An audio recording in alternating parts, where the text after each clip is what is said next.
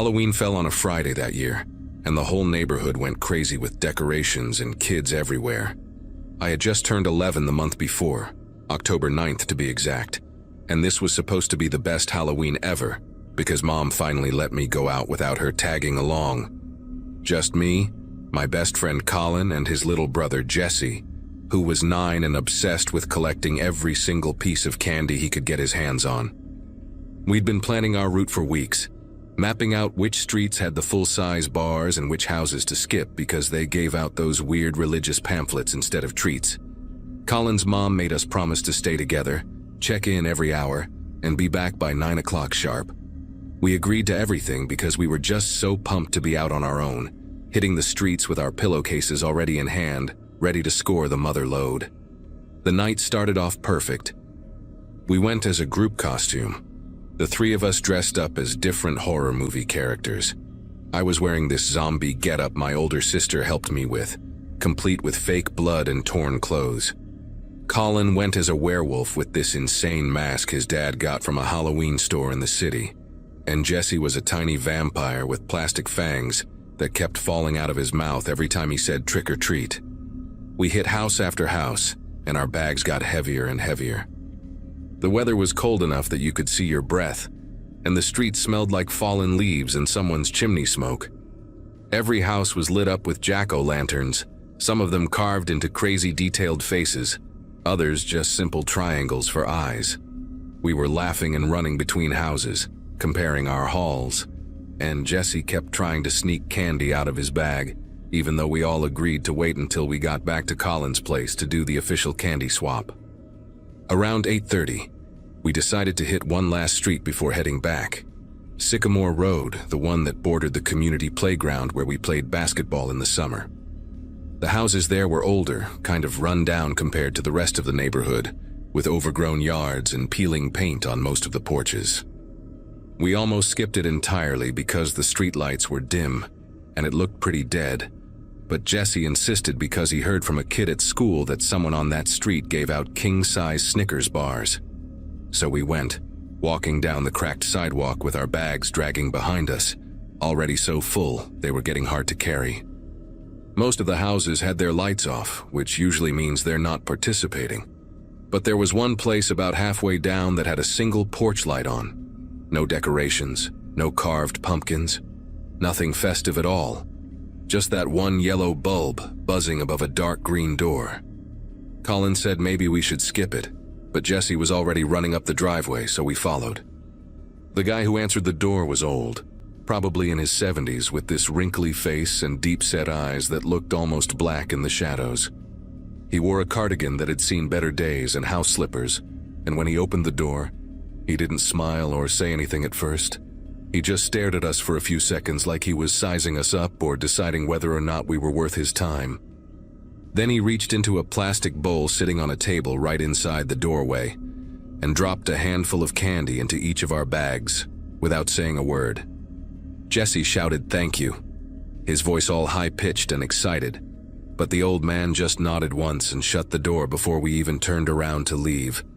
Something about the whole interaction felt weird, but we were kids on a sugar high, and we didn't think much of it. We just moved on to the next house, which had its lights off, so we turned back toward Collins Street, ready to finally dig into our loot and start the trading process we'd been waiting for all night. When we got to Collins' house, his mom had already set up the living room for us. She'd spread out a big blanket on the floor and put out 3 bowls so we could sort our candy by type. The rule was simple. We each dumped our bags out, organized everything into categories, and then we'd trade until everyone was happy. I always traded away my Almond Joys because I hated coconut, and Colin would give up his Smarties because he said they were just compressed sugar that tasted like chalk. Jesse was the pickiest. He only wanted chocolate, specifically anything with caramel or peanut butter.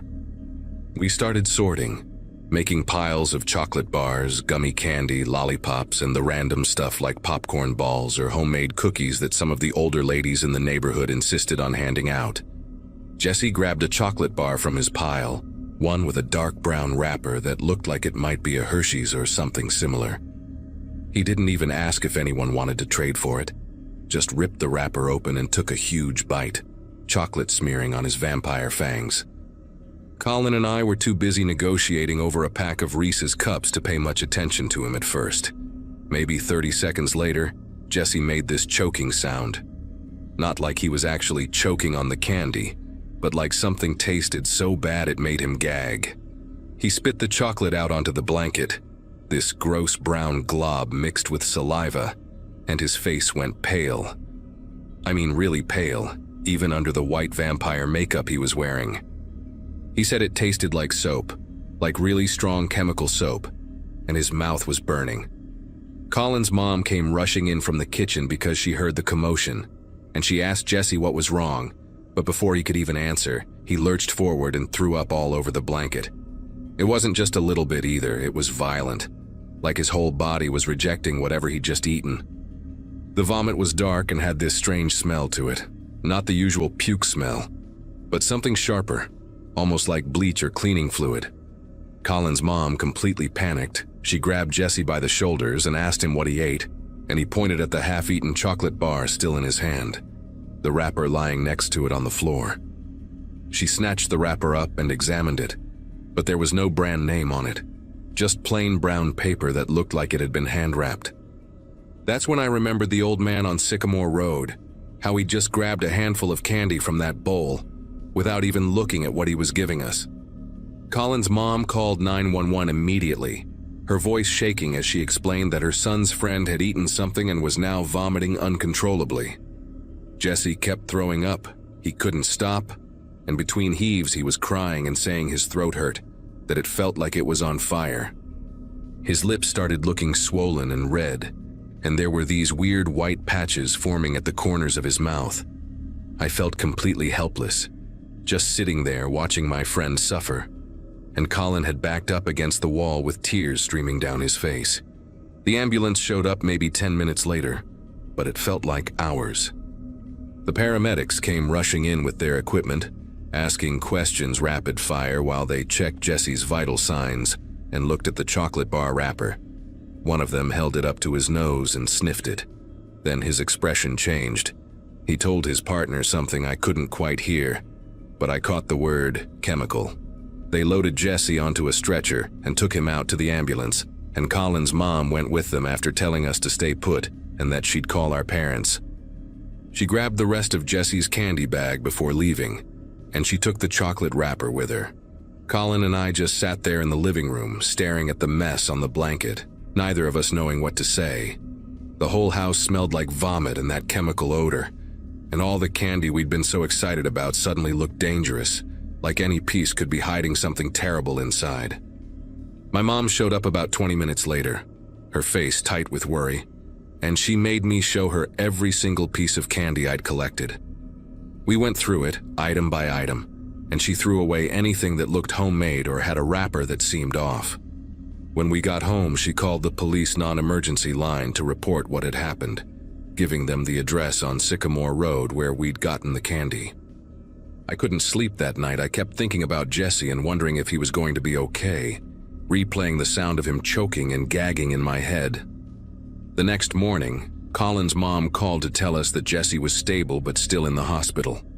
The doctors had run a bunch of tests and found traces of ammonia-based cleaning solution in his system, the kind you'd use to scrub bathrooms or kitchen floors.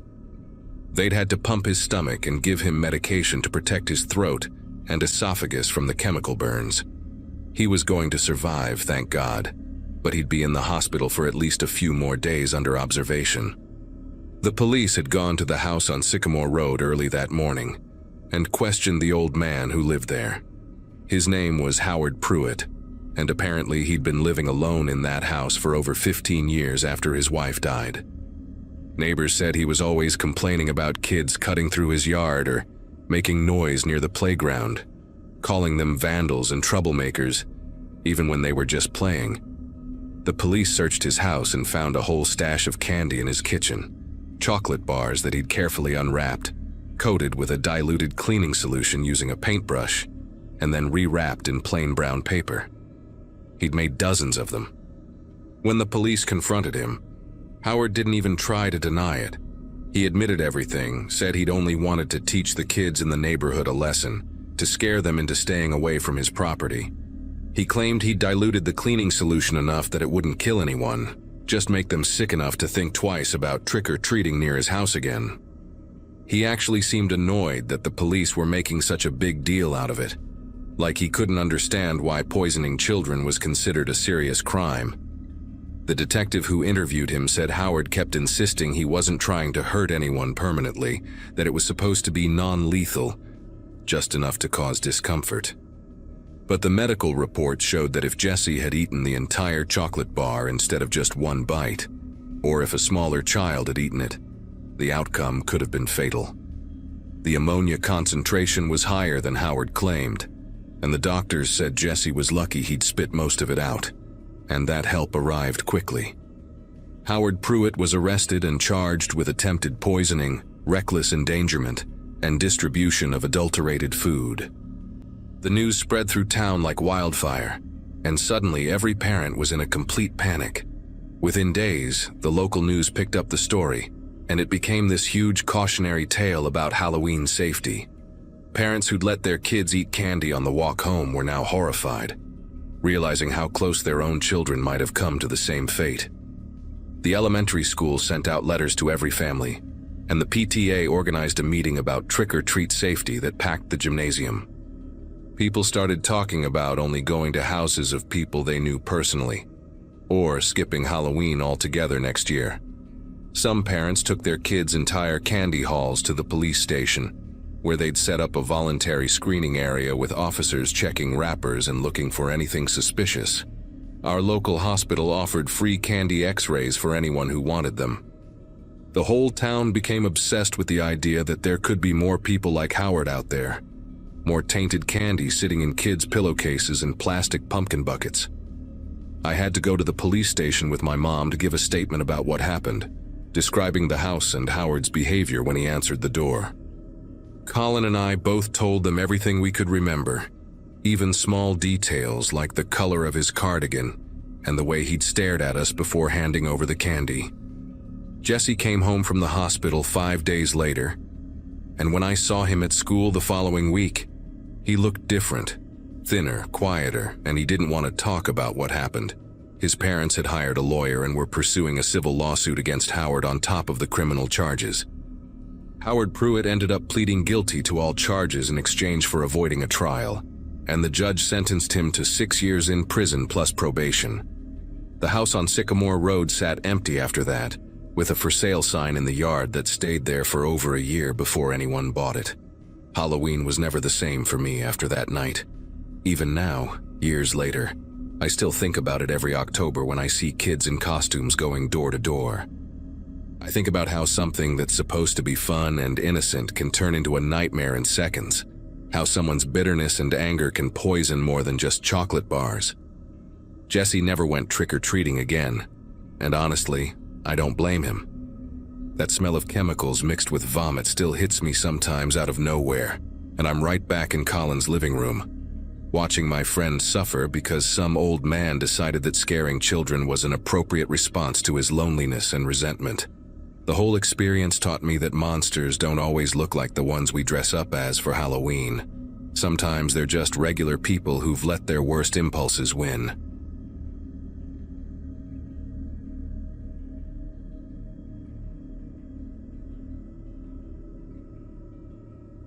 We'd been in Forest View for about 3 months when October rolled around, and honestly, I was still getting used to the whole suburban thing. Our old place in Wisconsin had maybe 20 houses scattered along a county road, so this neighborhood with its neat rows and HOA rules felt like a different planet. My little brother Ethan was 11 and had already made friends at his new school, which was more than I could say for myself. High school as the new kids sucked, especially when everyone had known each other since kindergarten. But that night, Halloween night, Mom handed me a flashlight and told me to take Ethan trick-or-treating while she stayed back to hand out candy. He'd been planning his route for weeks, had this whole map drawn on notebook paper with houses circled in red marker, based on intel from kids in his grade about who gave out the good stuff. He was dressed as a ninja, complete with a plastic sword and those weird toe shoes. doing these exaggerated kicks every few steps that made me want to walk 10 feet behind him. We headed out around 6:30, right when the sky was doing that deep purple thing before going fully dark.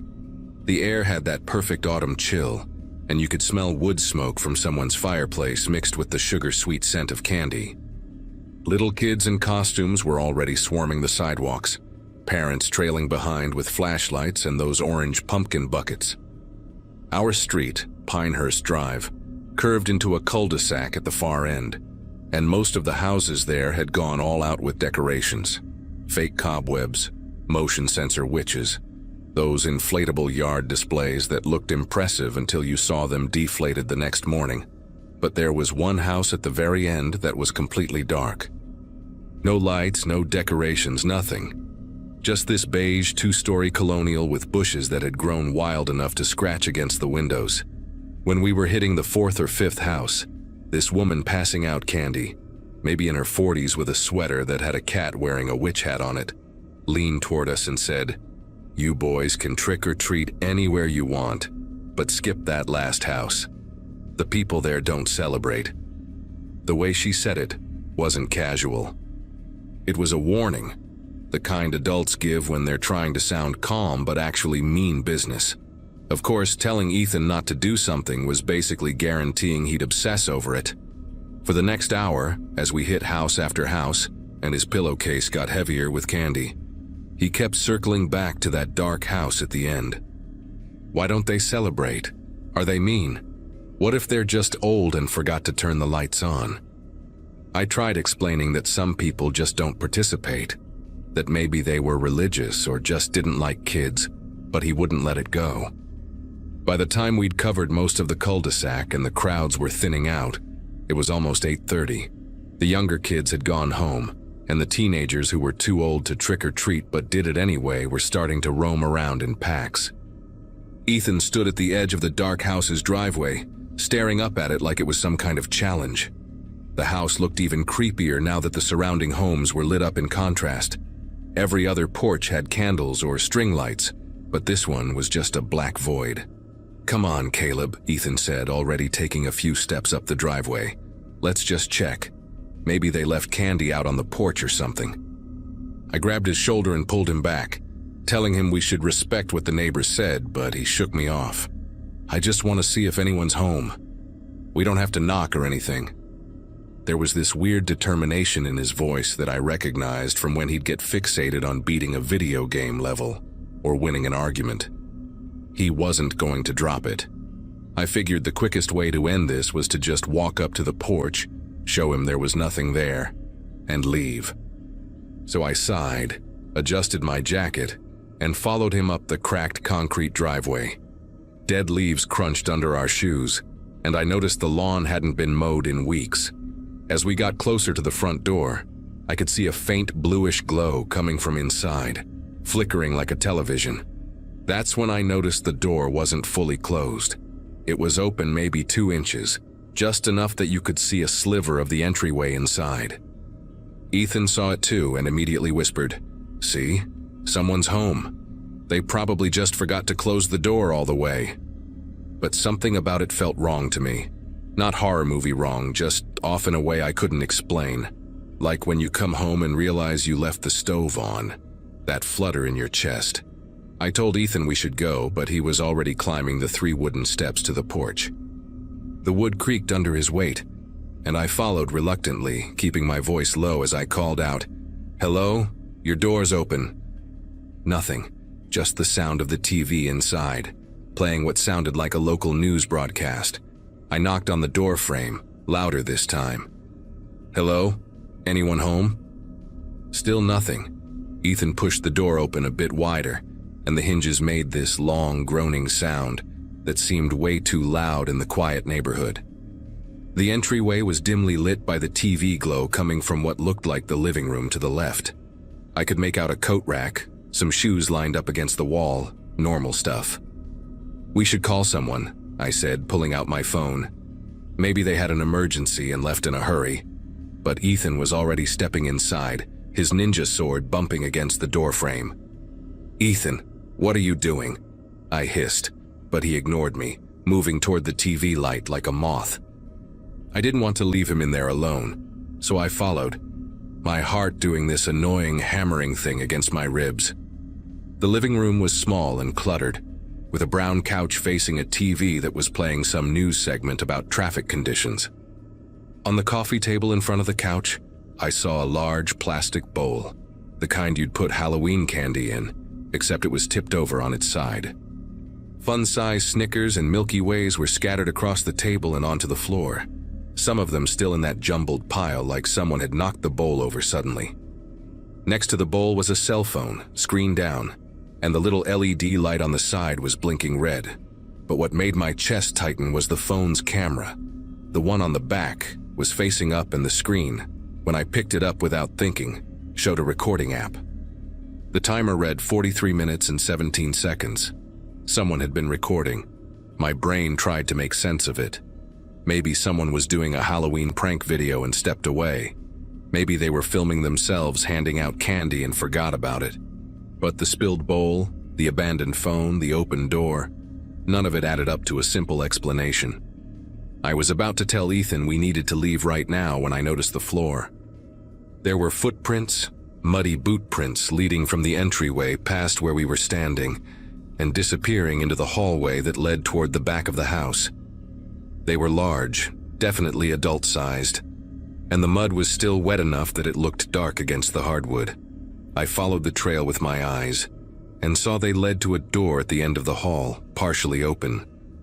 Even from where I stood, I could tell it was the basement door because of the darkness beyond it and the way cooler air seemed to drift out. Ethan had moved to the couch and was picking up some of the spilled candy, shoving a Snickers into his pillowcase like we were still trick-or-treating and this was all normal. "Ethan, put that down," I whispered urgently, my voice coming out sharper than I intended. "We need to go, now." He looked at me like I was overreacting, holding up a Twix bar. "Why? No one's here, they probably went to a party or something." But I was staring at those boot prints at the basement door, and every instinct I had was screaming that we'd walked into something we shouldn't have. I grabbed Ethan's arm, probably harder than I needed to, and started pulling him toward the front door. That's when I heard it. A sound from the basement. Not a loud sound, not a crash or a voice. Just breathing.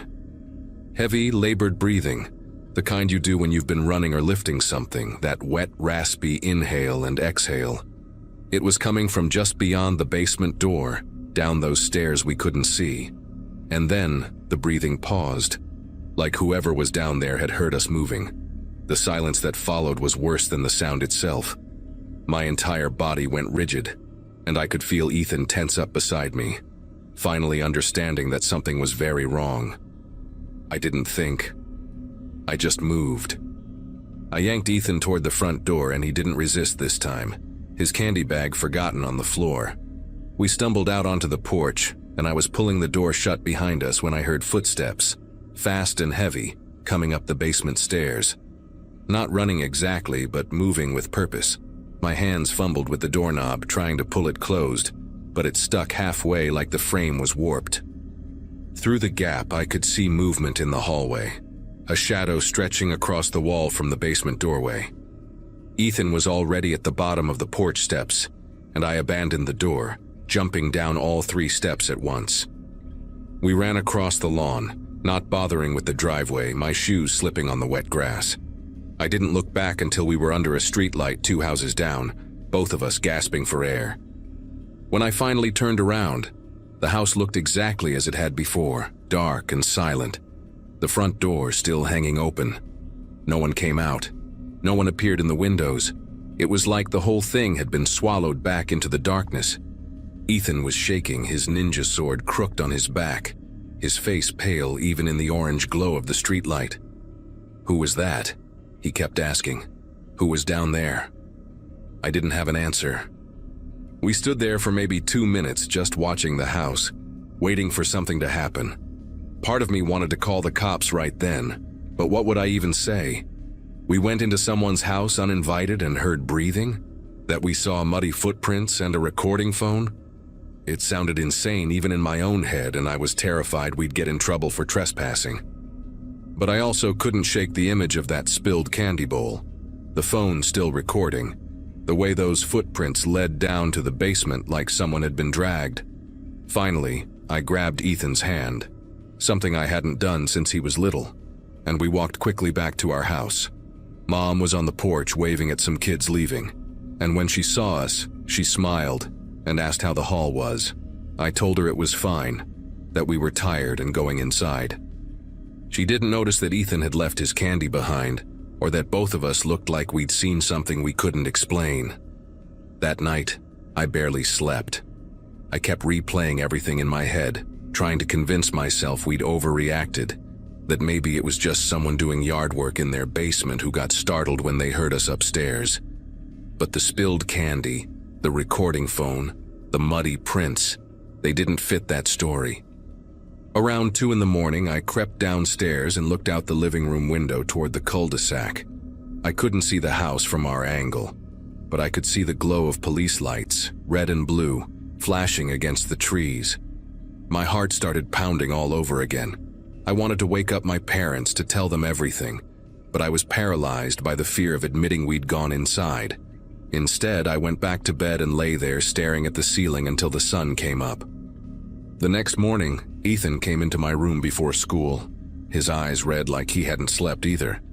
He didn't say anything, just sat on the edge of my bed. Finally, I told him we needed to tell someone, that whatever we'd walked into was serious. He nodded, and we went downstairs together to find Dad reading the newspaper at the kitchen table.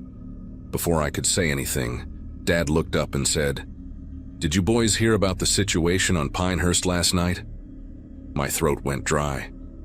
He folded the paper and continued. "Apparently there was a break-in at one of the houses. The couple that lives there came home from dinner and found someone had been inside. Police were there for hours." I asked which house, even though I already knew. "The one at the end, the Crawfords. Wife said she'd left a bowl of candy by the door before they left, and when they got back, it was knocked over, front door wide open. They think someone was trying to rob the place and got spooked when they came home." My mind raced. That meant we'd been in there while someone was still in the basement. The homeowners had come back while we were running away. The breathing we heard, the footsteps, that was the intruder. I felt sick. Dad kept talking, saying the police were asking neighbors if they saw anything suspicious, and I knew right then that we had to tell them. Ethan looked at me, waiting for me to make the decision. I took a breath and told Dad everything. The open door, the phone recording, the muddy prints, the breathing from the basement. He didn't yell or get mad. He just grabbed his keys and told us to get in the car. We drove to the police station, and I gave a statement to an officer who wrote everything down while nodding seriously.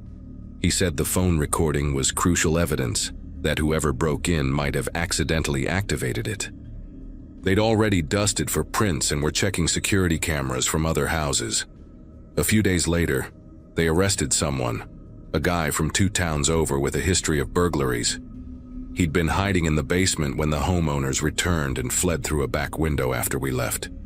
The officer told my dad that if we hadn't spooked him by being in the house, he might have confronted the Crawfords directly when they came home, and things could have gone very differently. I don't know if that made me feel better or worse. We probably saved someone from getting hurt, but we also could have gotten hurt ourselves. Ethan and I don't really talk about it anymore, but every Halloween since then, when I see a house with no porch light, I keep walking. Some doors aren't meant to be opened even when they're already cracked.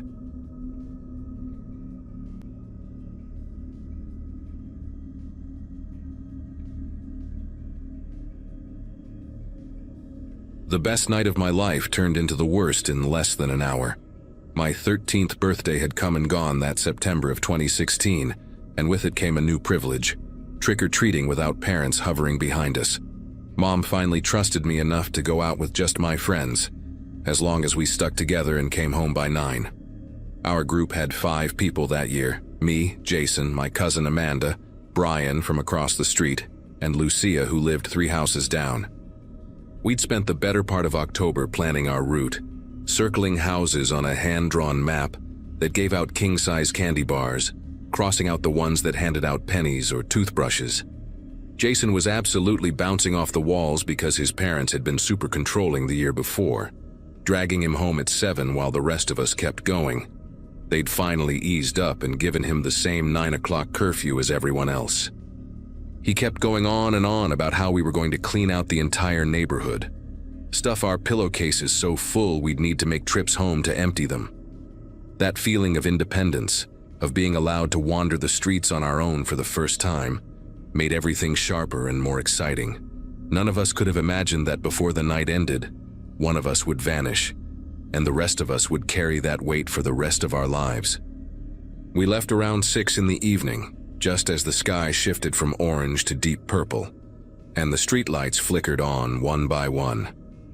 The air had that perfect autumn chill where you could see your breath but didn't need a heavy jacket yet.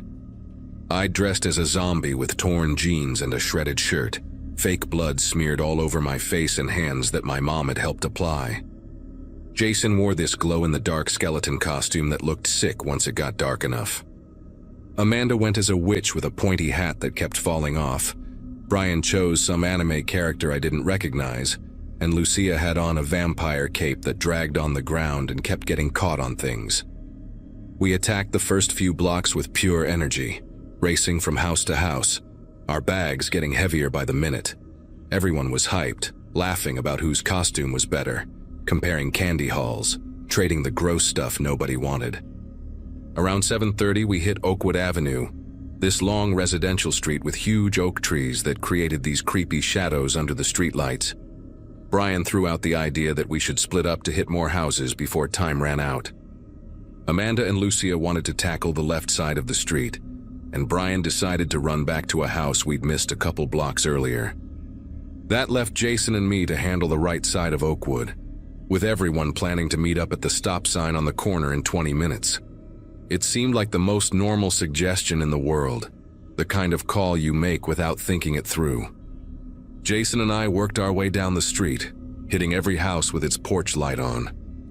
We were making good time, joking around about how Brian's costume looked like a rejected comic book character, rating each house's decorations on a scale of 1 to 10.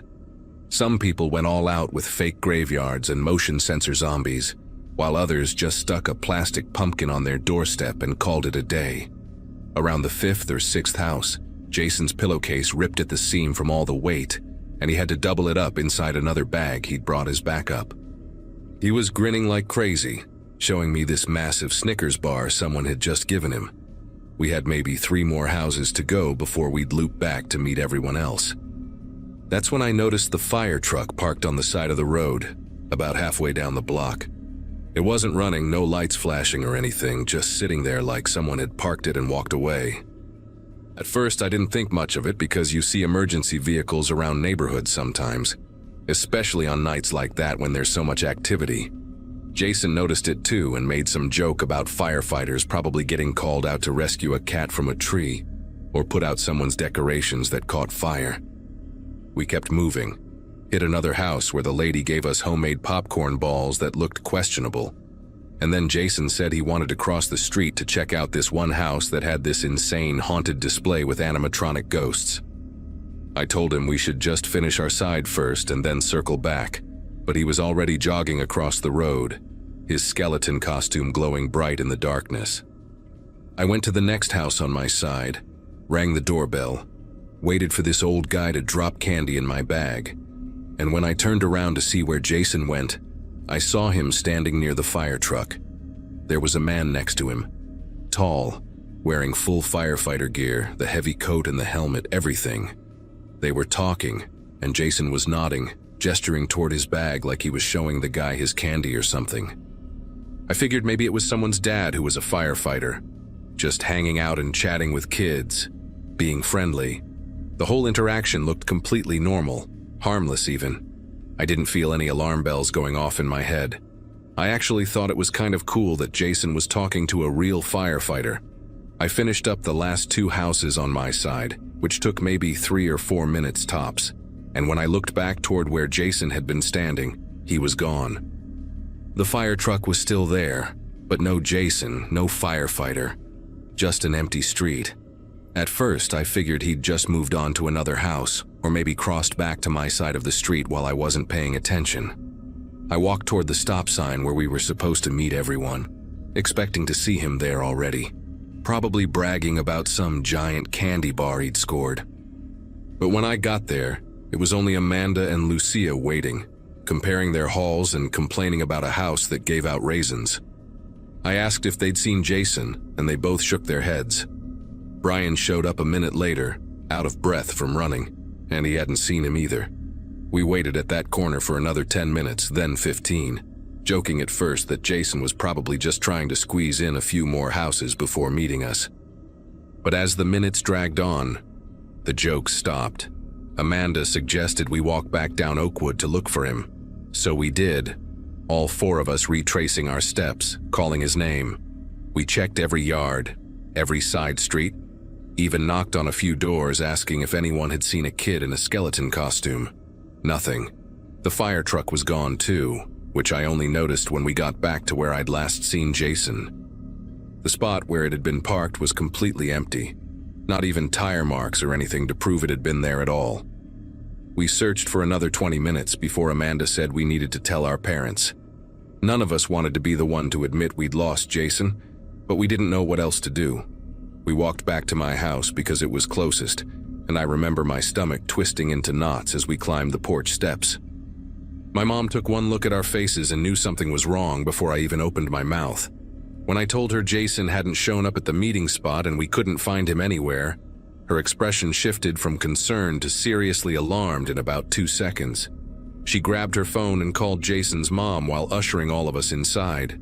I could hear Jason's mom's voice getting louder and more panicked through the phone, asking where he was last seen, what he was wearing, who he was with. My mom tried to keep her calm, but her own hands were trembling as she dialed 911. Within 15 minutes, there were police cars on our street, officers asking us questions, writing everything down in little notepads. I explained about the fire truck, about seeing Jason talking to the man in firefighter gear, and I watched the officers exchange these quick glances that made my chest feel tight. One of them asked me to describe exactly what the man looked like, but I couldn't give them much because of the helmet and the gear covering most of his face. All I remembered was that he was tall, maybe 6 feet or more, and his voice had sounded friendly when I'd heard him talking to Jason from across the street. The next few hours turned into this surreal blur of search parties and flashing lights. More police showed up, then volunteers from the neighborhood, everyone spreading out with flashlights, checking yards, garages, anywhere a kid might have wandered off to or gotten hurt. Jason's parents arrived at my house, his mom completely falling apart, his dad trying to hold it together, but you could see the terror in his eyes.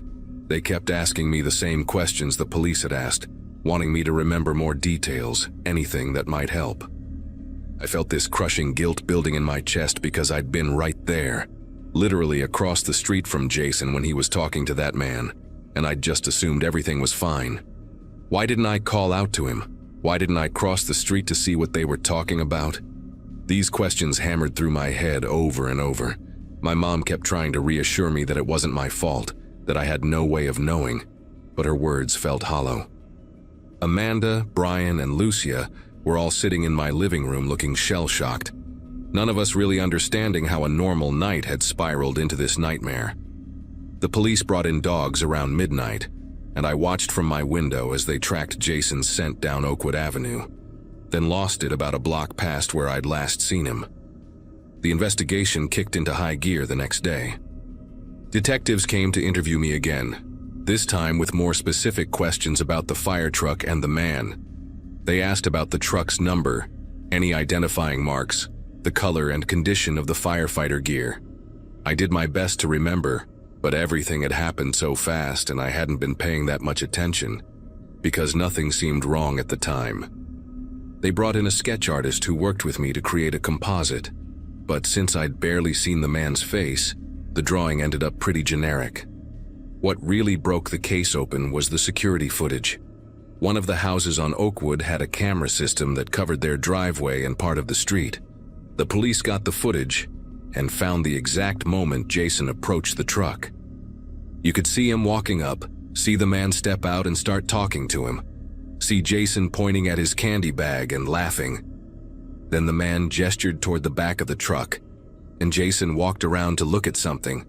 The camera angle didn't capture what happened next, but 30 seconds later, the truck pulled away from the curb and drove off. Jason wasn't visible anywhere in the frame. When the detectives showed the footage to the fire department, trying to identify which station the truck belonged to, they discovered something that made everyone's skin prickle with dread. The truck had the right markings and looked legitimate, but the number on the side belonged to a truck that had been decommissioned months earlier. That discovery shifted everything.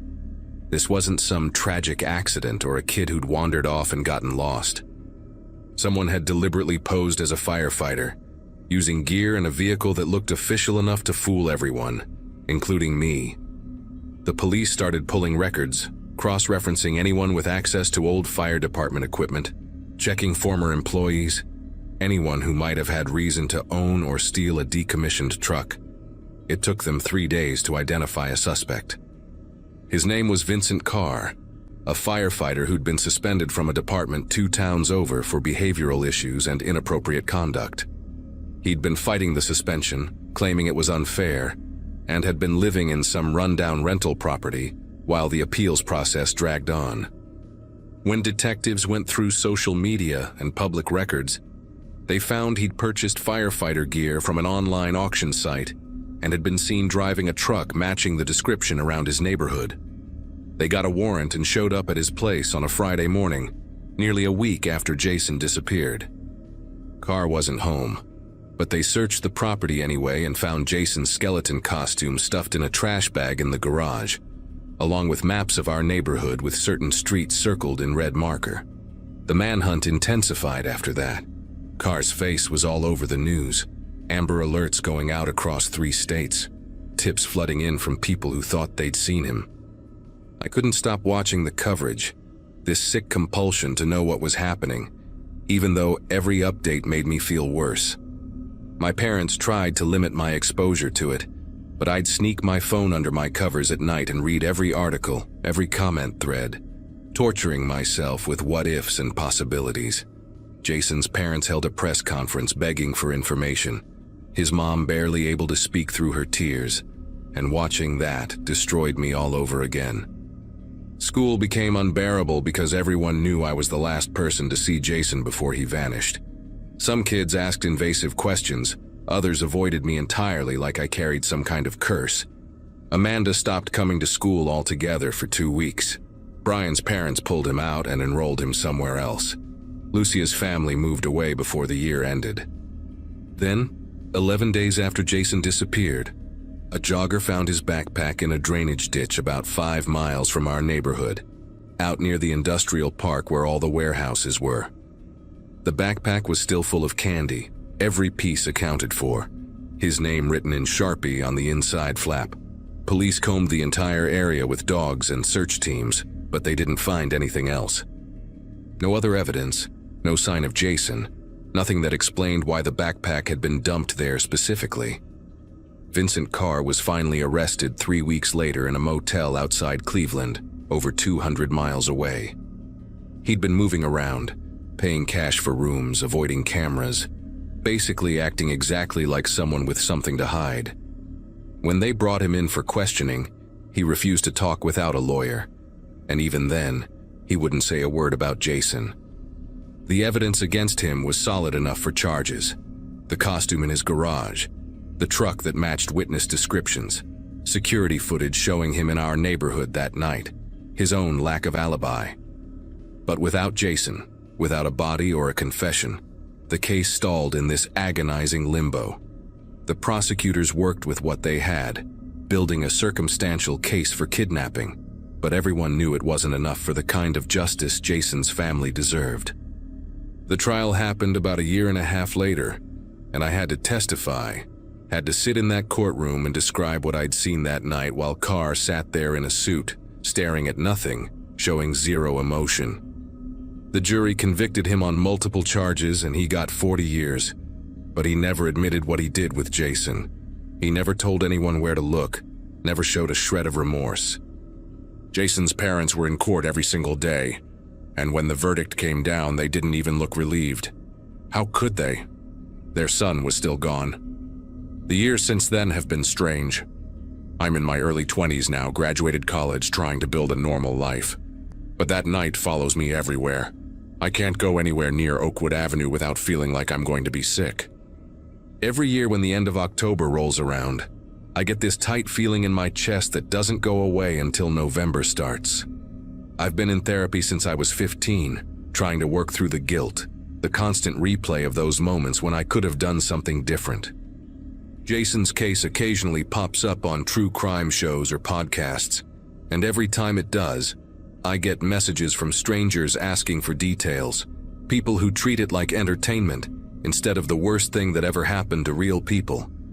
His parents never stopped looking. They hired private investigators, followed up on every single tip no matter how far-fetched, kept his face on social media and missing person databases. About 6 months ago, there was a credible lead about remains found in a wooded area near where Carr used to live, and for a few awful days, everyone thought it might finally be closure. DNA testing ruled it out. So we're still here, still waiting, still hoping for an answer that might never come.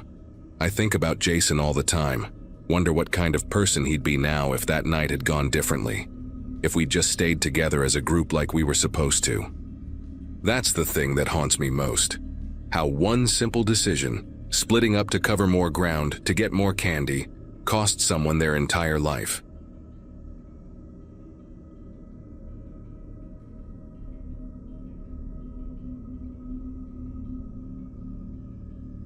My mom stood in the doorway that October evening, arms crossed, giving me that look she always did when she was about to say no to something. I'd been begging for weeks to go trick-or-treating without her following me around like I was still in kindergarten. And honestly, I was starting to lose hope. But then she sighed, did that thing where she rubbed her temples and said fine, I could go with the neighborhood kids as long as I was home by 8:30. I practically jumped through the ceiling. 11 years old and finally getting some freedom felt like winning the lottery. She made me promise about 1,000 things. Stuff about staying with the group and not talking to strangers, basic things I already knew.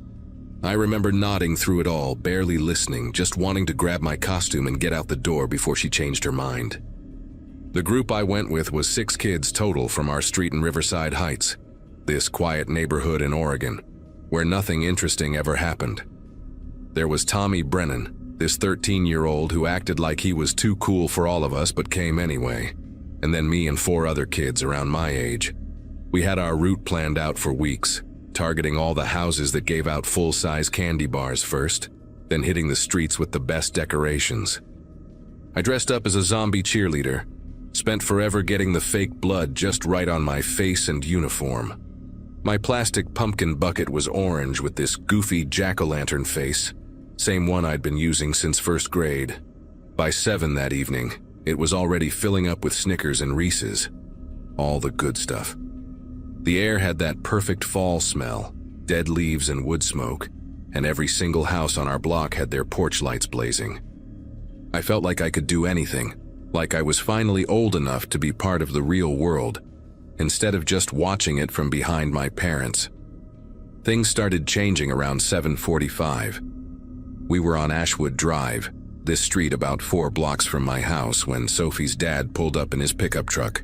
She waved goodbye and climbed in, and I remember feeling a little pang of jealousy because her bucket was overflowing and mine was only half full. Then 20 minutes later, Tommy's older brother came to get him, and the Martinez twins said their mom wanted them home early. That left just me and Kevin Walsh, this kid from my math class who dressed up as a vampire with these ridiculous plastic fangs that kept falling out of his mouth. We kept going, hitting a few more houses, but I could tell Kevin was getting tired. His dad showed up around 8:15 in front of this house with a giant inflatable ghost in the yard. Kevin looked at me all apologetic and said he had to go, that his dad had work early in the morning. I told him it was fine, that I'd head home in a few minutes anyway, but I lied. My bucket was still only half full, and I'd promised myself I'd fill it to the top before going back. I kept walking alone down Ashwood, then turned onto Berkeley Road, checking my phone every few minutes. 8:20, 8:25. I had maybe 5 minutes before I needed to start heading back, but there were still houses with their lights on, still candy to collect. That's when I noticed the house at the end of Berkeley, number 847, sitting back from the street with this long driveway and overgrown hedges. I'd walked past it a million times going to the corner store or riding my bike to school. It was one of those houses that always looked the same. Paint peeling on the shutters, grass a little too long, nothing special about it. But that night, something about it caught my attention. Maybe it was because every other house on the block was lit up like a carnival, and this one sat there in complete darkness. The porch light was off, the windows were black, and taped to the front door, I could just barely make out a white piece of paper that said, "No candy," in thick black marker.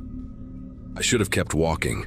That's what I tell myself now, that I should have just turned around and headed home with my half-full bucket and called it a night. But I was 11 and stubborn, and annoyed that I'd wasted time going out alone when I could have gotten way more candy if the group had stayed together. So I walked up the driveway, my sneakers crunching on the gravel, telling myself I'd just knock once to be polite, to cover every house on my route like I'd planned. The no candy sign was right there at eye level when I reached the door, the tape yellowed and curling at the edges like it had been there for weeks. I raised my hand to knock anyway, one of those stupid defiant moments where you do something just because someone told you not to. But before my knuckles even touched the wood, I heard this sound from inside. A creaking sound, like old furniture shifting weight. Then the door moved, just an inch, swinging inward on its hinges without anyone pulling it. The smell hit me first, not like rotting food or garbage, but something stale and thick, like a room that hadn't had fresh air in months. I stood there in the doorway, my pumpkin bucket hanging from my wrist peering into the darkness. My eyes adjusted slowly, shapes emerging from the gloom. A narrow hallway, a staircase going up on the left, and straight ahead, through an archway, I could see into what must have been the living room. That's where I saw her. A woman sitting on a couch, completely still, her body angled toward a television that was on but showing nothing except gray and white static. The glow from the screen lit up her face in this weird flickering way, and even from where I stood I could see she was older, maybe 60 or 70, with gray hair pulled back in a loose bun. She wore a floral housecoat, the kind my grandmother used to wear, and her hands rested on her lap like she'd just sat down to watch her shows and fallen asleep. I called out, "Hello?" My voice came out smaller than I meant it to, almost a whisper. The woman didn't move. The static from the TV was the only sound, that constant hissing white noise that makes your ears feel full. I thought maybe she was hard of hearing, that she hadn't noticed the door opening or me standing there. My mom had always taught me to be respectful to elderly people, to help them if they needed it, so I took a step inside. Just one step.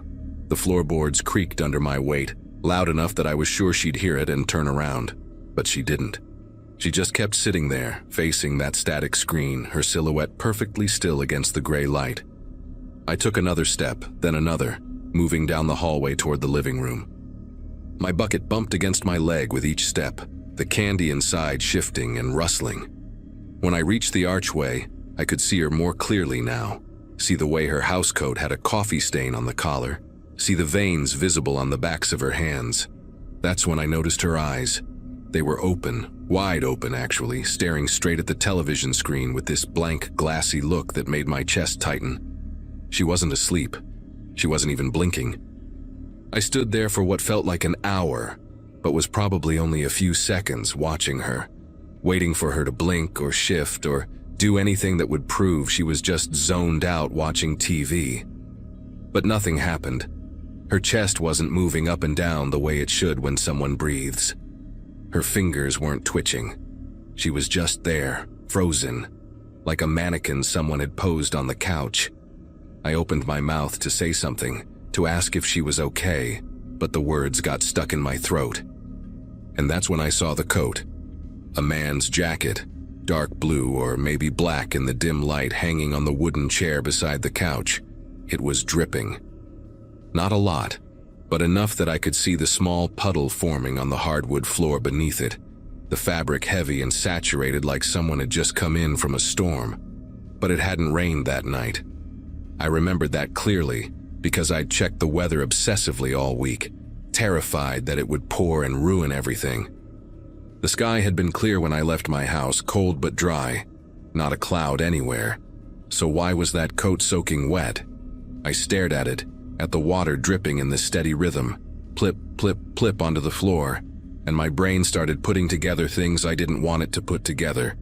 Someone else was in this house. Someone who'd just come in. Someone who'd hung up their wet coat and then what? Just left this woman sitting here like this?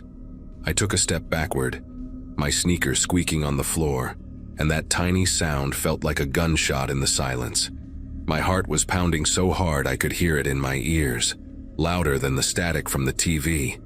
I needed to leave. I needed to get out of there right now and call someone. Call my mom, call the police, call anyone. I turned toward the hallway, ready to run, and that's when I heard it. Footsteps. Heavy, deliberate footsteps coming from upstairs, right above my head.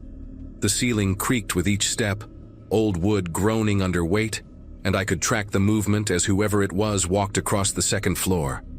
They were heading toward the staircase, toward me, every muscle in my body locked up. I couldn't move, couldn't breathe, couldn't do anything except stand there clutching my stupid plastic pumpkin bucket and listening to those footsteps get closer. They reached the top of the stairs.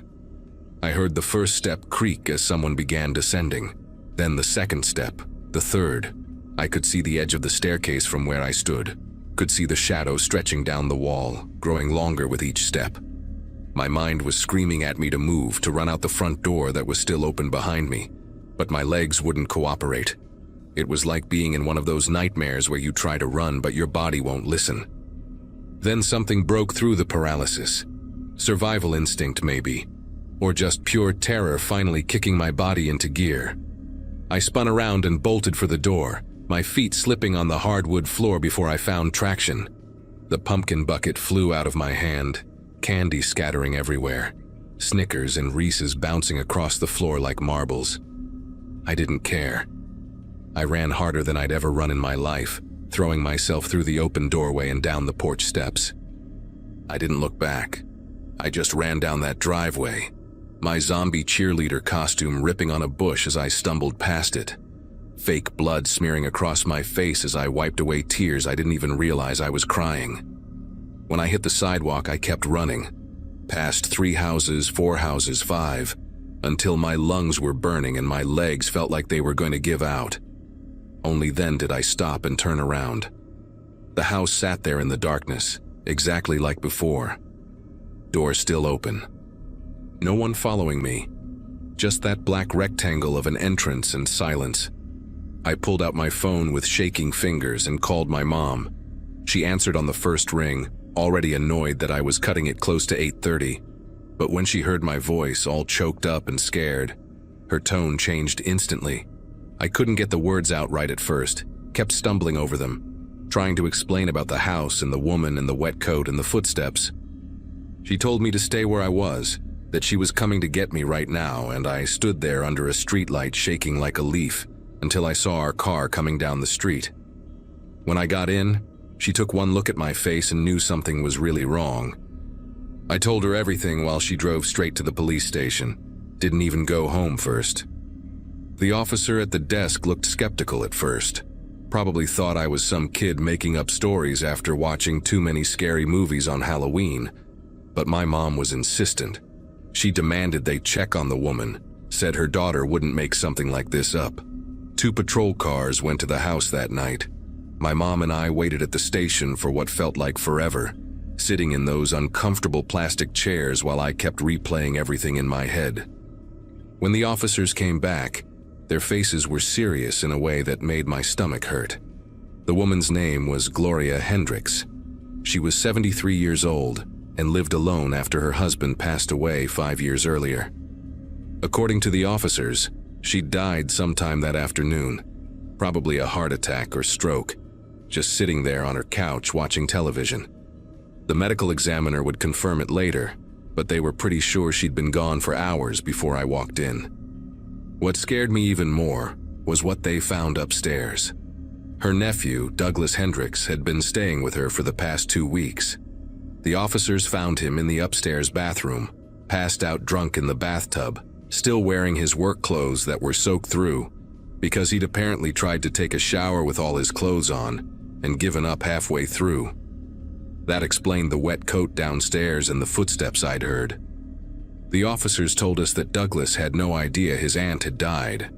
He'd come home from work around 6 that evening, already drunk, went straight upstairs without checking on her, and passed out in the tub. He never even noticed she was sitting there dead in the living room. When they woke him up and told him what happened, he completely broke down. They didn't charge him with anything because technically he hadn't done anything wrong, just failed to check on his elderly aunt when he came home too wasted to function. But the officers said if I hadn't gone into that house, if I hadn't called it in, Gloria might have sat there for days before anyone found her. Douglas was supposed to be taking care of her, but he was too deep in his own problems to notice hers. One of the officers, this woman with kind eyes and gray hair pulled back in a bun kind of like Gloria's, she knelt down in front of me and said, I did the right thing by calling for help, that I was very brave. I didn't feel brave. I felt sick and scared and guilty for some reason I couldn't explain. My mom drove us home in silence. When we pulled into our driveway, she turned off the car, but neither of us moved for a long time. Finally, she reached over and squeezed my hand and said that sometimes life puts us in situations we're not prepared for. Situations where we see things we're too young to understand. She said what I saw wasn't my fault, that I'd helped someone even though I didn't realize it at the time. But here's the thing that still messes me up when I think about it.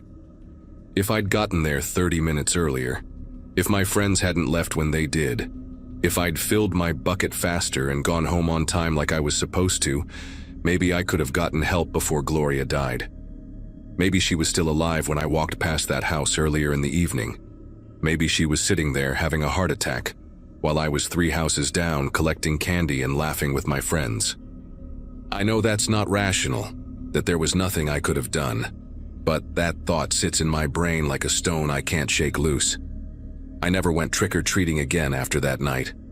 Every year my parents would ask if I wanted to go, if I wanted to dress up and walk the neighborhood with friends, and every year I'd make up some excuse about being too old for it or having too much homework. The truth is, I couldn't walk down Berkeley Road anymore without seeing that open door, that flickering gray light from the television, Gloria sitting there with her eyes open and empty. The house got sold about 6 months later to a young couple with a baby. They painted it yellow and put in new windows and planted flowers in the front yard. It looks completely different now, cheerful and alive, but I still cross to the other side of the street when I have to walk past it. Some things change you in ways you can't undo. That night changed me. It taught me that terrible things can happen in the most ordinary places, that death doesn't announce itself with thunder and lightning. It just sits quietly on a couch waiting to be found. And it taught me that sometimes doing the right thing, calling for help, trying to wake someone up, doesn't change anything except the fact that you were there to witness it. I'm 24 now, and I still think about Gloria Hendricks sitting in that dark house. Still wonder if she knew what was happening to her in those final moments. Still hope that wherever she is, someone finally answered her door.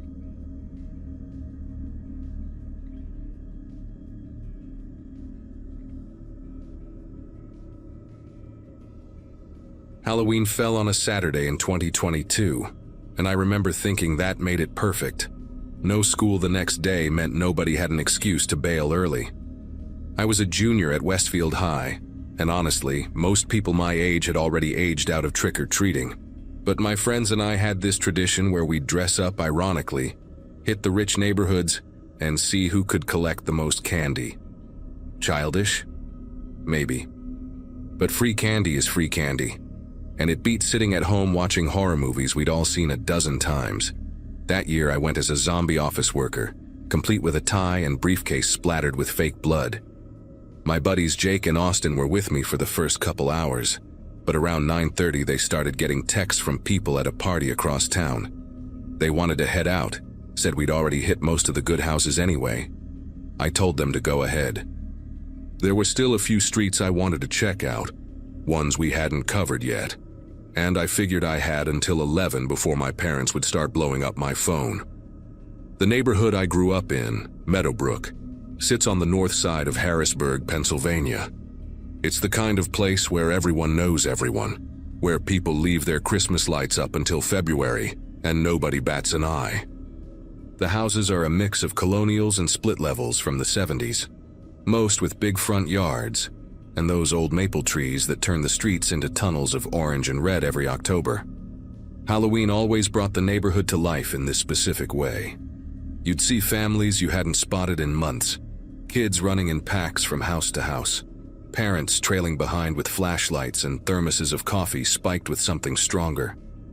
But by the time Jake and Austin took off, things had started to wind down. Porch lights were clicking off one by one, and the groups of little kids in their store-bought costumes had mostly disappeared. I didn't mind, though. The quiet felt kind of nice after all the screaming and chaos earlier.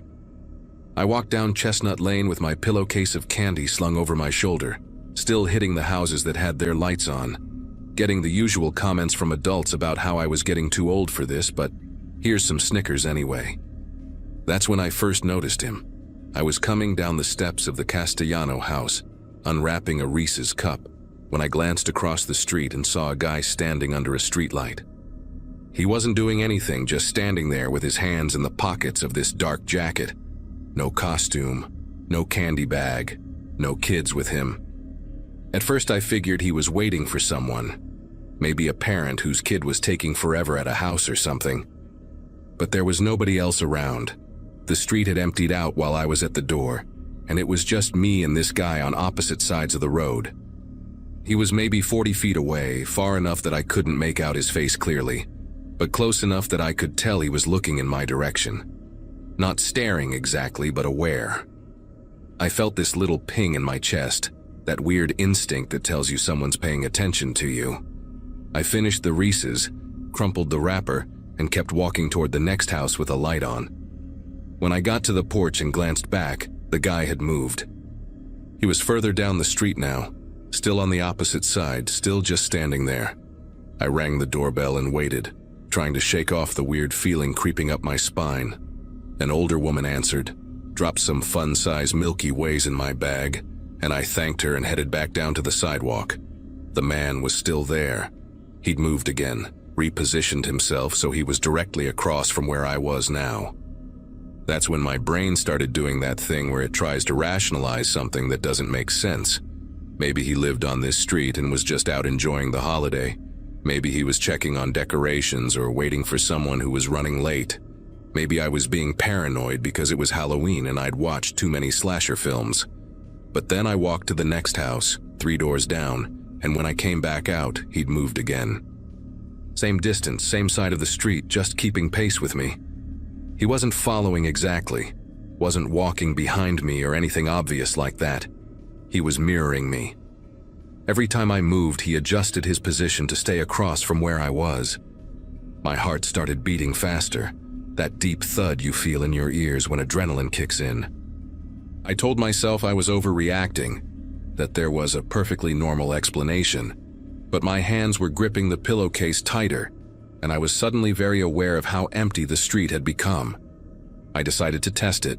Instead of going to the next house in line, I crossed to the other side of the street, heading toward a place with inflatable decorations still lit up in the yard. If this guy was just randomly walking around, he'd stay where he was or move in some other direction. But if he was actually tracking me, he'd have to adjust.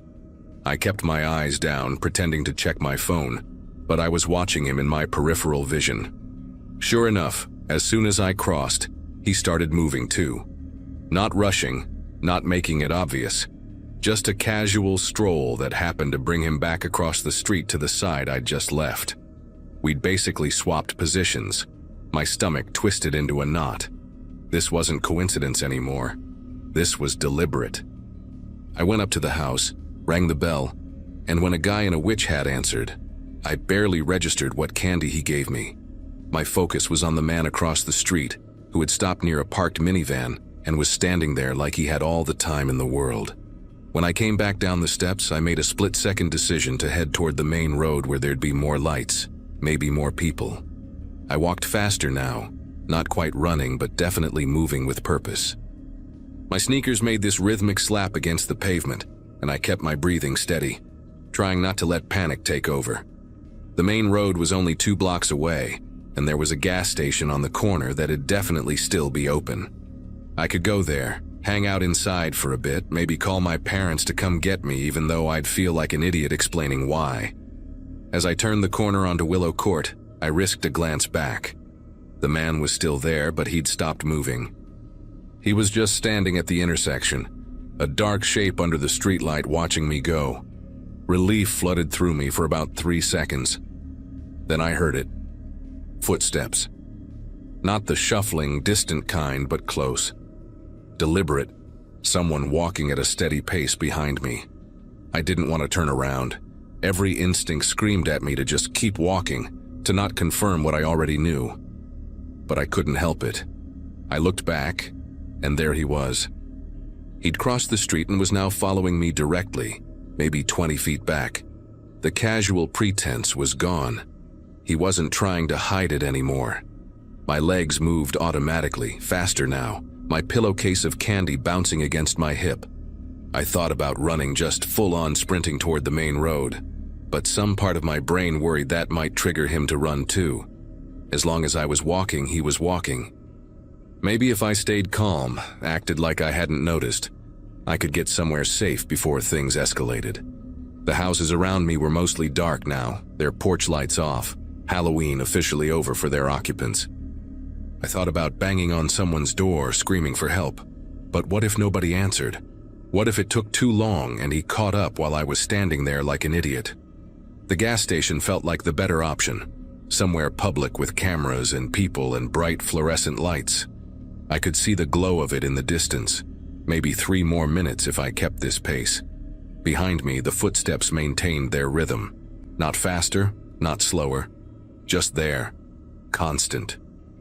I pulled my phone out of my pocket, thinking I'd call someone, anyone, but my hands were shaking so badly I nearly dropped it. The screen lit up showing 10:17. Still had 43 minutes until curfew. My parents wouldn't even be worried yet. I was about to dial Jake when I made the mistake of looking back again. The man had closed the distance. He was maybe 10 feet behind me now, close enough that I could see his face in the glow of a porch light I was passing. He looked completely ordinary. That's what freaked me out the most.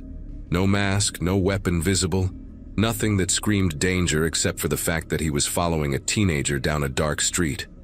He had short brown hair, a weathered face that could have been anywhere from 35 to 50, and he was wearing jeans and that dark jacket, navy blue or black. His expression was blank, neutral, like he was just out for an evening walk and I happened to be in front of him. But his eyes were locked on me with this focused intensity that made my skin feel too tight. I shoved my phone back in my pocket and made a choice. I was going home. The gas station was too far, and I wasn't sure I could maintain this pace for 3 more blocks without breaking into a run. My house was closer, just 2 streets over. My parents might not be home yet.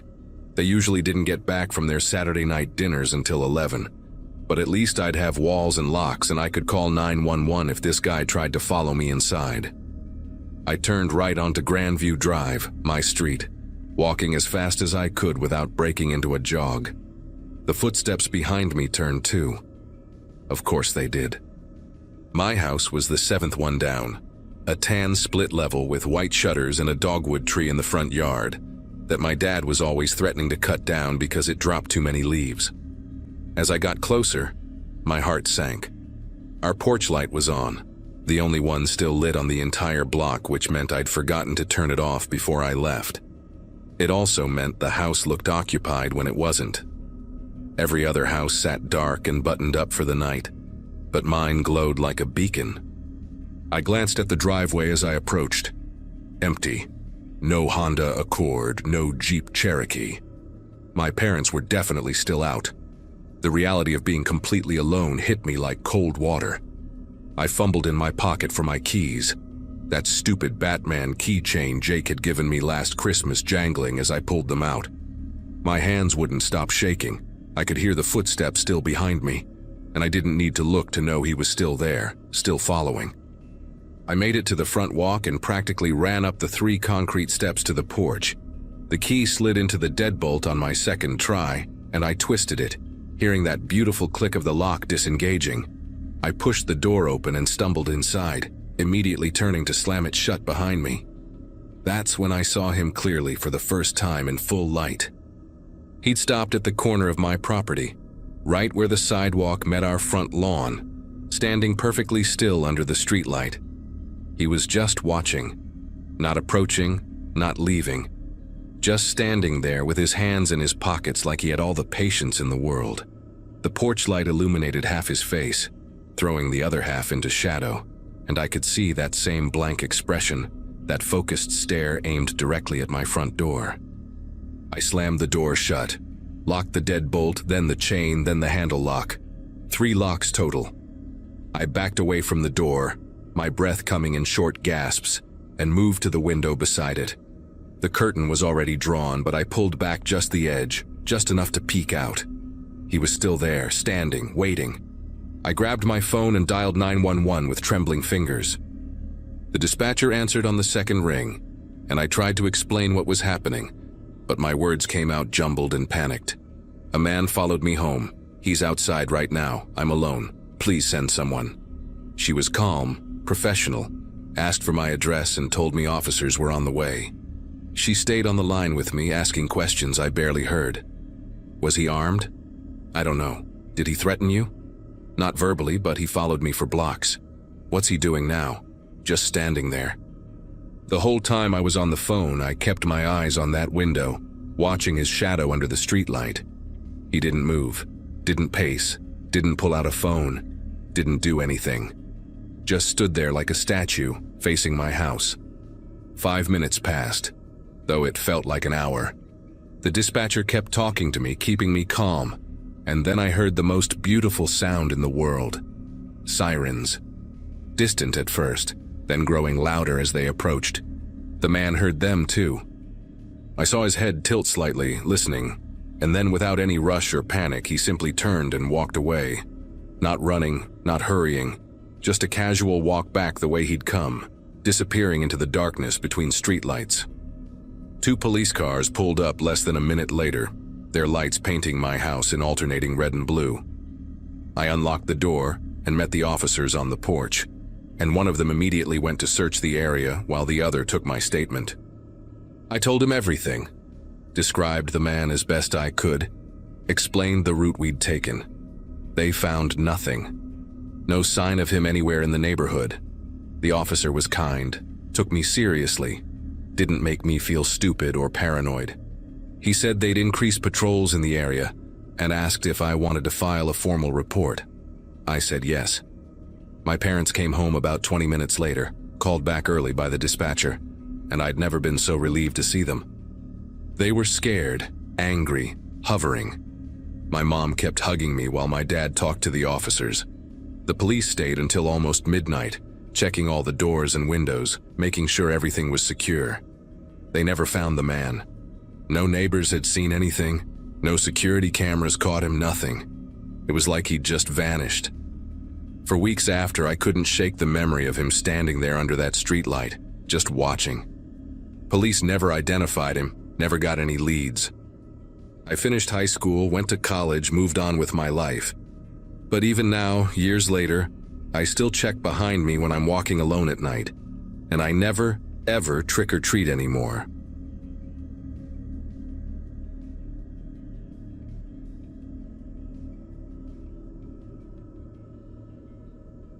Me and my buddies had been planning the ultimate trick-or-treating vlog for weeks. We weren't little kids anymore, just grabbing candy and going home. No, we wanted to document everything, make it cinematic, blow up on TikTok with something actually cool.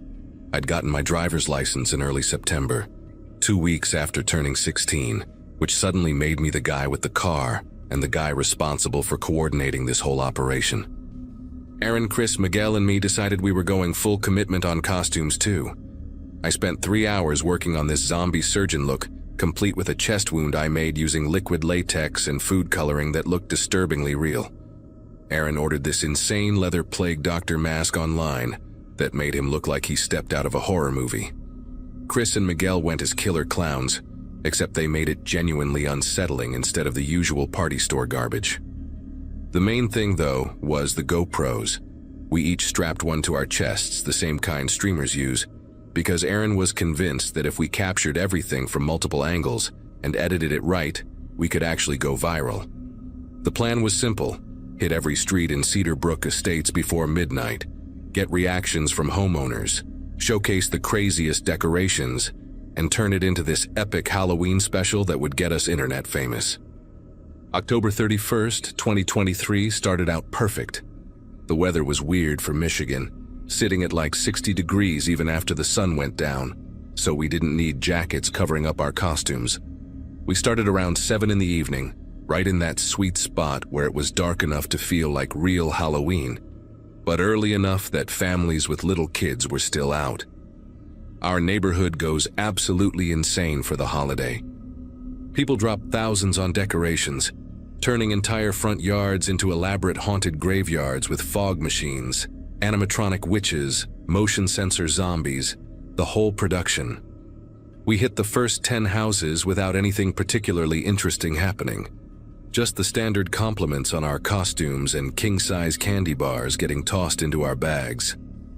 Aaron kept up this running commentary for his camera, cracking jokes about which houses had the best setups, doing voiceovers like he was hosting some professional documentary. Around House 15, we got to this place on Buttonwood Drive that had the most elaborate decorations I'd seen all night. Full-size skeletons were climbing up the brick exterior. Orange spotlights illuminated every corner of the yard, and there was this massive plastic cauldron by the front door with dry ice creating this rolling fog effect.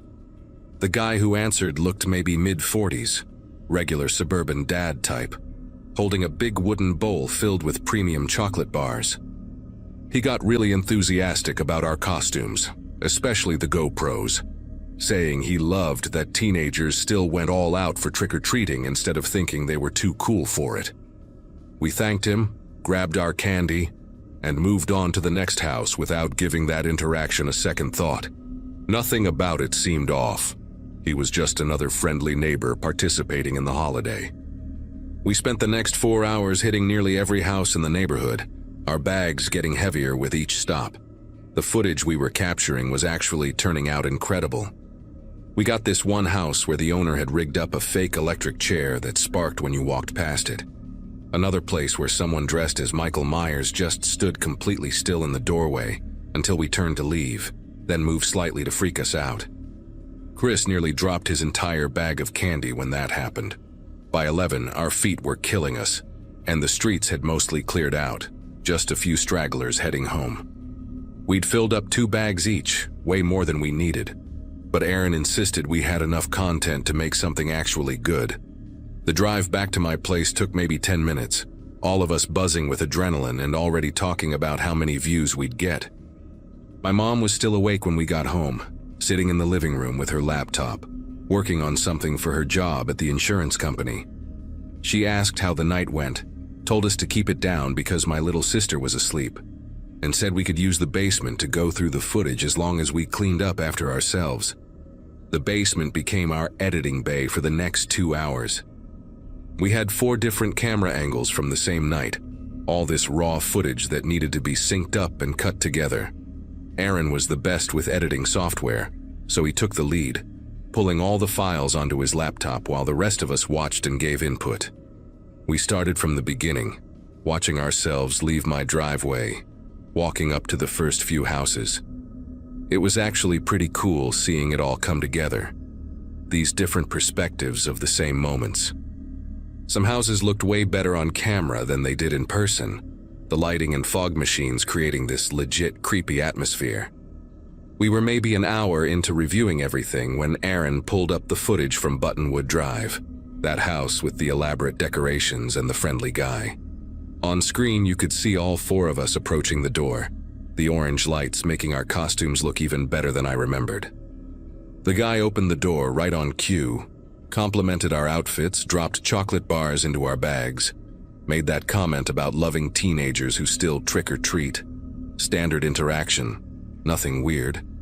But then Aaron noticed something. After we turned and walked away, heading down the driveway toward the street, his GoPro kept recording. The camera had caught the doorbell, one of those Ring doorbell cameras, still lit up on the doorframe. Aaron paused the video and rewound it. We'd all walked away laughing about something, our voices getting quieter as we moved toward the street, and the guy had closed his door. But the GoPro was still picking up audio. Faint, but there. At first it sounded like nothing, just that ambient noise you get on recordings, maybe wind or the fog machine still running. Aaron turned up the volume on his laptop and we all leaned in closer. That's when we heard it. Sound coming from inside the house, muffled but distinct enough to make us go quiet. It was crying. Not like sad movie crying, but the kind of desperate, choked sobs that sound like someone's trying really hard to stay silent and failing. The sound lasted maybe 5 seconds before we heard a man's voice, low and harsh, whisper something that made my chest tighten. Quiet, quiet. The words came through distorted, like he was speaking through a door or from another room. But you could hear the edge in his tone. Threatening. Then nothing. The audio went back to normal street sounds, our voices in the distance talking about the next house. Aaron looked at me, then at Chris and Miguel, and nobody said anything for a solid 10 seconds. Chris was the first to break the silence, suggesting maybe it was a TV show or a movie playing inside. That made sense, right?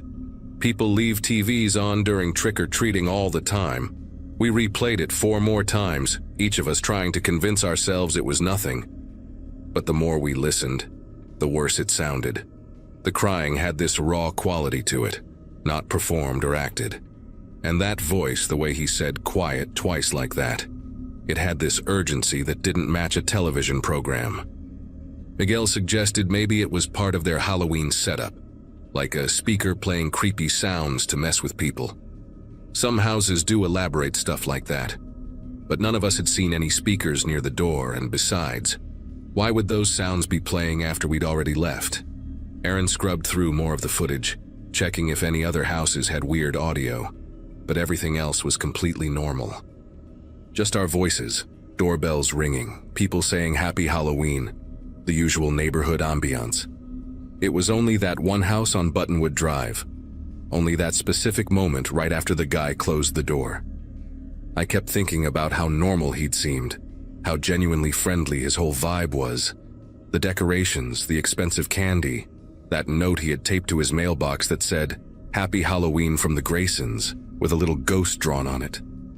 Everything about that house screamed regular suburban family. But that audio didn't match any of it. We sat there in my basement, the timestamp on the video frozen at the exact moment you could see the Ring doorbell camera on his door frame. And this sick feeling started building in my stomach that wouldn't go away. By 1 in the morning, we'd exhausted every rational explanation we could think of. Chris was still pushing the TV theory, but even he didn't sound convinced anymore. Aaron suggested we just delete that part of the footage and use everything else for the vlog.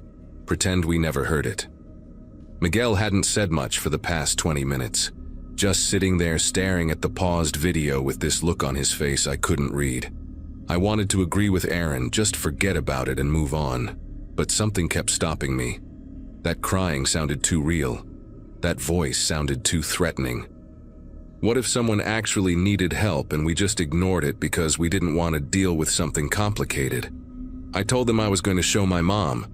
They all looked at me like I was crazy, saying she'd probably just tell us we were being paranoid, that we'd get in trouble for wasting people's time, that it was probably nothing anyway. But I couldn't shake it. I went upstairs and found my mom still in the living room, now watching some crime documentary with her reading glasses on. When I told her we'd found something strange in our footage and asked if she could listen to it, she gave me this tired look like she expected me to show her a funny TikTok or something. She followed me down to the basement anyway, and Aaron played the clip for her without any build-up or explanation. She listened to it once, asked Aaron to play it again, then a third time with the volume even higher. The expression on her face changed completely. She asked which house it was, and when I told her Buttonwood Drive, the one with all the skeleton decorations, she got this focused look I'd only seen a handful of times before. My mom works in insurance claims, deals with investigations and police reports pretty regularly for her job, so she's not the type to overreact or jump to conclusions. But she wasn't dismissing this. She asked Aaron to send her the video file, then told all of us to stay in the basement while she made a phone call upstairs. We could hear her voice through the ceiling, muffled but intense, talking to someone for maybe 15 minutes. When she came back down, she had her phone in her hand and this serious expression that made my heart start pounding. She said she'd called a friend of hers who works for the local police department, explained the situation, and sent him the audio clip. He was taking it seriously enough that he'd already contacted the officers on duty that night. She told us we did the right thing by showing her that we shouldn't post any of this footage online, and that we might need to talk to police in the next day or two. The way she said it made the whole thing feel suddenly real, in a way it hadn't before. Like we'd stumbled into something that was way bigger than just a weird noise on a recording. None of us slept that night. Aaron, Chris, and Miguel crashed at my place because it was already past 2 in the morning and nobody wanted to go home yet. We just sat around refreshing our phones, checking local news sites, waiting for something to happen. Nothing came up. By 6 in the morning, when the sun started coming up and my little sister woke up for Saturday morning cartoons, we still hadn't heard anything. My mom made us breakfast and told us to try to act normal, that these things take time. But how were we supposed to act normal? I kept picturing that house, those decorations, that friendly guy who'd complimented our costumes. Kept hearing that crying and that harsh whisper saying "quiet, quiet" over and over in my head. Around 9, my mom got a phone call. She stepped into the kitchen to take it and we all went silent trying to listen.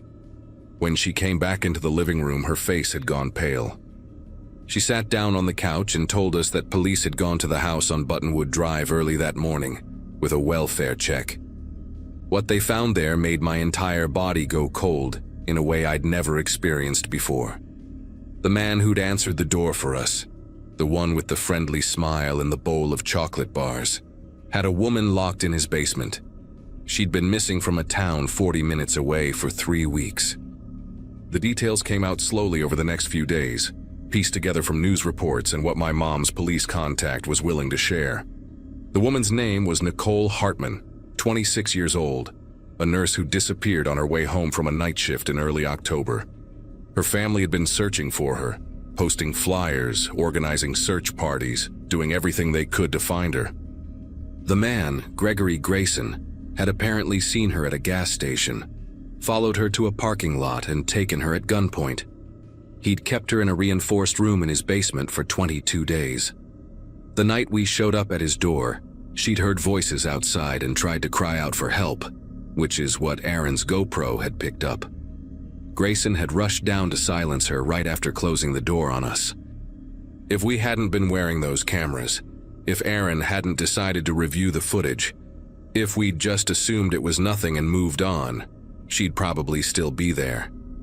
The police told my mom that the room he'd built was soundproofed well enough that neighbors had never heard anything. The only reason we caught it was because his Ring doorbell mic was sensitive enough to pick up the sound during that brief moment when she tried to scream, and our GoPro happened to be recording at the exact right angle to capture the audio feed. The timing was pure chance, this horrible coincidence that ended up saving her life. The weeks after that were surreal. News outlets wanted to interview us, but my mom shut that down immediately, saying we were minors and didn't need that kind of attention. We had to give official statements to detectives, walking them through the entire night, explaining how the GoPros worked, why we were recording everything. They took Aaron's camera as evidence, along with all the footage from that night. The vlog we'd planned never happened. None of us wanted to touch that content anymore, and honestly, the thought of editing together a fun Halloween video felt disgusting after what we'd learned. School was weird too. Word got around fast in our town, and suddenly everyone knew we were the kids who'd accidentally uncovered a kidnapping. Some people treated us like heroes, Others just stared at us in the hallways like we were fascinating specimens. I hated both reactions equally. Aaron stopped talking about TikTok fame and took down most of his social media. Chris and Miguel stayed close, but we didn't really talk about that night unless we had to. The thing nobody tells you about something like this is how it sticks with you in these random, unexpected ways. I couldn't watch horror movies anymore without feeling sick. Couldn't see Ring doorbells without my chest getting tight. Every time someone seemed a little too friendly or a little too normal, I'd wonder what was actually going on behind their front door. About 6 months later, we got word that Nicole Hartman wanted to meet us. My mom set it up through her police contact, made sure it was done properly with counselors present and everything. We met her at a coffee shop in a town over, neutral territory where she wouldn't run into people who knew her. She looked different from her missing person photos, thinner and with shorter hair, but her eyes were what got me. She had this intensity to her that made me understand she'd been through something I couldn't even begin to comprehend. She thanked us, not in a dramatic way but quietly and genuinely, said she'd heard our voices that night through the walls, heard us laughing and talking about our costumes, and for a brief moment thought maybe someone would notice something was wrong. When she heard us leaving, she'd made the choice to risk crying out, knowing he might hurt her worse for it but thinking it might be her only chance. She told us that choice saved her life, but it was our choice to not ignore what we'd heard that actually got her out. We didn't know what to say to that. What do you say to someone whose nightmare you accidentally stumbled into? She didn't stay long, said she just needed us to know that we'd done something that mattered, that we shouldn't feel guilty or scared about what happened.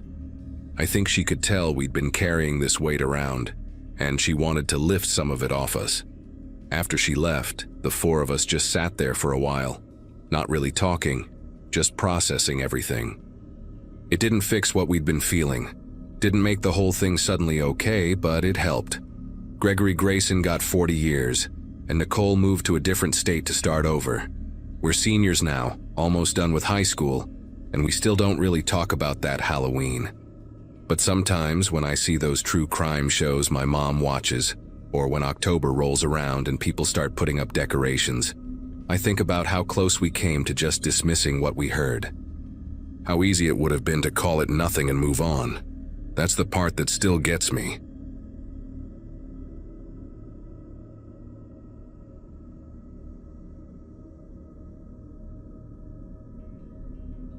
It was supposed to be one of those harmless Halloween nights that parents half enjoy for the nostalgia and half endure for the sugar chaos. My two kids, Lily and Ben, were bouncing in the back seat, their costumes already crumpled from the drive. We had heard through one of Lily's classmates that the houses over in Briarwood Circle were giving out the good stuff, the full-sized candy bars, not the tiny ones you get everywhere else. I figured it would be worth the drive, a fun detour before heading home. The neighborhood looked like something out of a magazine. Tall oaks, trimmed lawns, and houses glowing with string lights and pumpkins on every porch.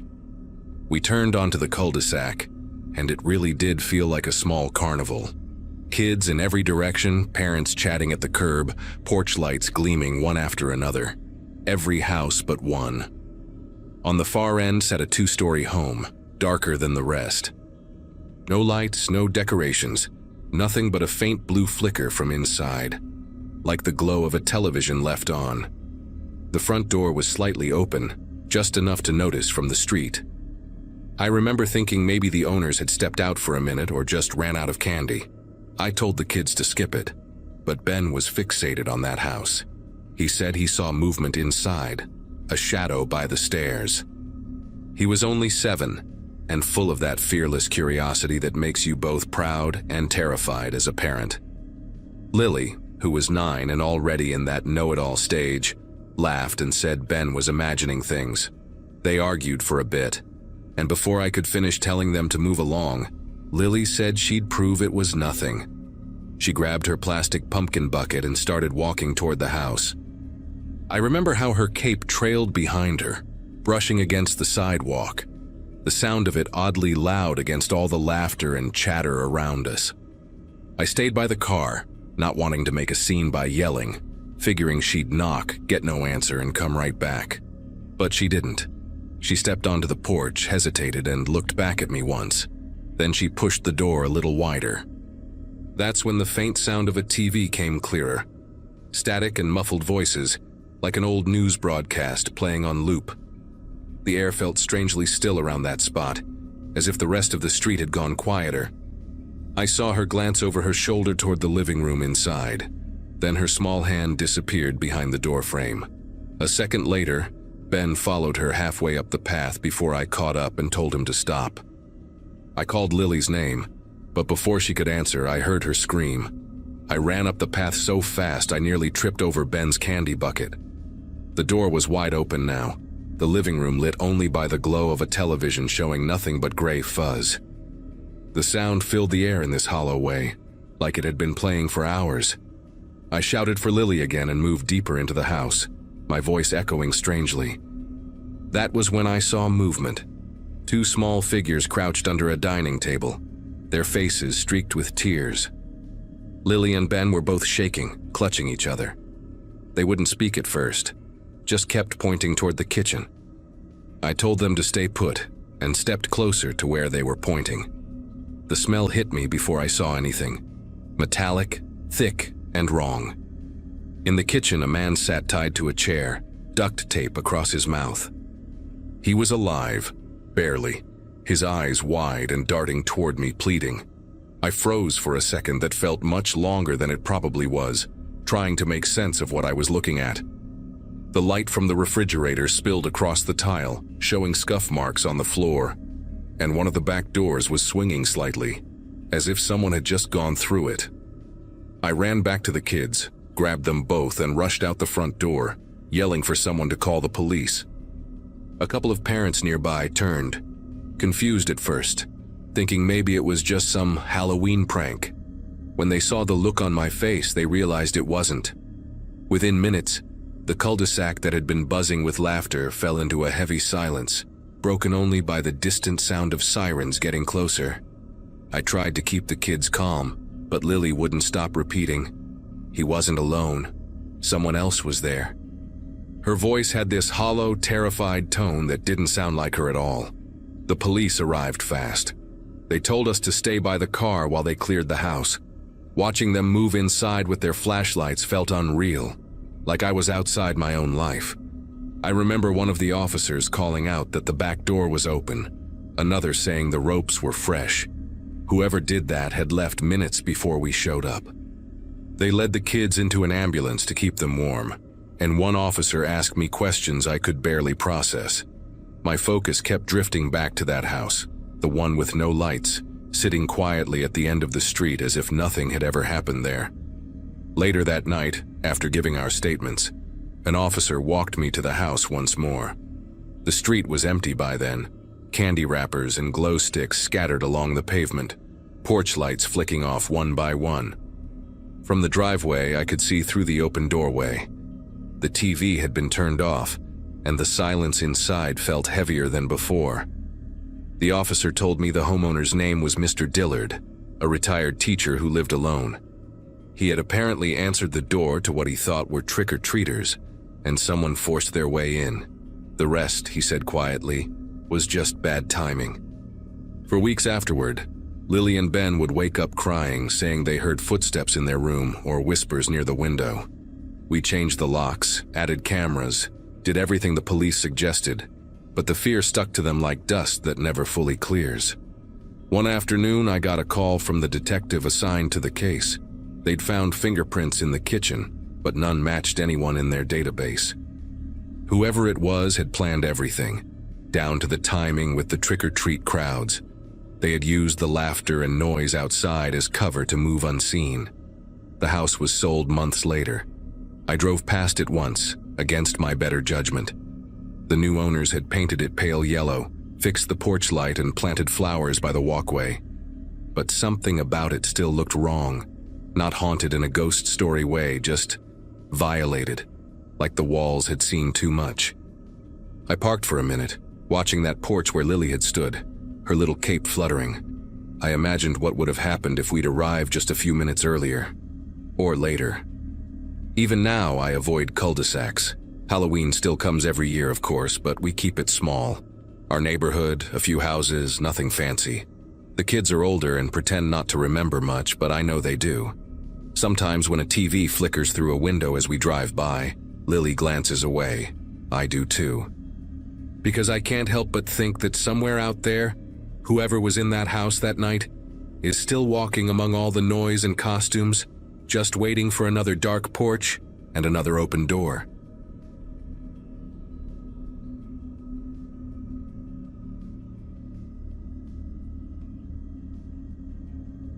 It had been one of those autumn nights when the air felt sharp enough to taste.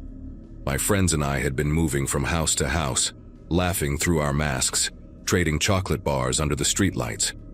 We had planned this route for weeks, but somewhere between the last block and the park, I lost sight of them.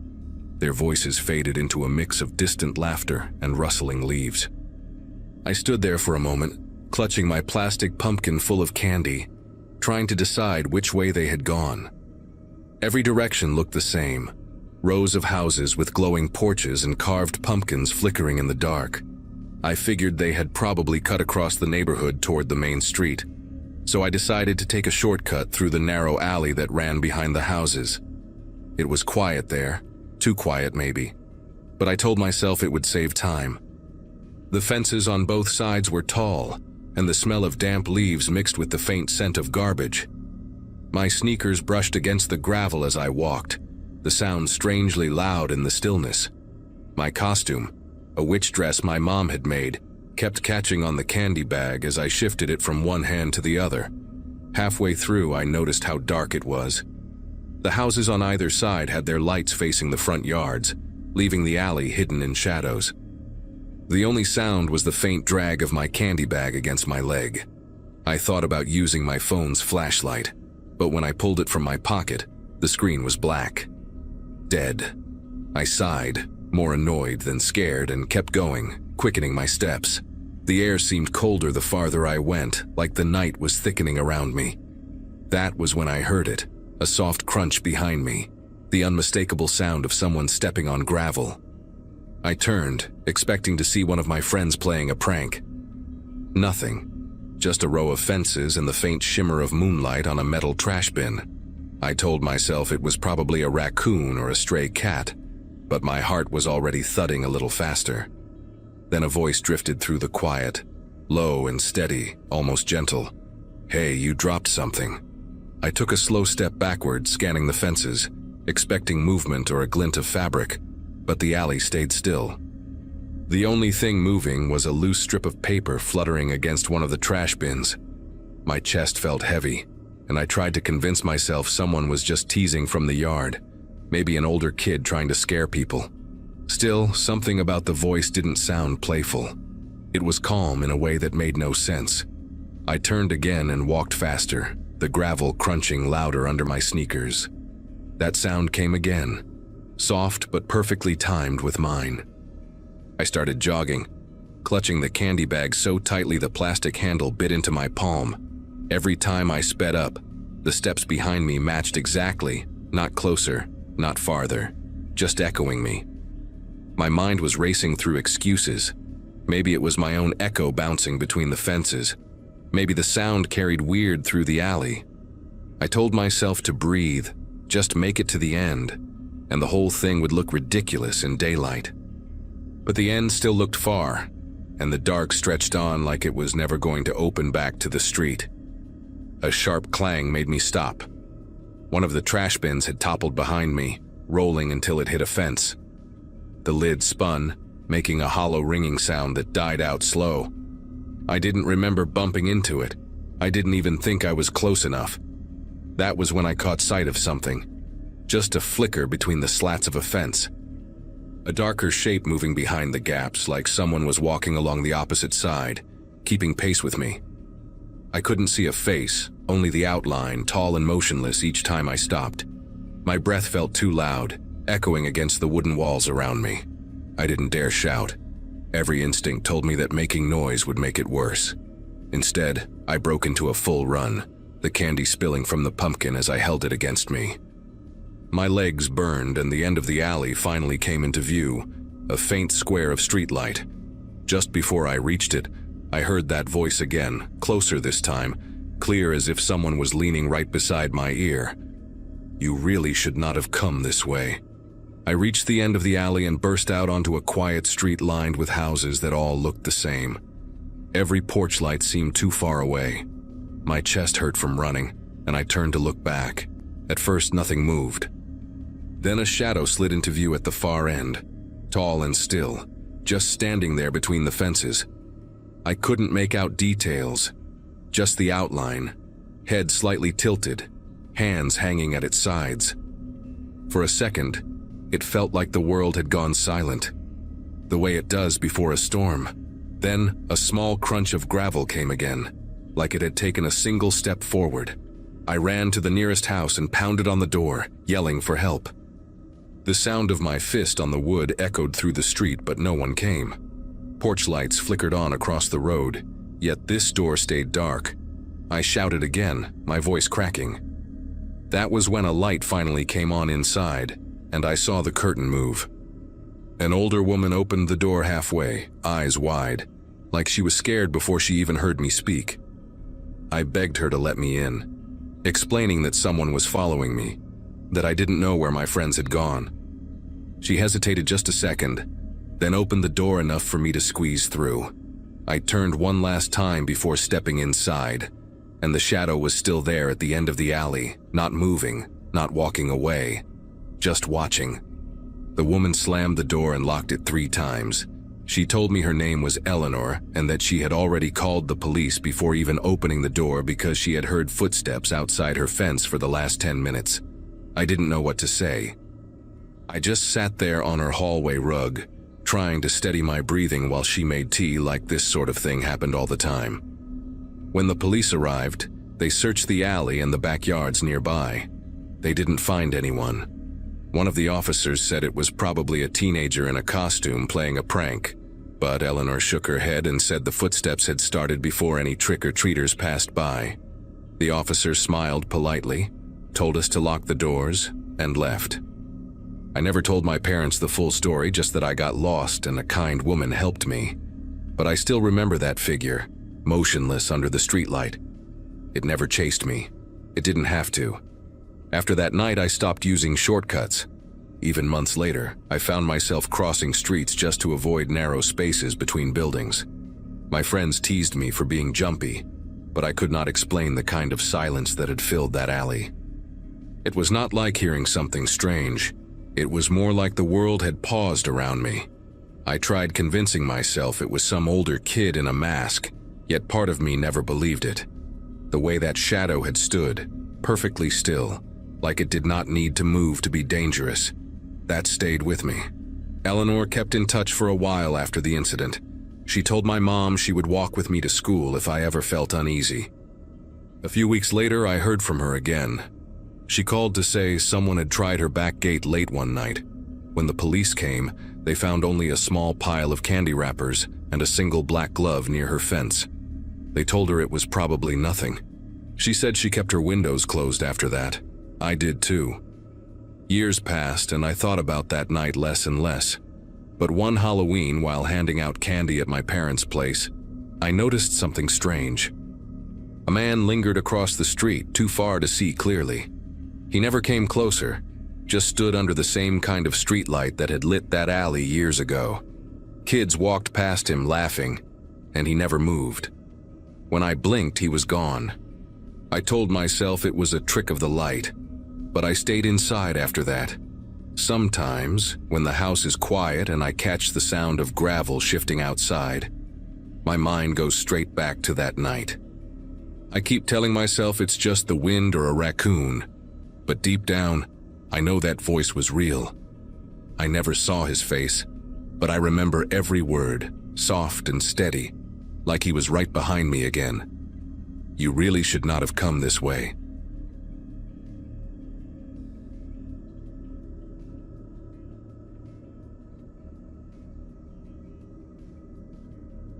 When I think about that night, I can still smell the mix of damp leaves and pumpkin candles.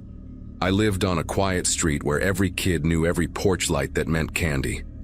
We were a small group, me, Jason, and 2 others from the same block, and we had been planning our route for weeks. I remember my mom fussing over my costume, making sure the fake blood on my sleeve didn't stain the carpet. It felt like the kind of Halloween you wait all year for. Cool air, glowing decorations, parents chatting by mailboxes. We were too old to be walking with adults, too young to realize how fragile that kind of safety really is.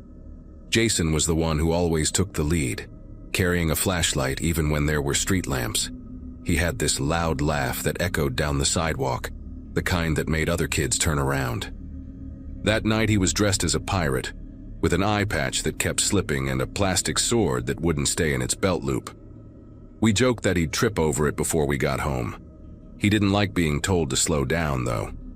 Said the faster we went, the more candy we'd get before the other kids hit the good houses. We had been walking for maybe an hour when we decided to split up. 2 of us turned toward Maple Hollow, and Jason said he wanted to check out the houses past the fire station. He waved like he'd see us in 10 minutes, his bag already bulging with candy. None of us argued. It was normal to separate for a bit and meet back at the park. I remember the crunch of leaves underfoot, the way the fog started to drift in from the open fields, swallowing the glow from the streetlights. It felt like the town was folding in on itself. The next time anyone saw Jason, he was talking to a man standing beside a red truck near the corner of Birch Lane. That's what one of the younger kids said later. The man was dressed like a firefighter, with reflective stripes catching the light. Jason had leaned against the truck, eating from his candy bag like he was just chatting. Nobody thought anything of it at the time. Why would they? The guy looked official, the truck looked real, and Halloween makes everything seem a little make-believe anyway. We regrouped at the park around 9. The swings creaked in the wind, candy wrappers stuck to the damp grass, and Jason's flashlight wasn't among the ones flickering in the dark. At first we joked that he'd probably gone home early to trade candy with his sister. But when I passed his house on my way back, the porch light was still on, and his mom was standing out front, calling his name down the street. She looked worried in that quiet way parents do when they're still pretending everything's fine. I remember how her voice carried through the cold air, echoing off the houses. The police came fast that night. Flashlights swept through yards, car doors slammed, and they started asking questions none of us knew how to answer. They showed us a photo later, grainy, pulled from someone's security camera. It showed the red truck parked under a flickering streetlight, Jason standing nearby, and the man beside him wearing a real turnout coat. The patch on his sleeve was visible even in the blurry frame. That detail changed everything. It wasn't just a costume. The man turned out to be a firefighter who had been suspended months earlier. He lived 2 towns away, in a rundown duplex near the river. The police searched his place, but he was gone. They found uniforms, maps, and a collection of Halloween masks in a box by his bed. It didn't make sense. Why would someone like that come here, to our small neighborhood on that night? For weeks afterward, people left porch lights off and kept their kids inside after sunset. The decorations came down early and nobody said Jason's name out loud anymore. A week later, a runner found Jason's backpack in a ditch along the highway. It was soaked from the rain but still zipped shut, candy inside untouched. The wrappers were dry, like someone had packed them carefully before dropping the bag there. The sight of that bag in the news photo did something to me. It made everything real in a way I had been avoiding. I stopped walking past the fire station on my way to school. The sound of sirens started making my chest tighten. It's strange how one ordinary night can take every safe place and make it feel different forever. Months went by, and the town started pretending life was normal again. Streetlights got fixed, the fire station repainted its doors, and new families moved in like nothing had ever happened. But for those of us who were there, it never really left. I still remember the police car that parked on our street every evening for weeks, engine idling, officers waiting for any sign that the man might return. Nobody ever saw him again, but I think most of us kept expecting to. It felt like unfinished business, like the story had paused, not ended. One night, about a year later, I was cleaning out the attic with my dad when I found one of Jason's old baseball caps. He used to leave stuff at our place all the time. The cap had a faint smell of smoke even after all that time. My dad said it was probably from storage, but the scent reminded me of something else, the way the air had smelled that Halloween night near the fire station. Heavy, chemical, like something had been burned that shouldn't have been. I did not say anything to him, but I kept that cap hidden in my room for years. Every October, the local paper runs a short piece about missing children, and Jason's name still shows up. His mom moved away after the second anniversary. Some say she visits the site where the backpack was found every Halloween, leaving a small pumpkin with a candle inside. A few of us from the old neighborhood meet at the park sometimes, the same one where we waited for him that night. We don't talk much when we're there. There's nothing new to say. Even now, when I see a fire truck driving by with its lights flashing, I feel that same cold awareness, like the world can change without warning. One man, one wrong trust, and a kid who just wanted more candy. It doesn't sound like much when you say it out loud, but for everyone who lived on that street, Halloween stopped being a holiday that year. It became the night Jason never made it home. That way, YouTube will keep showing you stories just like this one. Now, let's begin. My first day at Ridgemont Correctional Facility was a Monday in early March 2024, and I remember the cold that seemed to seep through the concrete walls like something alive. Fresh out of the academy at 24, still carrying that naive confidence they hand you with your badge, I walked through those gates believing I understood what I was getting into. The hiring manager had been desperate enough to skip the usual 6-month waiting period, which should have told me something about the turnover rate. My girlfriend at the time, Naomi, had begged me to take the warehouse job her cousin offered instead, said prisons changed people in ways they never saw coming. I told her I wanted to make a difference, that someone had to do this work. She broke up with me 3 weeks later, said she could already see something hardening behind my eyes. I thought she was being dramatic. Now I understand she was probably the smartest person I ever dated. They assigned me to D Block, Maximum Security Wing, where inmates served sentences so long that some had watched multiple wardens come and go. My supervisor was a thick-necked veteran named Sergeant Brennan Holloway, who walked like his knees had filed complaints decades ago. He gave me the tour with the enthusiasm of someone reading a grocery list, pointing out which cells housed which categories of dangerous men: murderers in the East Row, violent offenders along the South Wall, and then we stopped at cell D47, the last one before the reinforced door leading to solitary. That one, Holloway said, his voice dropping half an octave, is Spencer Caldwell, model prisoner, 23 years in, never caused a single documented problem. Psych evals say he is basically reformed. He paused, studying my face like he was waiting for a question I did not know to ask. Just remember, kid, the quiet ones have the most time to think. Spencer Caldwell did not look like the monsters I had imagined during training. He was somewhere in his late 50s, with silver hair cropped close to his scalp and reading glasses perpetually perched on the bridge of his nose. His cell was immaculate, books organized by color on a small shelf the warden had approved years ago, as a reward for good behavior.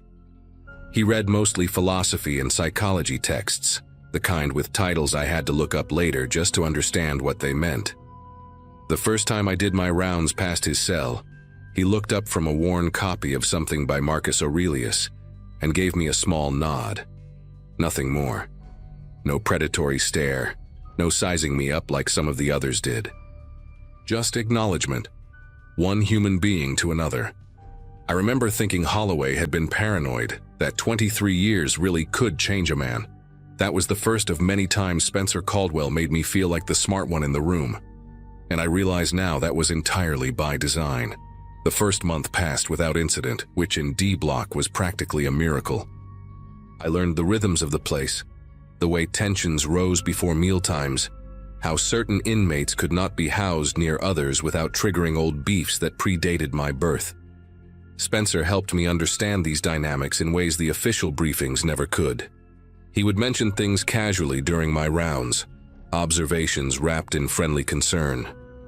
"Officer Tanner, you might want to keep an eye on Doyle in D12 today. He received a letter from his ex-wife yesterday, and he has that look." I would check, and sure enough, Doyle would be pacing his cell like a caged animal, muttering threats under his breath.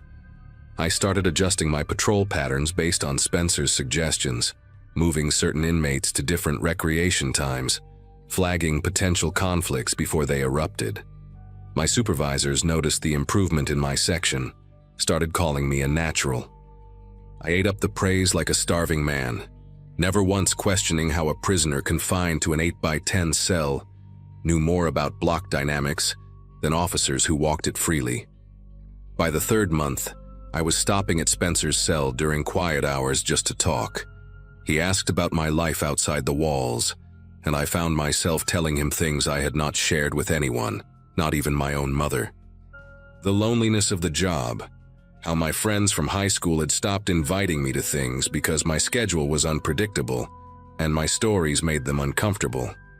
He listened with this focused attention that made you feel like the most important person in the world, nodding at the right moments, asking follow-up questions that showed he actually remembered details from previous conversations. He told me about his daughter, how she had been 7 when he was sentenced and now had children of her own, who did not know he existed. His voice cracked when he mentioned her name, Angela, and I saw what I thought was genuine remorse pooling in the corners of his eyes. Looking back, I cannot say whether any of it was real or just another performance refined over 2 decades of practice. The man had turned manipulation into an art form so complete that even now, knowing everything I know, part of me still wants to believe some of those moments were authentic. Spencer started asking for small favors around the 4th month, things so minor they barely registered as requests. Could I pass a message to an inmate in C Block, just telling him that Spencer hoped his appeal went well? Would I mind delivering a book to someone in the infirmary who was recovering from surgery? Each favor came wrapped in reasonable explanations and genuine gratitude, and they never violated any explicit rules I could point to. The messages were always innocuous when I read them, just well wishes and philosophical quotes. I became his courier without ever consciously deciding to take on the role, and the other inmates started treating me differently because of it. Doors opened easier, tensions diffused faster, and I mistook fear for respect. There was one inmate, a massive man named Jerome Battles, who had put 3 guards in the hospital before my time, and he actually stepped aside in the corridor when he saw me coming. I thought I had earned something through my fair treatment of the population. The truth was far simpler and far more disturbing. I had become Spencer Caldwell's property, and everyone knew it except me. The first death happened on a Friday in late June, and I remember the heat that day was suffocating, the kind that makes men irritable and guards careless. An inmate named Terrence Blackwood was found in the shower block, with his throat opened by a sharpened toothbrush handle. Blackwood had been a problem for years, a rapist who targeted younger inmates and had connections to guards who looked the other way for the right price.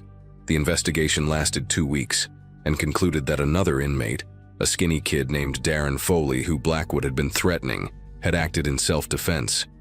Foley confessed readily, almost eagerly, accepting the additional years on his sentence with a calm that struck me as strange. I mentioned the whole situation to Spencer during one of our conversations, how something about Foley's demeanor bothered me. Spencer just shrugged and said, "Sometimes men find peace when they finally stand up for themselves." He asked me to deliver a book to Foley in solitary, a collection of poems by someone named Rumi.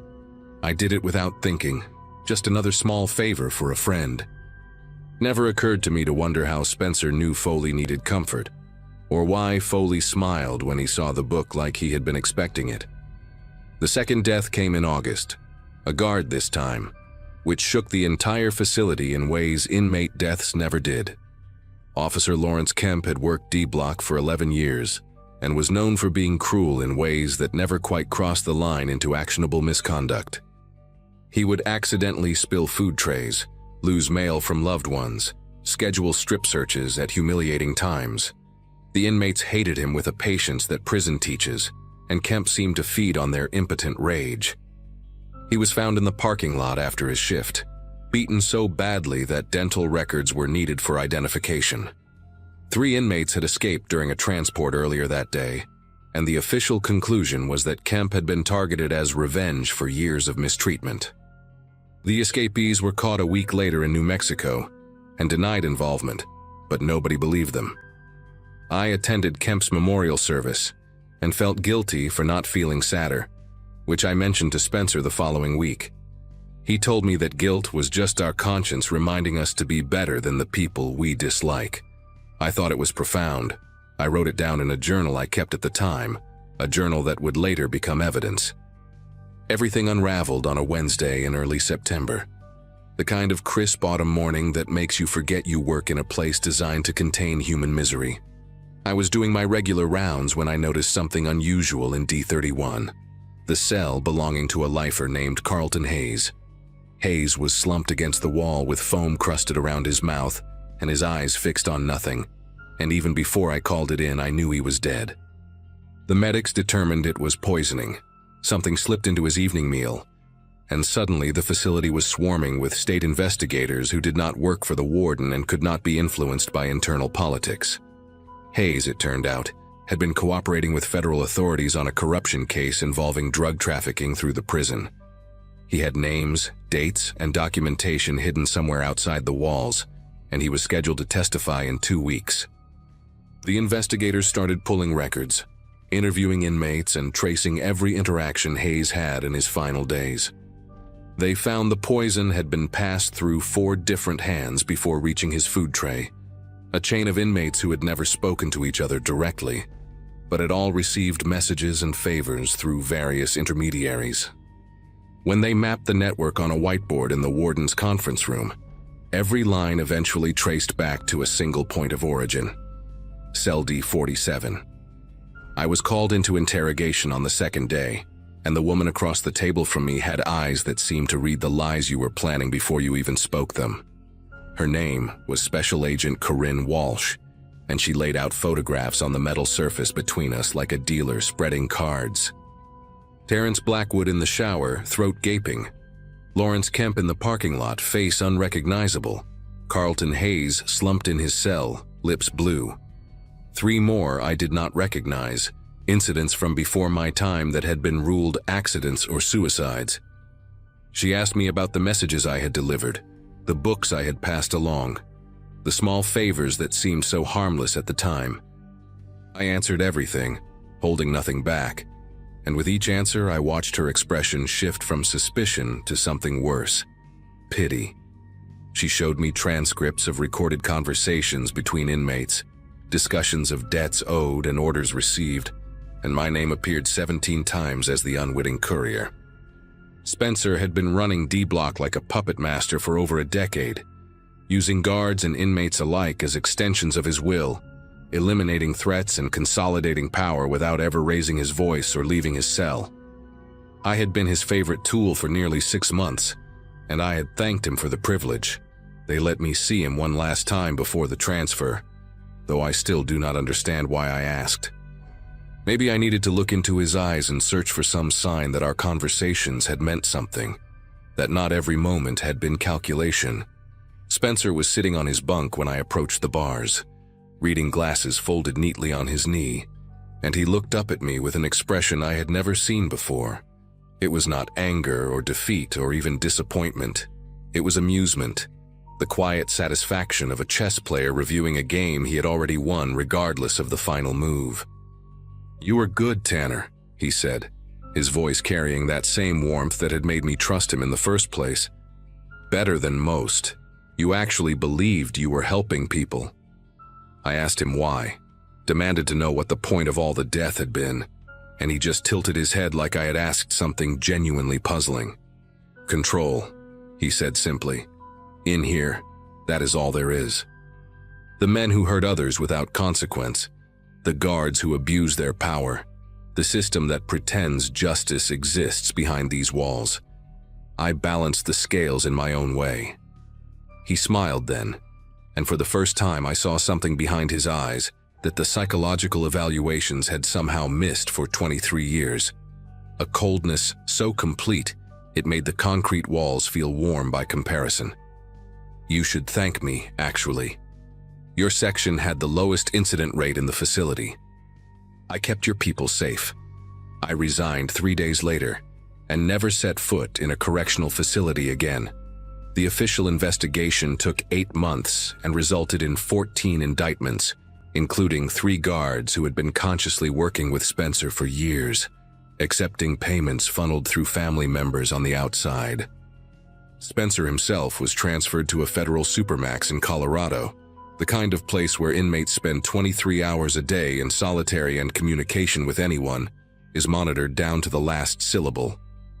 Agent Walsh told me he would die there, that the system he had built at Ridgemont could not be replicated under that level of scrutiny. I want to believe her, but some nights I lie awake thinking about all the things he taught me about patience and long-term thinking, about how a man with nothing but time can accomplish things that seem impossible. I work construction now, outdoors mostly, where I can see the sky and nobody depends on me for anything more complicated than carrying lumber. My therapist says I am making progress, that the guilt I carry is not proportional to my actual culpability, that I was manipulated by someone who had refined his techniques over decades. She is probably right. But I still remember the way Jerome Battles stepped aside when he saw me coming, the fear in his eyes that I mistook for respect, and I understand now that fear was not for me. It was for the man whose errands I was running, the man who could end lives with a whispered suggestion, the man who made me believe I was finally good at something when all I ever was, from the very first day, was useful.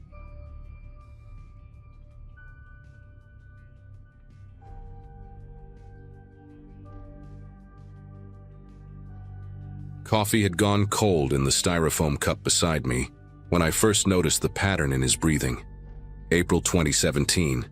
I remember because my daughter had just turned 7 the week before, and I was still carrying one of her birthday stickers on my laptop case, a glittery unicorn she had pressed there with her small fingers. Criminal psychology journalism had been my life for nearly a decade by then, having graduated from Northwestern in 2005 and spent years building a reputation for behavioral analysis pieces that went deeper than the usual crime reporting. That morning I was sitting across from a man named Simon Drucker in a small conference room at the Crestwood County Sheriff's Department in rural Ohio.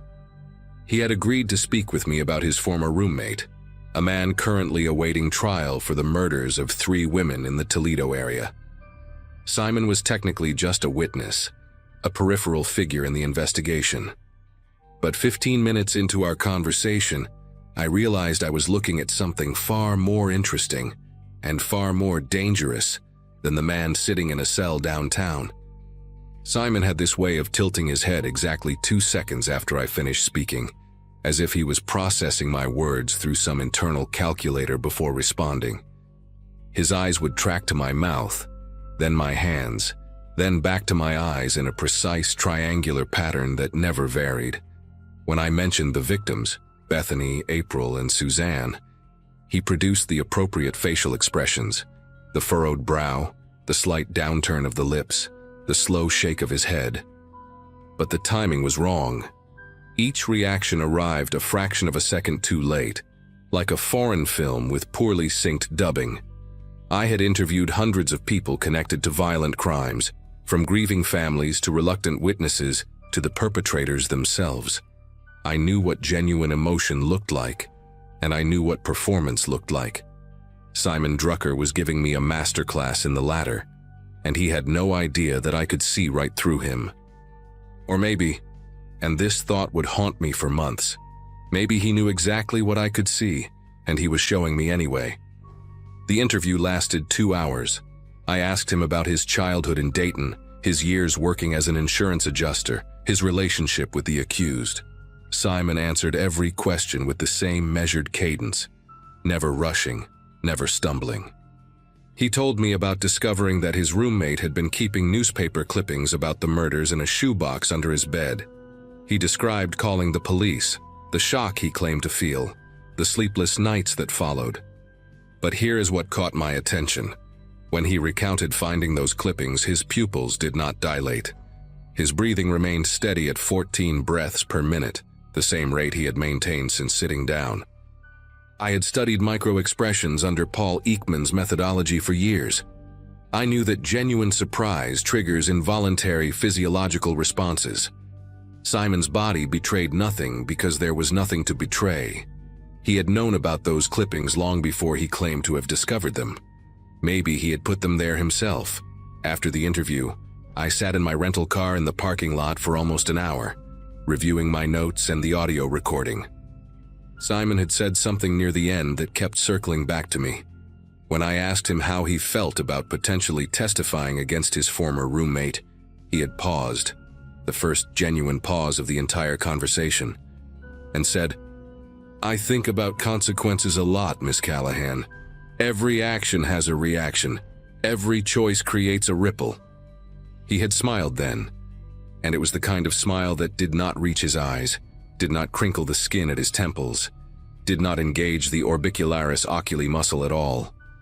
It was a smile constructed entirely by the zygomaticus major, the muscle responsible for pulling the corners of the mouth upward. In other words, it was a fake smile worn by someone who had learned to imitate human warmth without ever feeling it. I drove back to my hotel that night with his words echoing in my head, not realizing that I had just become one of his ripples. I published the article 6 weeks later in the Atlantic Monthly under the title, "The Witness Who Knew Too Much." It was not an accusation. I was careful about that. I never named Simon directly, referring to him only as a secondary witness whose behavioral patterns raised significant concerns. I detailed the micro-expression inconsistencies, the rehearsed quality of his emotional responses, the textbook markers of what psychologists call affective poverty. The piece gained traction quickly, shared across true crime forums and psychology departments alike. My editor called it the best work I had ever done. Colleagues reached out to congratulate me. For a few weeks, I felt that particular satisfaction that comes from exposing something hidden, from shining a light into a dark corner that others had overlooked. I did not think about Simon Drucker. I assumed he would never read the article, never connect the anonymized subject to himself. That assumption was the first of many mistakes.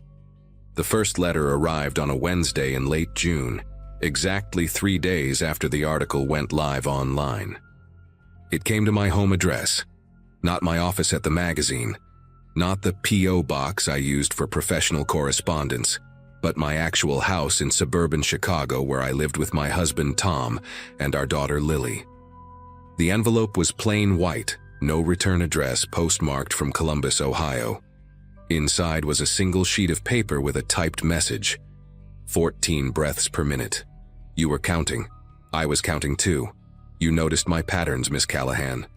I wonder if you have noticed your own. For instance, you touch your left earring when you are nervous. You did it 7 times during our conversation. You also blink more rapidly when you believe you have discovered something important. Your blink rate increased by 40% when I mentioned the newspaper clippings. We are not so different, you and I. We both watch. We both wait. We both see what others miss. There was no signature. There did not need to be. I called the police that same afternoon. A detective named Ruben Salazar came to my house, took the letter as evidence, and assured me they would look into it. He was kind but skeptical in the way that cops often are when the threat is not immediate, when there is no broken window or visible bruise to photograph. He asked if I had any enemies, any disgruntled sources, any ex-boyfriends who might hold a grudge. I explained about Simon, about the interview, about the article. Detective Salazar nodded and wrote things down in his notepad, but I could see in his posture that he considered this a low priority. An anonymous letter from a potentially unstable individual, unpleasant but not actionable. He told me to keep the doors locked, to vary my routine, to call immediately if anything else happened. Standard advice, reasonable advice. The kind of advice that means absolutely nothing when someone has already demonstrated they know where you live, where you work, and how many times you blink when you are afraid. Tom wanted to install a security system that night.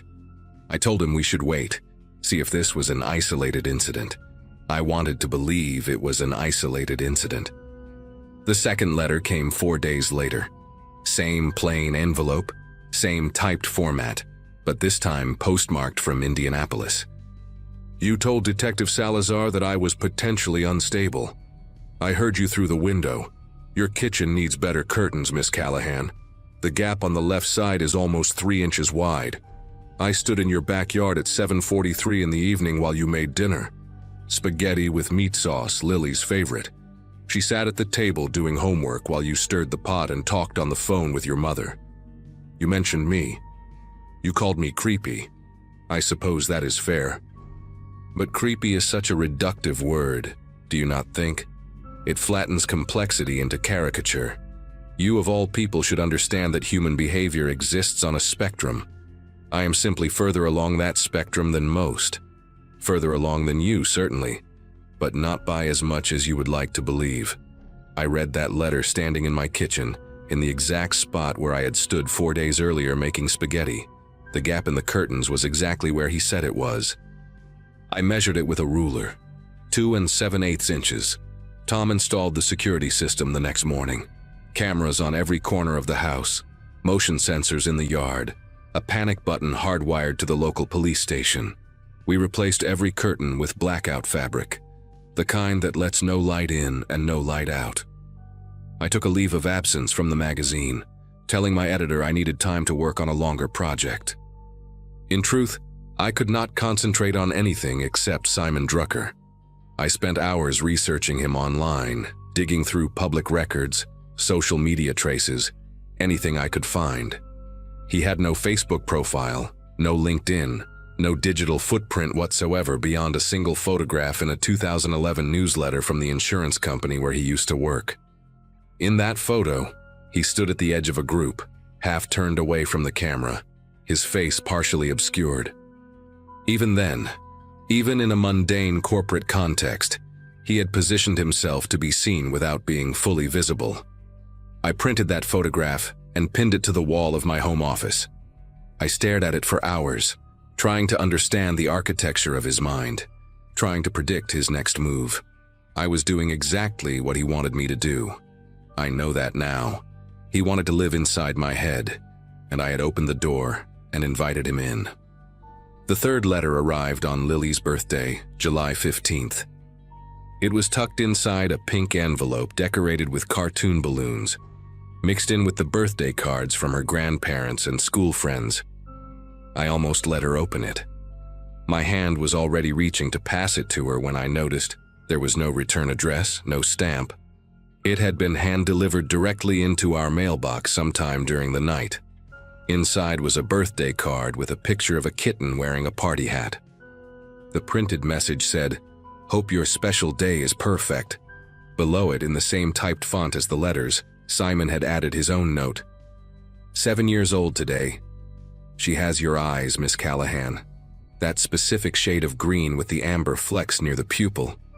I noticed it when she was playing in the front yard last Thursday. She was wearing a yellow dress with white daisies. Her laugh sounds like wind chimes. You should be proud. You have created something beautiful. I have never created anything beautiful, only the opposite. I wonder sometimes what that feels like to make something instead of unmake it. Perhaps you could explain it to me. Perhaps we could discuss it in person. Soon. I did not scream. I did not cry. I walked calmly to the bathroom, closed the door, and vomited until there was nothing left inside me. We left Chicago that same afternoon. Tom called his brother in Milwaukee and arranged for us to stay at his cabin near Lake Geneva, a small place surrounded by woods with no neighbors for half a mile in any direction. I packed 3 suitcases in under 20 minutes. Clothes, toiletries, Lily's favorite stuffed rabbit, my laptop, and the folder containing all of Simon's letters. Detective Salazar told me I was overreacting, that there was still no evidence of an imminent threat, that running away would only delay the inevitable confrontation. I hung up on him mid-sentence. The drive took 90 minutes. and I spent the entire time watching the rearview mirror, scanning every car that appeared behind us, memorizing license plates and driver silhouettes. Tom kept one hand on my knee and the other on the wheel, his jaw tight, his knuckles pale. Lily sat in the back seat watching cartoons on her tablet, oblivious to the fact that her entire world had just been uprooted because a man she had never met had decided to make her mother the focus of his attention. I had studied predators for years. I had written about their methods, their motivations, their patterns of escalation.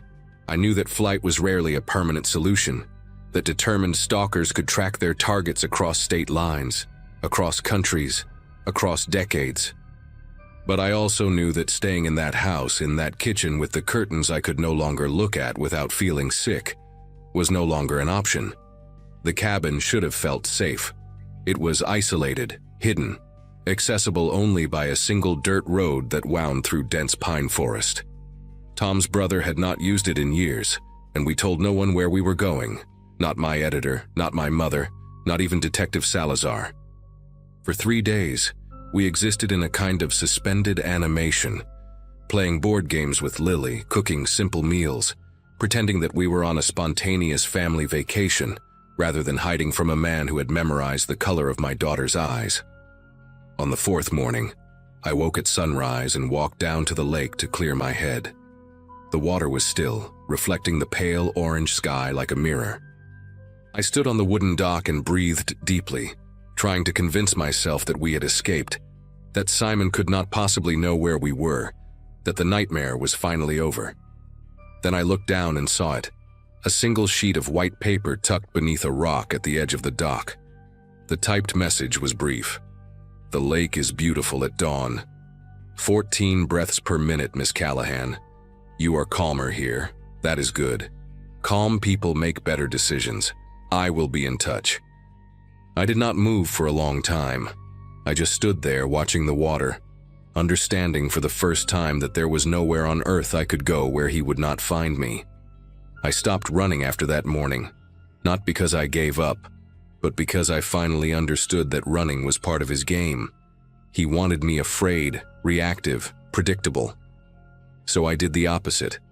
I called Detective Salazar and apologized for hanging up on him. I contacted an FBI agent named Claudia Vega, who specialized in stalking cases, and provided her with every letter, every detail, every observation I had made about Simon's behavioral patterns. I hired a private investigator named Marshall Kent, a former Army intelligence officer who understood surveillance and counter-surveillance in ways that most civilians never would. For 3 months, we built a case. Marshall discovered that Simon had been following me for weeks before our initial interview. He had requested the meeting, not the sheriff's department.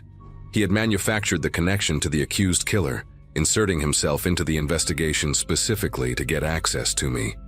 He had read every article I had ever written, attended 2 conferences where I had spoken, and created a detailed psychological profile of my habits and vulnerabilities. When the FBI finally arrested him in October, they found a storage unit in Cincinnati containing over 400 photographs of me, my family, my home, my car. They found notebooks filled with transcriptions of conversations he had overheard. They found detailed maps of every location I had visited in the past 2 years.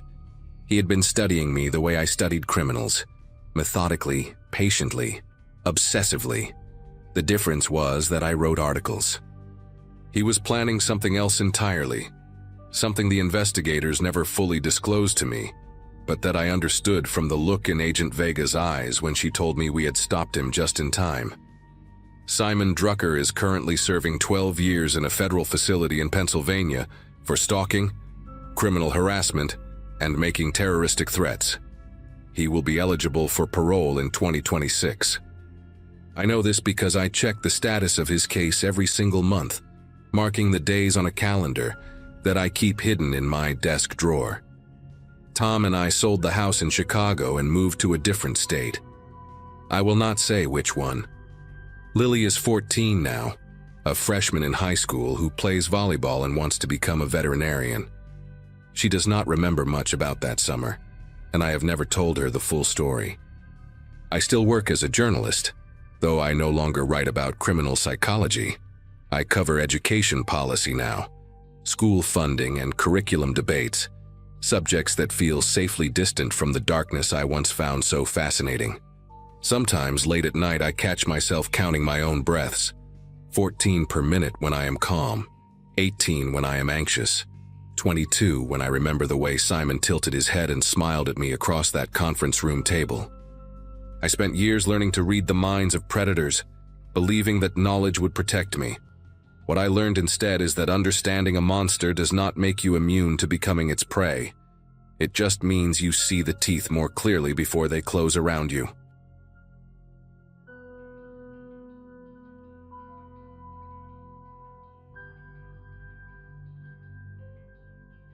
Everyone kept telling me I deserved someone who would treat me right, and when Nathan walked into my life, I thought the universe had finally listened.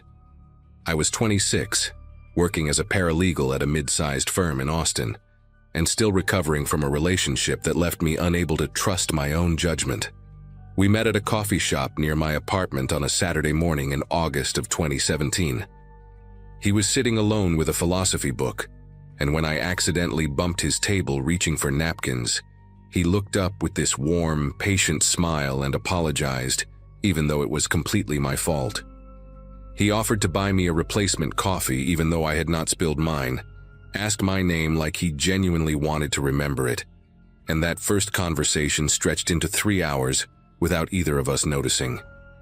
Nathan asked about my childhood, my dreams, the things that kept me up at night. When I mentioned losing my father 2 years earlier, his expression shifted into something so tender that I almost cried right there in that coffee shop. He reached across the table and held my hand, said nothing for a moment, just let me feel understood. I drove home that afternoon thinking I had finally met the person I was supposed to be with. Nathan told me he worked in consulting, which explained why he traveled so often, sometimes gone for a week at a time. He always called around 11 at night when he was away, and hearing his voice became the thing I looked forward to most. Those first months were unlike anything I had experienced before. He remembered tiny details I mentioned in passing, surprised me with my favorite flowers on random weekdays, and never once made me feel stupid for being emotional or needy. When I cried about work stress or grief over my dad, he held me and said exactly what I needed to hear. My friends adored him. My mother kept hinting about grandchildren. I started picturing our wedding, our future kids, the house we would buy in the suburbs. He introduced me to his family over video call, a distant mother in Florida and a quiet brother named Colby who barely spoke. Nathan said his family had always been complicated, that they were not close, and I understood because mine had its own fractures too. 6 months in, he handed me a key to his apartment and told me he had never felt this way about anyone in his entire life. I remember holding that key and feeling like everything broken inside me was finally starting to heal. The first crack appeared around month 8, so small I almost missed it. We were at dinner with my coworker Beth and her husband, and I made a joke about Nathan being terrible at cooking. Everyone laughed, including him, but on the drive home he went completely silent. When I asked what was wrong, he said nothing at first, just kept his eyes on the road. Then, in this calm and measured voice, he told me that I had embarrassed him in front of people, that I had made him look incompetent, that a partner should build you up instead of tearing you down in public. I was so caught off guard that I apologized immediately, even though part of me knew the joke had been harmless. He accepted my apology, squeezed my hand, and by the time we got home he was back to his normal self, making tea and asking about my day like nothing had happened. I told myself I had been insensitive, that I needed to be more careful with his feelings. But something about the way he had delivered those words stuck with me. There was no anger in his voice, no raised tone. Just this flat, rehearsed quality, like he had given that speech before and knew exactly how it would land. After that night, I started noticing patterns I had been blind to. Nathan was incredibly attentive when I was happy, when things were going well, when I was grateful and affectionate toward him. But whenever I was upset about something unrelated to us, Whenever I needed support that did not involve praising him or making him feel needed, he became distant and impatient. I remember calling him once after a terrible day at work, crying because a case I had spent months on fell apart, and his response was to ask if I had picked up his dry cleaning like I promised. When I said I forgot because of everything happening, he sighed and told me he understood, but his voice had this edge to it, this quiet disappointment that made me feel guilty for being upset in the first place. I started keeping my problems to myself. I stopped calling him when I was sad. I learned to perform happiness around him because that was the only version of me he seemed to want. My friends noticed I was quieter, that I laughed less, but when they asked if everything was okay, I said yes because I did not know how to explain what was happening. I did not even have words for it yet. The lies started unraveling on a Wednesday in March, almost a year into the relationship.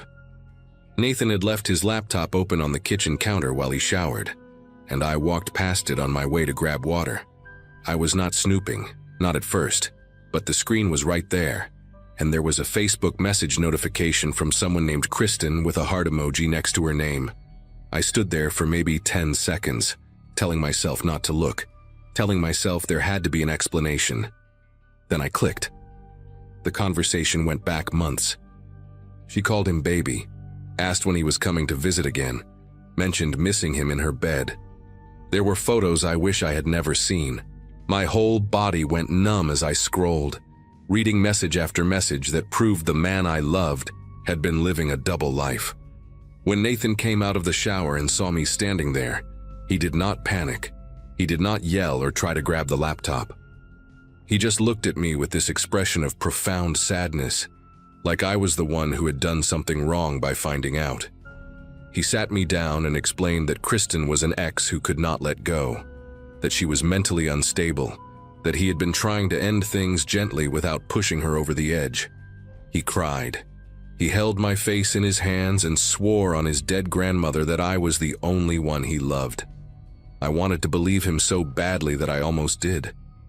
But something made me dig deeper over the following weeks, checking his phone when he slept, looking through old emails he thought he had deleted.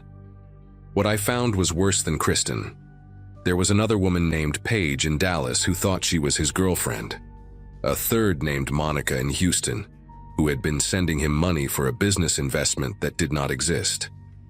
His consulting job turned out to be real, but he had been fired 8 months earlier, which meant every business trip had been a lie. Every late-night call from a hotel room had been made from someone else's apartment. I found a court record from 2014 showing he had been sued by a former partner for fraud. I found a different last name attached to a LinkedIn profile with his photo. The man I had given a key to my apartment, the man I had cried in front of and trusted with my deepest fears, was a complete fabrication. When I confronted him with everything, printed out and spread across the table, he did not deny it. He just looked at me with those same soft eyes and said, I was the only one who ever really knew him, that he had made mistakes but was ready to change, that leaving him now would destroy the only good thing in his life. He made me feel like walking away would be an act of cruelty. I stayed for another 3 months, which I know sounds insane to anyone reading this, but you have to understand how it works when someone like Nathan gets inside your head. Every time I tried to bring up the lies, he turned it around on me. He said I was paranoid, that I was letting my past trauma ruin something beautiful, that my inability to forgive was proof I had never really loved him. He cried so often during those conversations that I ended up comforting him instead of getting answers. He started monitoring where I went, who I talked to, how long I took to respond to his texts. If I was 10 minutes late coming home from work, he needed a detailed explanation. If I mentioned a male coworker, he wanted to know everything about him. He framed it all as concern, as love, as fear of losing me after everything we had been through. My friend Beth tried to have a conversation with me about it once, said she was worried I was not acting like myself anymore. And I got so defensive that we did not speak for 2 weeks. Nathan told me she was jealous of what we had, that real friends would support our relationship instead of trying to tear it apart. I believed him because believing him was easier than admitting I had wasted a year of my life on someone who did not exist. The isolation happened so gradually that I did not notice until it was complete. My mom and I used to talk every Sunday, but Nathan always seemed to need me during those calls, always had some small emergency that required my attention.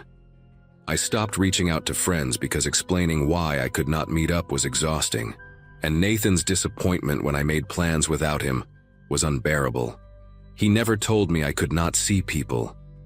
He just made it so uncomfortable that avoiding everyone felt like the path of least resistance. I lost weight because I was too anxious to eat. I stopped sleeping through the night because I never knew which version of him I would wake up next to. Some mornings he was the Nathan I fell in love with, affectionate and attentive, making me breakfast and telling me how lucky he was. Other mornings he was cold and distant, answering my questions with one word, making me feel like I had done something wrong without ever telling me what. I spent hours analyzing my own behavior, trying to figure out what triggered the switch, convinced that if I could just be better, calmer, more understanding, he would go back to being the man I met in that coffee shop. That was the trap. I kept chasing someone who had never been real in the first place. The day everything broke was a Sunday in June, almost 18 months after we first met. I had gone to brunch with Beth, the first time I had seen her in months, and I made the mistake of not telling Nathan beforehand. When I came home, he was sitting in the dark living room just waiting. He did not yell. That was the thing about Nathan, he almost never raised his voice. He just asked me where I had been, who I was with, why I had lied to him. I told him I had not lied, that I just forgot to mention it, and he laughed in this quiet, hollow way that made my stomach turn. He said he knew I was seeing someone else, that Beth was probably covering for me, that he had given me everything, and this was how I repaid him. I tried to argue, tried to show him the receipt from the restaurant, but he was not interested in proof. He grabbed my phone out of my hand and started going through my messages, my photos, my emails. When I reached for it back, he shoved me into the wall. Not hard enough to leave a mark, just hard enough to make me understand that he could. He looked at me afterward with this wounded expression, like I had forced him to do it, like my behavior had given him no choice. That was the moment I finally understood what I was dealing with.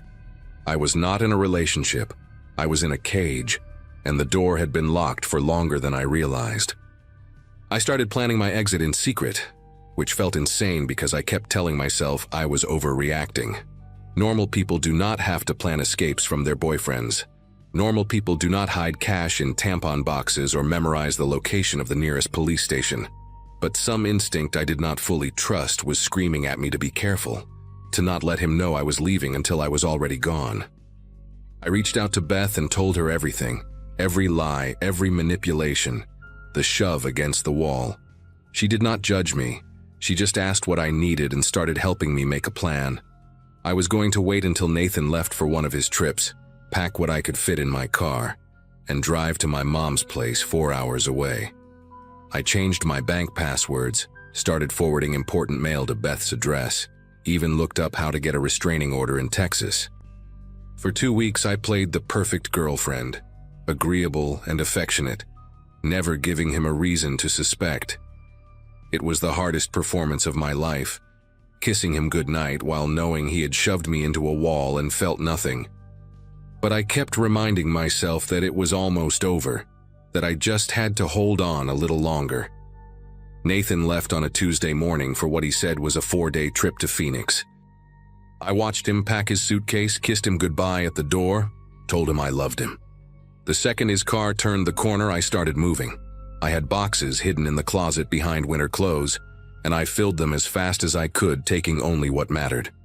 Photos of my dad, important documents, enough clothes to last a few weeks. I left behind jewelry he had given me, furniture we had picked out together, anything that might make him think I was coming back. Beth met me at the apartment and helped me load everything into my car. The whole process took less than 2 hours, but it felt like days. I kept expecting to hear his key in the lock, kept imagining what he would do if he walked in and found me halfway out the door. When I finally drove away from that apartment complex, I cried so hard I had to pull over twice. Not because I missed him, but because I realized how close I had come to disappearing completely. The person I was before Nathan felt like a stranger, someone I had abandoned without even noticing.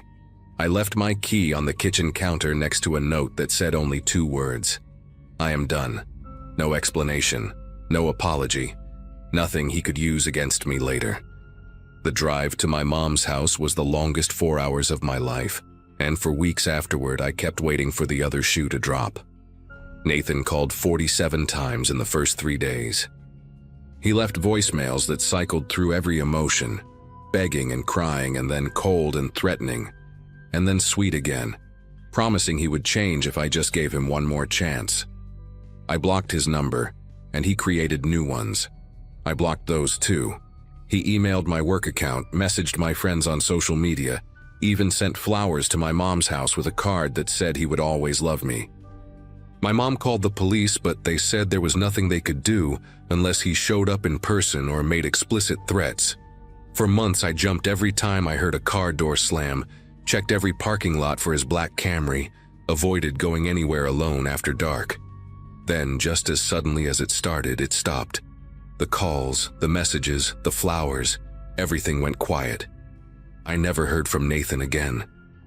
I do not know if he found a new target, got arrested for something else, or simply decided I was not worth the effort.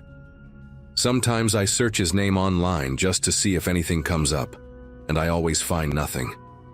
It is like he never existed at all, which I guess is fitting because the man I fell in love with never did. I am 30 now, still living near my mom, still flinching at loud noises in quiet rooms. I date sometimes, but I cannot stop looking for the signs, the too perfect attention, the questions that dig a little too deep, the empathy that only shows up when it benefits them. I do not know if I will ever trust anyone the way I trusted him, and maybe that is okay. Maybe surviving someone like Nathan means carrying a piece of that fear forever, like a scar that never fully fades. I just hope whoever reads this recognizes something before it is too late. The warning signs are always there. We just have to stop telling ourselves we are imagining them.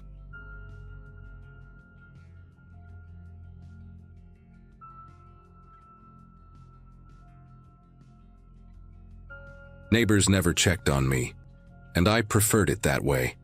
My house sat at the end of Birchwood Lane in a quiet suburb outside of Cleveland, Ohio, where most folks kept their lawns trimmed and their conversations short. I had graduated from Lakewood High back in 2007, which meant I had spent nearly 2 decades watching people around me build families, careers, connections I never quite understood how to form. My mother passed when I was 11. My father drank himself into an early grave 6 years later, and my older brother Keith overdosed in the bathroom of a gas station somewhere in Michigan before I turned 25. So by the time that particular Wednesday morning in October 2024 arrived, I had been living alone in my childhood home for almost a decade, working remotely as a data entry clerk, ordering groceries online, and speaking to other human beings maybe once or twice a month. The silence of that house had become my entire world, and I had convinced myself that was exactly what I needed. That morning started like any other, with me waking up around 6 to the sound of the furnace kicking on and the familiar creak of the old pipes running through the walls. I made coffee in the same chipped mug I had used since college, scrolled through work emails on my laptop at the kitchen table, and listened to the wind rattle the loose screen on the back porch.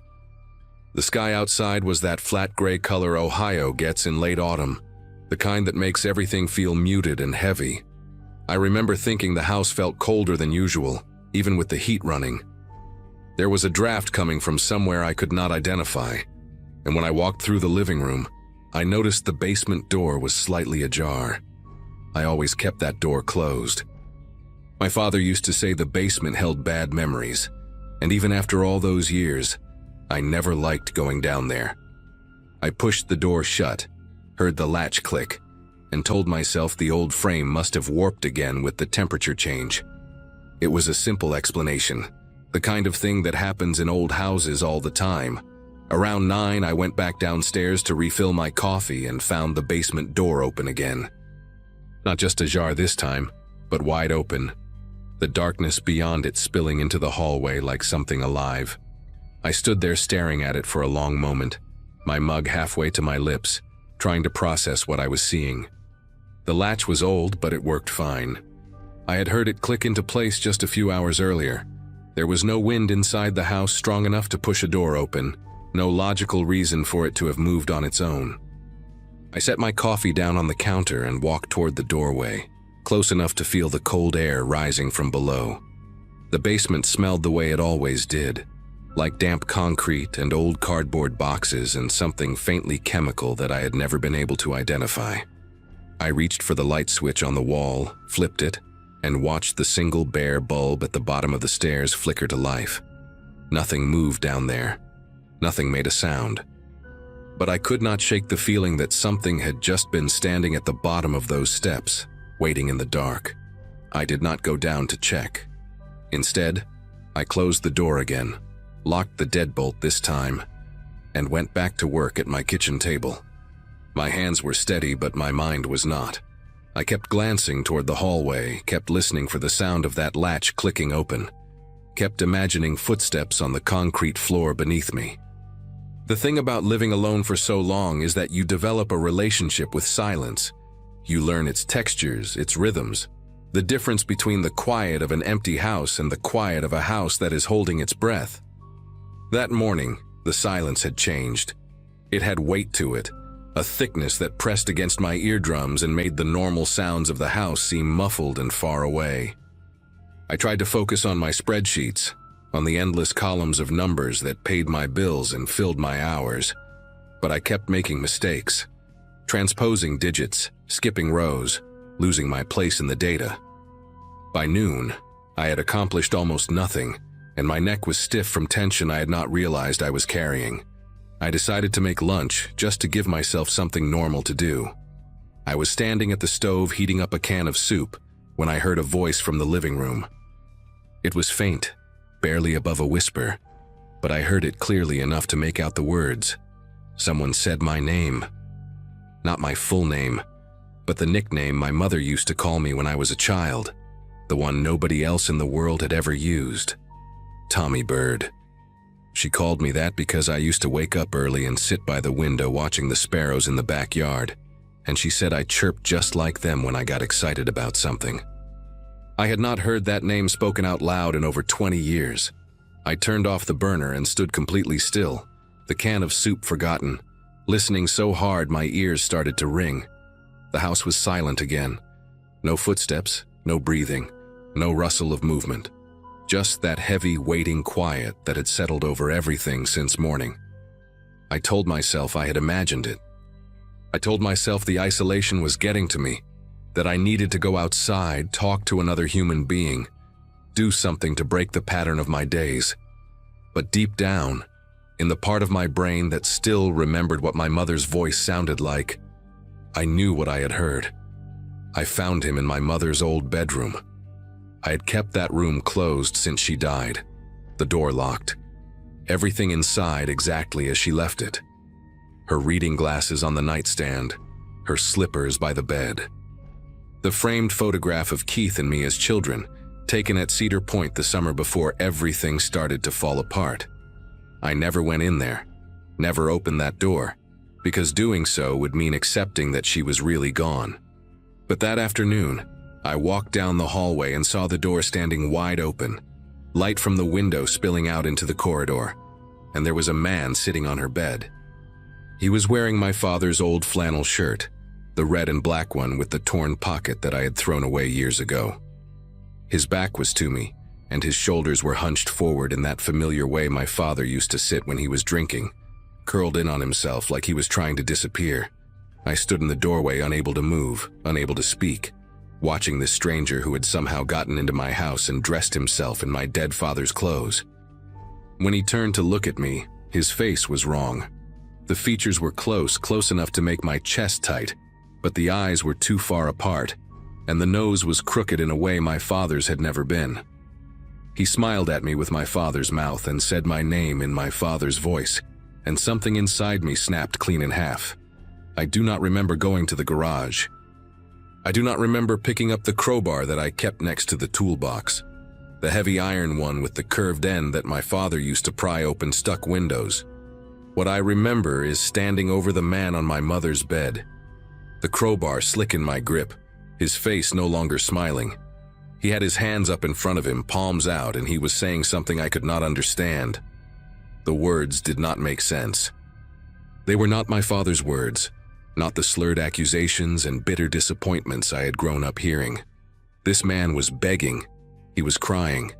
He kept saying a name that was not mine, kept asking for someone called Marcy, kept telling me he was sorry and that he did not mean to scare anyone. But I knew what he was. I knew he had come into my home wearing my dead father's face, trying to trick me, trying to break into the careful order I had built to survive. The first swing caught him across the forearm and I heard the bone crack like a dry branch. The second one hit his shoulder as he tried to roll away from me. By the third, he had stopped begging and started screaming, and by the fourth, he had stopped making any sound at all. The silence afterward was different from any silence I had known before. It was absolute, complete, like the house itself had been holding its breath and finally exhaled. I stood there looking down at what I had done, at the red spreading across my mother's white bedspread, at the shape that no longer looked anything like my father. My arms ached from the effort and my breathing was ragged, but my mind was perfectly clear. I felt calm. I felt in control. The intruder was dead and my home was safe again, and all I needed to do now was clean up the mess before anyone found out what had happened. I wrapped him in the bedspread first, rolling him up like a carpet the way I had seen in movies, and I dragged him down the hallway to the basement door. The stairs were narrow and steep, but I managed, letting gravity do most of the work, listening to the dull thump of his weight against each step. I buried him in the dirt floor at the back of the basement, behind the old furnace where my father used to hide his bottles from my mother. It took me 3 hours to dig a hole deep enough, and by the time I finished, my palms were blistered and my back was screaming. But I did it. I covered him up and tamped down the earth and spread some old boxes over the spot to hide the disturbed soil. Then I went upstairs and started cleaning. I thought it was over. I spent the rest of that evening scrubbing blood from the hardwood floors, washing the walls where splatter had reached, burning the crowbar handle in the backyard fire pit along with my stained clothes. The smell of bleach filled every room in the house, so strong it made my eyes water. But I kept going until there was no trace left of what had happened. I remade my mother's bed with fresh sheets from the linen closet, sheets she had bought years ago and never used, still in their original plastic packaging. I vacuumed the hallway carpet 3 times. I checked every lock, every window, every possible entry point. By midnight, the house was cleaner than it had been in years, and I sat down at the kitchen table with a glass of water and let myself breathe. The man in my mother's room had been an intruder, I told myself. A home invader who had studied my family somehow, learned their faces, their mannerisms, tried to use that knowledge to manipulate me. I had defended myself. I had protected my home. Anyone would have done the same thing in my position. I repeated these words like a prayer until I almost believed them, until the trembling in my hands finally stopped, and I could close my eyes without seeing his face. But she came back the next morning. I woke up just after dawn to the sound of someone humming in the kitchen, a melody I recognized instantly, because my mother used to hum it while she made breakfast. It was an old hymn, something about gathering at the river, and she always hummed it slightly off-key in a way that used to make my father roll his eyes. I lay in bed, listening to that sound, my heart pounding so hard I could feel it in my throat, telling myself it was impossible. The man was dead. I had buried him myself. There was no one else in the house, no one who could know that song or hum it in that particular way. But when I finally gathered the courage to walk down the stairs, I found a woman standing at the stove with her back to me. She was wearing my mother's old blue robe, the one with the worn elbows and the coffee stain on the sleeve. Her hair was gray and thin, pinned up in a loose bun the way my mother used to wear hers. She turned when she heard me on the stairs, and her face was almost right. Almost. The shape of the jaw was too narrow and the wrinkles fell in slightly different patterns, but the eyes were the same pale blue I remembered from my childhood. She smiled at me and asked if I wanted eggs for breakfast, and her voice was so close to my mother's that I had to grab the banister to keep from falling. This time I did not hesitate. I walked past her to the kitchen drawer where I kept a utility knife, the kind with the retractable blade that I used to open packages.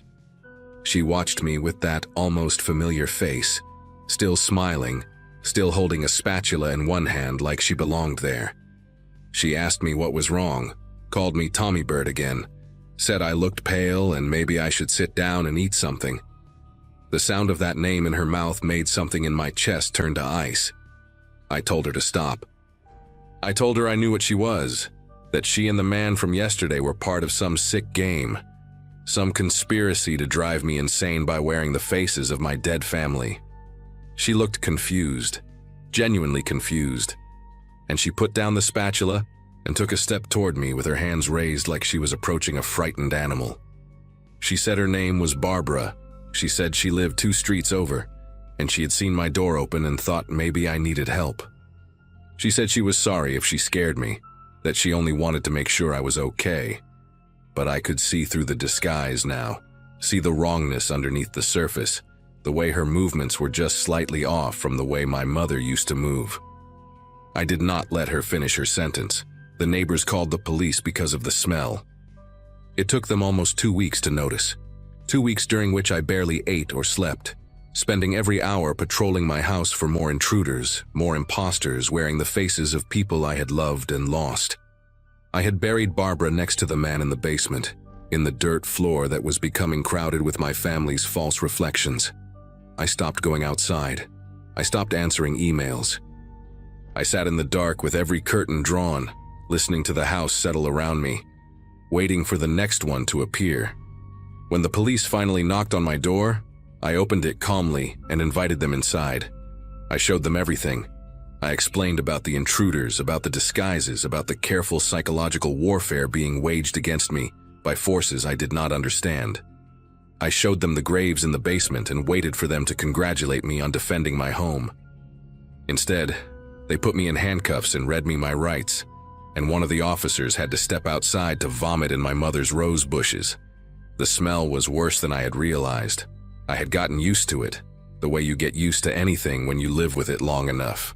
The man I killed was named Raymond Vickers. He was 61 years old, a retired electrician from 2 towns over who suffered from early-onset dementia. His daughter had reported him missing 3 days before I found him in my mother's room. The police think he wandered into my house through the basement door, which had a faulty latch I never bothered to fix. He was not wearing my father's shirt. He was wearing a red flannel he had owned for years, one his wife bought him for Christmas back in 2015. Barbara Ostrowski was 73, a widow who lived alone and spent her mornings walking the neighborhood looking for people to talk to. She had seen my front door standing open and come inside to check on me, the way a kind person does when they worry about their neighbors. She was not wearing my mother's robe. She was wearing her own blue housecoat, the one her granddaughter gave her for her birthday. I learned all of this during the trial, sitting in a courtroom while lawyers showed photographs and read statements, and tried to explain to a jury why 2 innocent people were buried in my basement. I wanted to tell them they were wrong, that Raymond and Barbara were imposters sent to torment me, but my attorney advised me to stay quiet and let the psychiatrists do the talking. I am writing this from a room with a locked door and a small window that looks out onto a concrete courtyard. The doctors here have given my condition a name, something long and clinical that I cannot remember how to spell. They say I constructed an elaborate delusion to justify acts of violence that came from somewhere deep inside me, somewhere I never knew existed. They say the isolation broke something in my brain, or maybe revealed something that was always broken.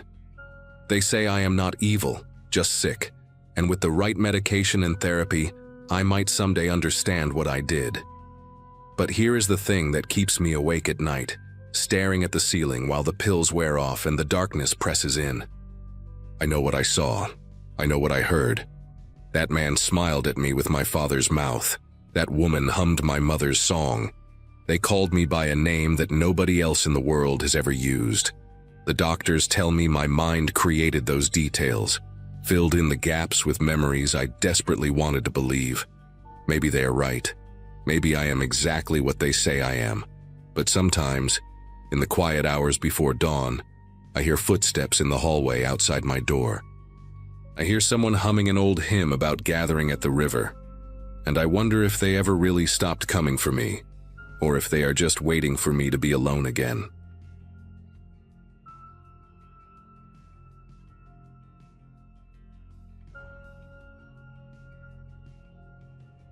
Nobody tells you how much of your dignity you lose when you become a patient. I had been dealing with lupus for about 6 years by the time they transferred me to St. Matthias Regional in late October 2017. My rheumatologist back home in Tennessee had done her best, but my kidneys were starting to show signs of involvement, and she wanted me under the care of someone who specialized in autoimmune nephrology. The name Dr. Wesley Pratt came up almost immediately. The man had published dozens of papers, trained at Johns Hopkins, and had this reputation that made nurses speak about him in hushed, reverent tones. When I found out I was being assigned to his care, I remember feeling relieved. My mom called crying happy tears. We thought I had won some kind of lottery. I was 34, scared out of my mind about what was happening to my body, and I genuinely believed this man was going to save me. The first week, everything seemed perfect. He was attentive, thorough, asked questions nobody had ever thought to ask. I told my husband Greg on the phone that I finally felt like I was in good hands. The shift happened so gradually that I almost missed it. Around the second week of my stay, I started noticing small things. My evening medication, which I had been taking at 8 for years, kept arriving late. Sometimes 9, sometimes closer to 10. When I mentioned it to the nurses, they just said Dr. Pratt had adjusted the schedule. Fine, I thought. He knows best. But then my prednisone dosage changed without anyone telling me. I only realized because the pills looked different, smaller than usual. I asked about it during rounds, and Dr. Pratt gave me this patient smile and said they were trying a new protocol, that I should trust the process. His tone was calm, almost fatherly, but something in his eyes made me uncomfortable. Not cruel exactly, more like distant, clinical in a way that felt too detached. The other patients in my ward, mostly women around my age dealing with similar conditions, seemed to adore him. Janet, the woman in the room next to mine, called him a godsend. But I started keeping a little notebook by my bed. Dates, times, what pills I received, how I felt after. I told myself I was being paranoid. I really wanted to believe that. The third week is when Janet got worse. She had been doing well, or at least that is what everyone kept saying. Her color was good. She was walking the halls with me in the afternoons, talking about her grandkids back in Georgia. Then one morning I woke up to commotion outside my room. Nurses rushing past, that urgent but controlled pace they use when something is really wrong. Janet had crashed overnight. Kidney failure, they said. Acute and sudden. I remember standing in my doorway watching them wheel her to the ICU, and Dr. Pratt was right there, his face grave and concerned, speaking softly to her daughter who had arrived in a panic. He looked like a man who genuinely cared. But later that day, when he came to check on me, I noticed something that made my chest tight. He asked how I was feeling, the usual questions, but then he paused and looked at my notebook on the bedside table. Just for a second. His expression did not change, but he asked what I was writing. I said it was just a journal, personal stuff to pass the time. He nodded and smiled, said that was healthy, keeping the mind active. But when he left, I noticed my notebook had been moved slightly. The pen was on the wrong side. I started paying closer attention to everything after that. The ward had about 12 patients, all women, all dealing with chronic autoimmune conditions. Most of us were long-term, weeks or months of treatment. I began talking to the others more, casual conversations in the common room or during our slow shuffles down the corridor. What I found out made me uneasy. Donna, a 46-year-old with scleroderma, told me her symptoms had gotten mysteriously worse since arriving, despite the aggressive treatment plan. She was losing weight, could not keep food down, and nobody could explain why. Yolanda, who had been there the longest, almost 3 months, said she had filed a complaint early on about her medication being inconsistent, but nothing ever came of it. When I asked if she had talked to Dr. Pratt about it, she just shrugged and said he always had an explanation. He always had data to back it up, charts and numbers and test results that made you feel stupid for questioning him. The man had an answer for everything, delivered with that same patient, almost paternal tone. I started to wonder if the answers were actually true, or if we were all just too sick and too scared to push back. My own body started betraying me around day 19. I woke up with joint pain so severe I could barely move my fingers. This was not normal for me, not even during my worst flares back home. My face was puffy, my ankles swollen, and when I urinated, there was a dark tint that scared me. I pressed the call button and waited, and waited. It took almost 40 minutes for someone to come, a young nurse named Brooke, who looked genuinely apologetic. She said they were short-staffed, took my vitals, and promised to page Dr. Pratt.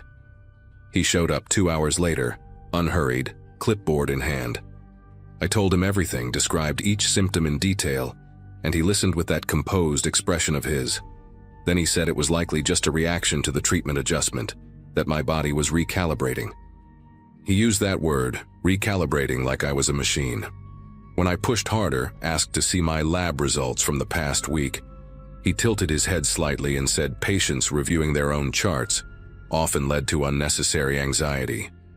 He recommended I focus on rest and trust the process. That phrase again, trust the process. I wanted to scream at him, but I was too weak and too afraid of being labeled difficult. In hospitals, being difficult can get you dismissed or ignored, and I knew I could not afford that. That night, I could not sleep. I kept thinking about Janet in the ICU, about Donna losing weight she could not afford to lose, about Yolanda filing complaints that went nowhere. Around 2 in the morning, I got out of bed and walked to the nurse's station. The ward was quiet, that strange hospital quiet where machines hum and fluorescent lights buzz, and everything feels suspended.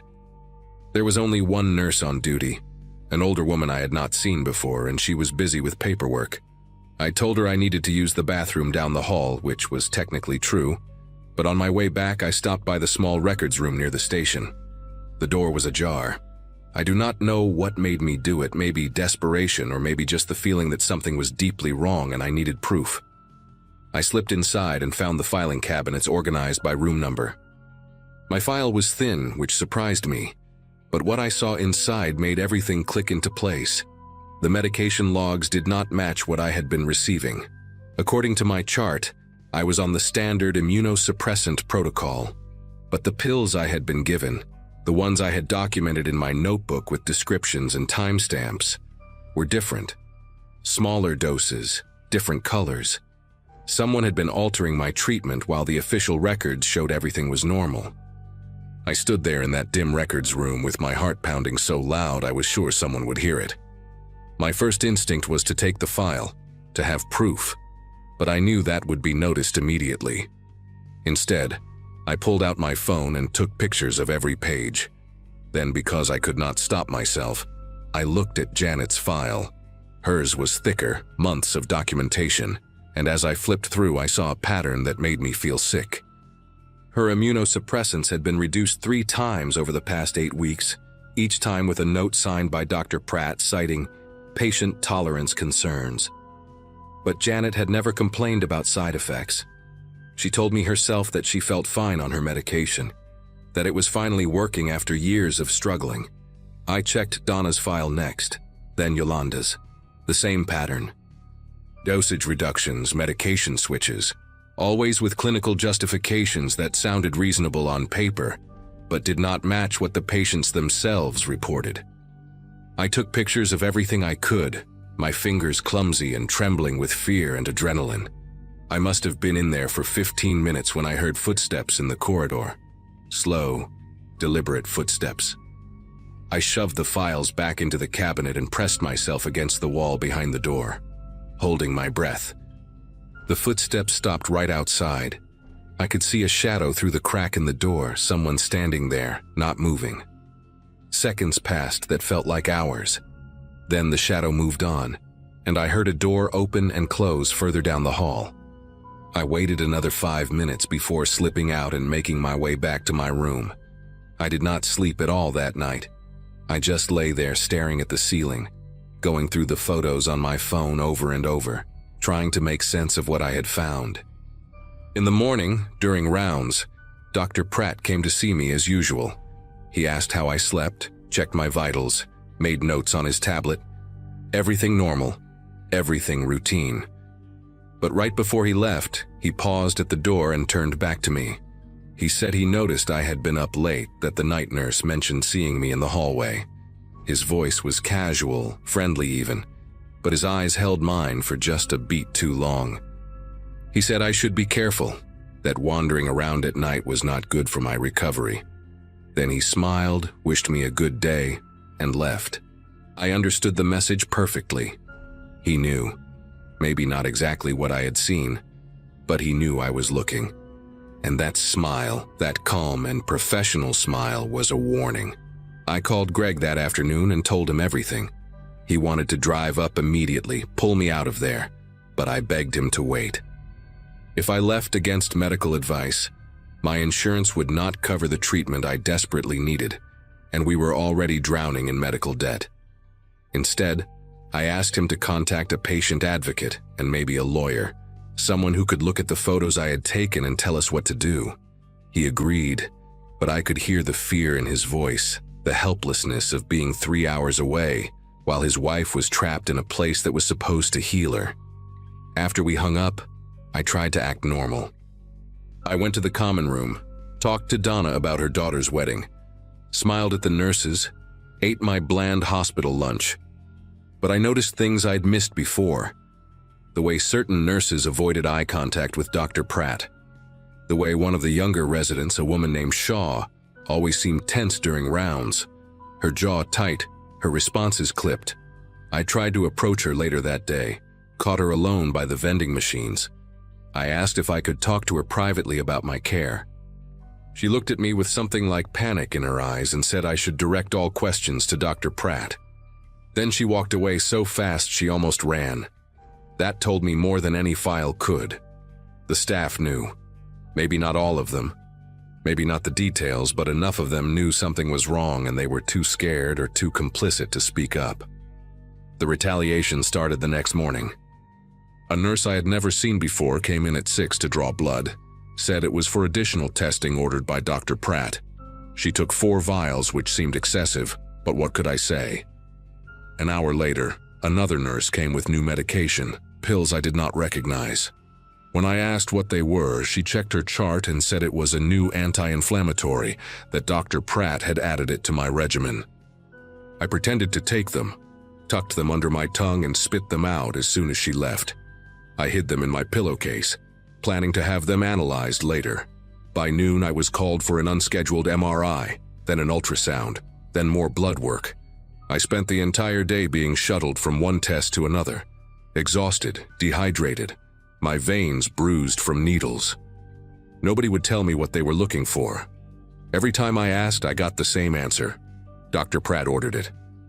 By evening, I was too weak to eat. I just lay in my bed watching the door, flinching every time someone walked past. Greg texted to say the lawyer wanted to see the photos but needed more context. I started typing out everything I knew, every suspicion, every piece of evidence. But my vision was blurring and my fingers would not cooperate. Something was wrong with me, worse than before, and I knew it was not my lupus. It was him. He was doing something to me, and I could not prove it fast enough.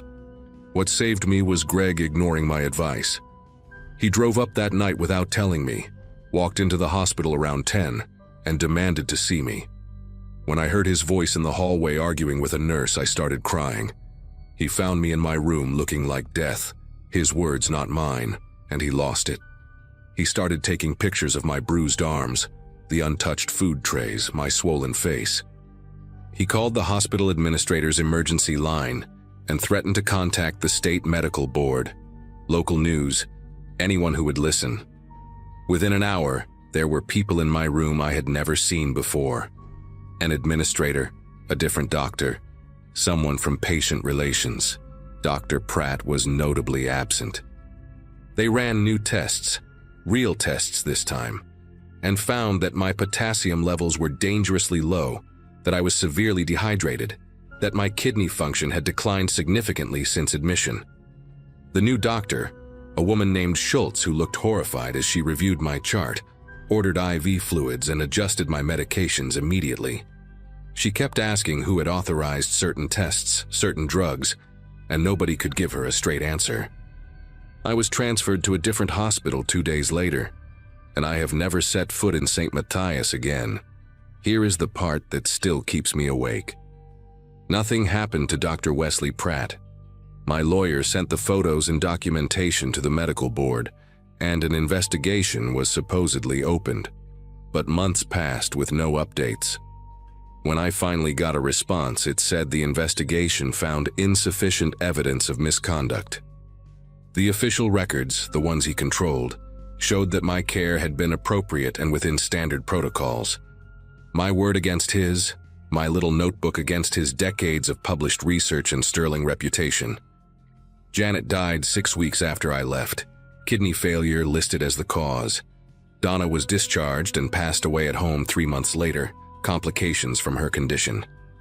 Yolanda, I never heard from again. I looked up Dr. Pratt last year just to see. He is still practicing, still publishing papers, still receiving awards. His photo on the hospital website shows him smiling, that same calm, patient smile, surrounded by grateful testimonials from patients who credit him with saving their lives. And maybe he did save some of them. Maybe that is what makes it so terrifying. He gets to choose. He sits in that white coat, behind that clipboard, and he decides who gets better and who does not. I cannot explain why he targeted us, what he got out of watching us deteriorate under his care. Control, maybe. Curiosity. The thrill of holding life in his hands and squeezing just to see what happens. I do not know. All I know is that I got out because my husband made noise, because he refused to be polite about it. And I think about all the patients who do not have someone like that, who are alone and scared and trusting the process like they are told. I think about them more than I should.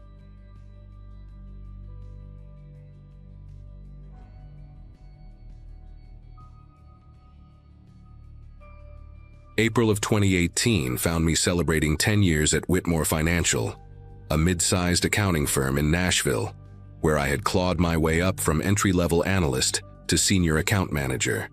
My daughter had just turned 7 that spring, and my wife and I were finally talking about buying a bigger house now that the student loans were paid off. Life felt stable in a way it never had before. I remember thinking I had figured out the formula. Show up early, leave late, keep your head down, do good work, and the company would take care of you. The corner office on the 4th floor had my name written all over it, at least in my mind. I had earned the trust of 3 different supervisors over the decade, survived 2 rounds of layoffs, and built a reputation as the guy who could fix any account that went sideways. That version of me seems almost naive now, like watching home videos of someone who has no idea what is coming. Our department head, a gruff but fair man named Phil Buckner who had mentored me since my 2nd year, announced his early retirement at the end of March. Heart problems, he said, though I suspected his wife had finally convinced him that 60-hour weeks were not worth the corner office. The company brought in his replacement within 2 weeks, a woman named Vanessa Cole, who came with glowing recommendations from a competitor firm in Atlanta. She was maybe 40, always impeccably dressed, with this calm and measured way of speaking that made everything sound reasonable. During her first week, she made a point of meeting with each team member individually, asking about our goals, our families, our concerns about the department. I walked out of that meeting feeling optimistic. She had listened intently, taken notes, asked follow-up questions about my daughter. It felt like the kind of leadership transition that might actually improve things. I had no way of knowing that our conversation had been a reconnaissance mission, that she was mapping out exactly which pressure points would work best when the time came to dismantle everything I had built. The first incident happened about 3 weeks into her tenure, small enough that I almost dismissed it entirely. I had been working on the Pemberton account, a difficult client who required constant hand-holding and precise documentation. Vanessa had sent me an email on a Tuesday asking for a status update by end of week, which I delivered Thursday afternoon, a full day early. The following Monday, during our team meeting, she mentioned casually that she was concerned about the Pemberton timeline, noting that she had requested the update by Wednesday, and it had arrived late. I opened my mouth to correct her, but she had already moved on to the next agenda item, her tone light and unbothered. After the meeting, I checked my email to confirm the original deadline. Friday. She had clearly written Friday. I almost forwarded it to her as a polite correction, but something made me hesitate.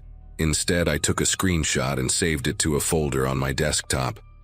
It felt paranoid at the time, like I was overreacting to a simple miscommunication. That folder would grow thick with screenshots over the coming months. 2 weeks later, I was called into a meeting with Vanessa and the HR representative, a nervous young man named Jerome who kept adjusting his glasses. Vanessa explained, with genuine-sounding concern in her voice, that a coworker had reported feeling uncomfortable with some comments I had allegedly made about workload distribution.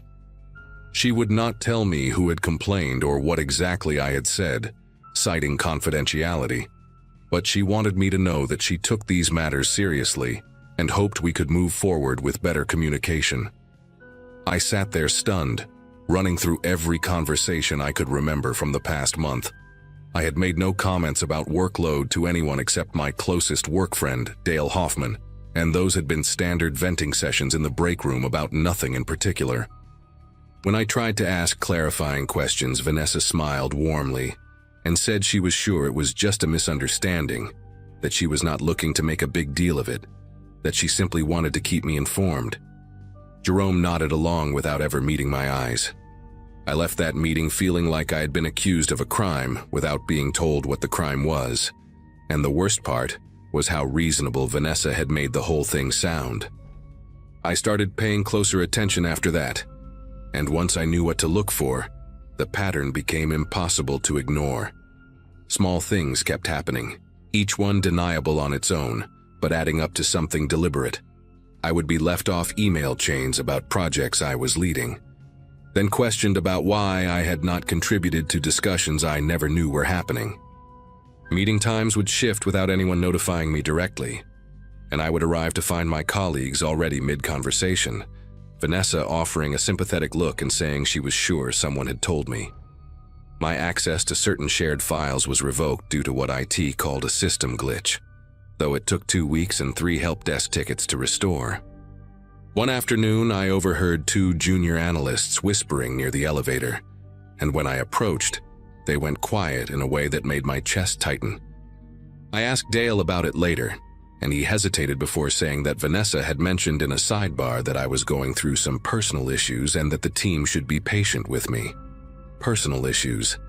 I had never told her anything about personal issues because there were none to tell. She was inventing a version of me and distributing it like a memo. The isolation was the hardest part to explain to my wife, Colleen. I mean, not Colleen. Her name is Laura. Sorry, I get mixed up sometimes even now when I think about that period. I would come home and try to describe what was happening, but it sounded paranoid even to my own ears. My boss changed a deadline and then said she did not. A coworker filed a vague complaint that nobody will explain. These were not the kinds of problems that translated well over dinner. Laura would listen patiently, suggest that maybe Vanessa was just disorganized. Maybe there had been genuine miscommunication. Maybe I should give it more time. And part of me wanted to believe that, wanted to accept the simpler explanation.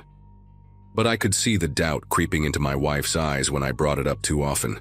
The way she would change the subject to our daughter's school play or the leak in the basement. I started keeping things to myself, partly because I did not want to sound crazy, and partly because I was starting to wonder if maybe I was. That is what this kind of thing does to you. It makes you question your own memory, your own perception, your own sanity. And looking back, I think that was exactly the point. By June, I had assembled a folder with over 40 screenshots, saved emails, and time-stamped notes documenting every incident I could catch. I felt like a detective building a case, except the case was my own professional survival. Dale was the only person at work I trusted enough to confide in, and one Thursday after everyone else had left, I showed him the folder. His face went through several expressions as he scrolled through the evidence. Confusion, then recognition, then something that looked a lot like fear. He admitted that he had noticed some of the same patterns, that Vanessa had asked him pointed questions about my work habits and my attitude, questions that seemed designed to elicit negative responses. But he also told me something that made my throat go dry. Vanessa had already spoken to him privately about her concerns regarding my performance, framing it as a confidential discussion about how to support a struggling colleague.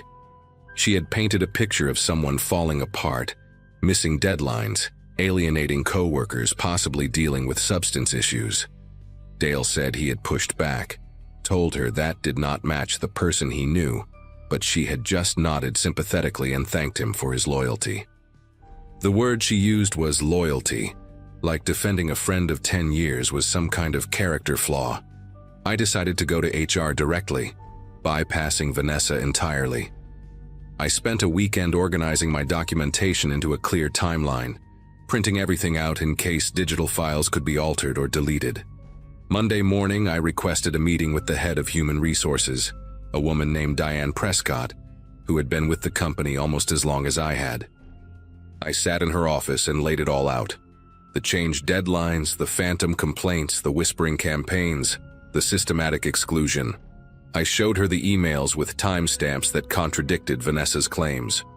I kept my voice steady even though my heart was pounding against my ribs like it wanted to escape. Diane listened without interrupting, her expression unreadable, occasionally making notes on a yellow legal pad. When I finished, she thanked me for bringing this to her attention and said she would look into it. There was something in her tone, though, a careful neutrality that felt rehearsed. As I stood to leave, she asked me one question that I still remember word for word. She asked if I had been feeling overwhelmed lately, if everything was okay at home. I realized then, standing in that doorway, that Vanessa had already been there. Whatever story she had told, it had arrived before me and laid the groundwork. I was not reporting a problem. I was confirming a diagnosis. The next 2 weeks were the longest of my life. Diane never followed up with me directly, but I noticed changes in how people behaved around the office. Conversations would stop when I approached the coffee machine. Colleagues who had known me for years suddenly had somewhere else to be when I tried to chat. Even Dale started keeping his distance, and when I finally cornered him in the parking garage, he looked genuinely scared. He told me that Vanessa had called a private meeting with the team while I was out at a client site. She had expressed deep concern about my mental state, mentioned that HR was aware of the situation, and asked everyone to document any unusual behavior they observed. She framed it as looking out for me, protecting me, making sure I got the help I needed. Dale said a few people had pushed back, asked what specifically was wrong, but Vanessa had demurred, citing privacy. The genius of it was almost beautiful in a horrible way. She never had to accuse me of anything concrete. She just created an atmosphere where everyone was watching, waiting for me to slip, interpreting every normal action through the lens of someone who was supposedly unraveling. I could feel their eyes on me in meetings, tracking my reactions, noting when I seemed frustrated or tired. Being observed like that changes how you move, how you speak, how you breathe. You become a performance of sanity, which somehow makes you feel less sane. I stopped sleeping through the night. I would lie awake running through scenarios, trying to figure out what I had done to make Vanessa target me, whether there was some offense I had committed without realizing. Laura grew more worried, and our conversations became careful in a way they had never been before. She suggested I see someone, a therapist, just to talk things through. I almost laughed at the irony. Vanessa had successfully exported her narrative into my own home. My daughter started asking why Daddy was sad all the time, and I did not have an answer that made sense to a 7-year-old. How do you explain that there is a person at work who is trying to convince everyone you are crazy, and the harder you try to prove you are not, the crazier you look? I started making mistakes for real then, small ones, the kind that come from exhaustion and constant anxiety. A misplaced decimal on a report, a client call I forgot to return. Each one felt like handing Vanessa another piece of ammunition. I was trapped in a machine of her design, and every movement I made only pulled the gears tighter. The worst part was that she remained unfailingly pleasant to my face, always asking how I was doing with that same warm concern, always offering to help if I needed anything. Sometimes I caught myself almost grateful for her kindness, before remembering that she was the one who had made me need it. The breaking point came on a Wednesday in late July, the kind of humid Nashville afternoon where the air feels like a wet blanket. Vanessa called me into her office and closed the door with a soft click that somehow sounded final. She sat across from me with a folder in her hands. My folder, I realized, the performance reviews and incident reports she had been compiling. Her voice was gentle as she explained that several team members had expressed concerns, that HR had documented a pattern of erratic behavior, that upper management felt it might be best for everyone if we discussed a transition plan. She used words like mutual and supportive and fresh start, but what she meant was that I was done. 10 years of my life erased by 3 months of carefully orchestrated destruction.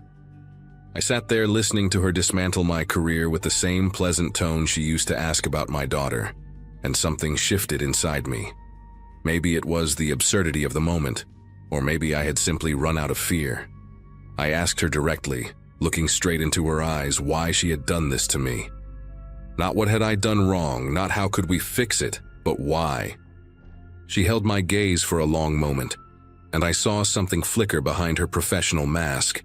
Not guilt, not embarrassment, but something cold and satisfied, like a cat watching a mouse finally stop running. Then she smiled and said she did not understand what I meant, that she had only ever tried to help me, that she hoped I would get the support I clearly needed. It was the most honest dishonesty I had ever witnessed. I did not fight the termination. Part of me wanted to hire a lawyer and expose everything, but I knew how it would look. A disgruntled employee with documented mental health concerns making wild accusations against a well-respected supervisor. The narrative was already written, and I was not the author. I took the severance package and signed the papers that said I would not disparage the company. Laura held me that night while I explained what had happened, and for the first time since this all started, she believed me completely. Maybe because she could finally see the full picture, or maybe because losing my job made the stakes real in a way my paranoid-sounding complaints never had. I spent the next 6 months rebuilding, finding a new position at a smaller firm where nobody knew my name or my supposed history of instability. I still think about Vanessa sometimes, wonder if she has done this before, if she is doing it to someone else right now. I looked her up online once and found a glowing profile in a business magazine, an interview where she talked about the importance of employee wellness and creating supportive work environments. I had to close my laptop and walk away before I put my fist through the screen. What I learned from that experience is something I wish I had never needed to know. That there are people in this world who will destroy you not out of anger or revenge, but simply because they can, because it serves some purpose you will never understand, and they will do it with a smile that makes everyone else think they are the hero of the story.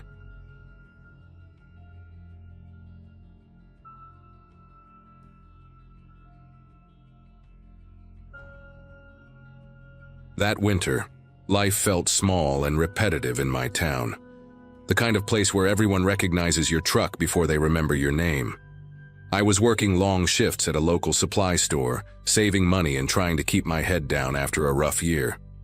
Most days followed the same rhythm. Early mornings, dusty shelves, familiar faces, and the quiet comfort of routine. People here value predictability, and anything that breaks it gets noticed fast.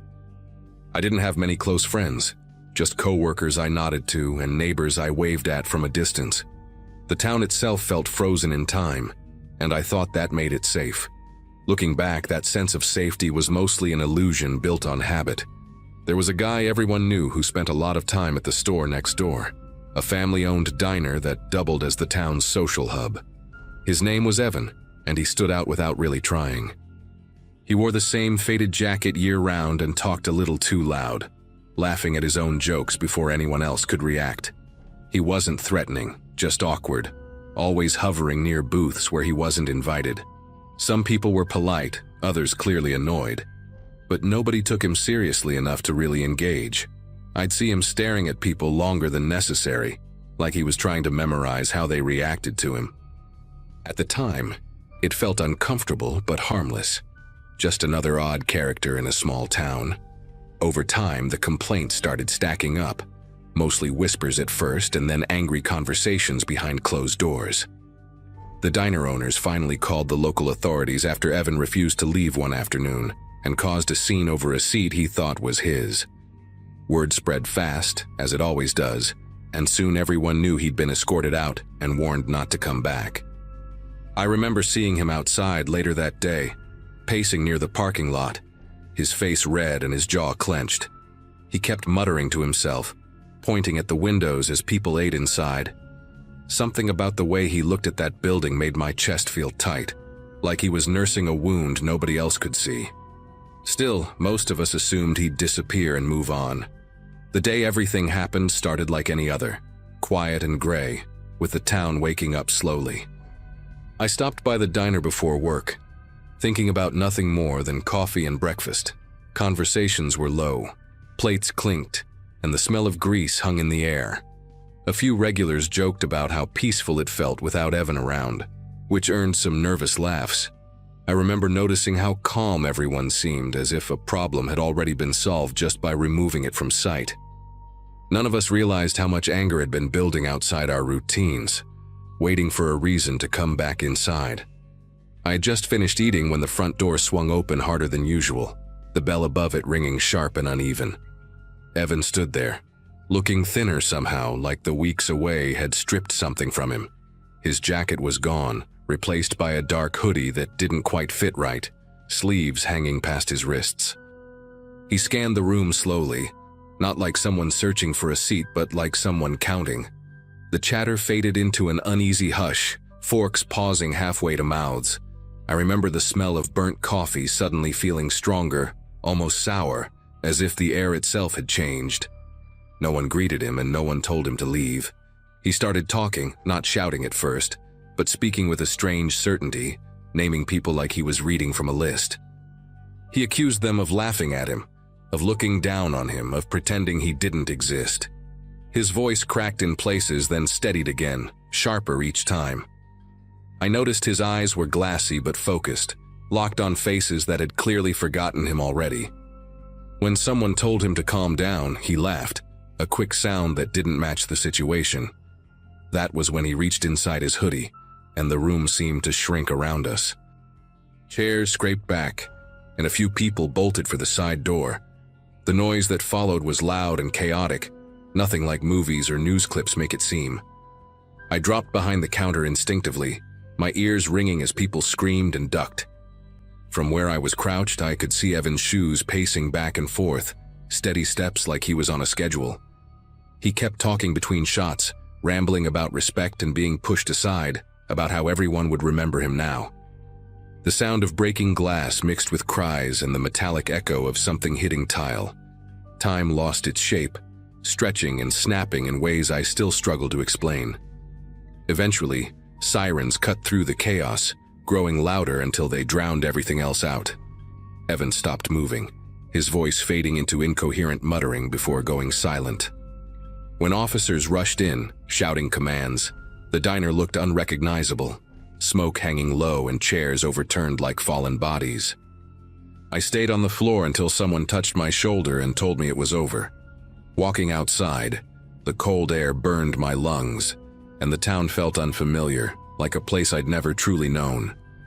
People stood in clusters, crying, staring, trying to make sense of something that had no simple explanation. In the days that followed, the town moved in a strange, muted rhythm, like everyone was afraid of making noise. News vans showed up, then left, and the diner stayed closed with paper taped over the windows. People replayed moments in their heads, wondering which small interaction had mattered more than they thought. I kept remembering Evan standing there, counting faces, as if he'd been building that list for a long time. Sleep didn't come easy, and when it did, it brought fragments of sound and light that snapped me awake. Conversations felt forced, heavy with things nobody knew how to say out loud. It became clear that pretending someone is harmless doesn't make them harmless. Authorities released bits of information slowly, talking about how Evan had been removed after multiple complaints, and how he'd fixated on the idea of being wronged.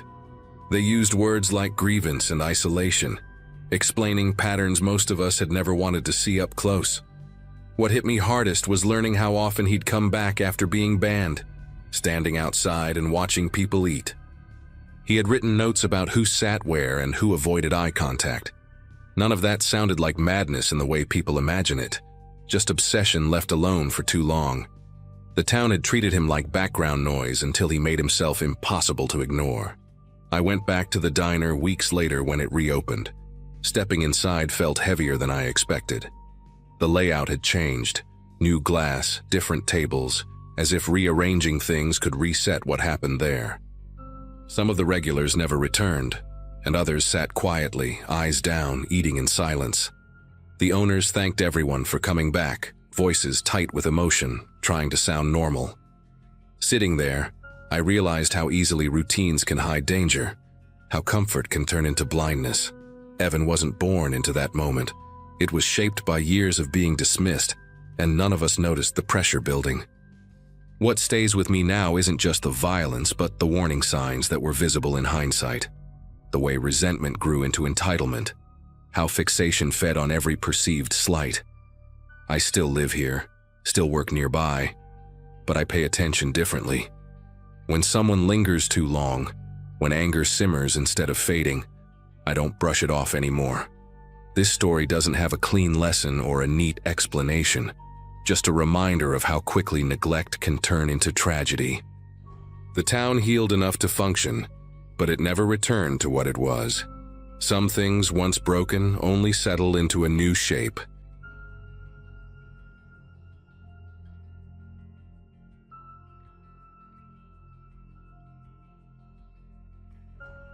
Early that spring, my routine felt stable in the quiet way routines usually do. I worked a standard office job, lived alone in a small apartment, and spent most evenings either cooking or unwinding at the gym a few blocks away. Life wasn't exciting, but it was predictable, and that predictability mattered to me more than I realized at the time. The gym was familiar territory, a place where faces blurred together and conversations stayed light. I kept to myself, nodded at people I recognized, and left without lingering. That's where I met her during one of those forgettable moments that usually disappear from memory. We shared a quick conversation near the water fountain.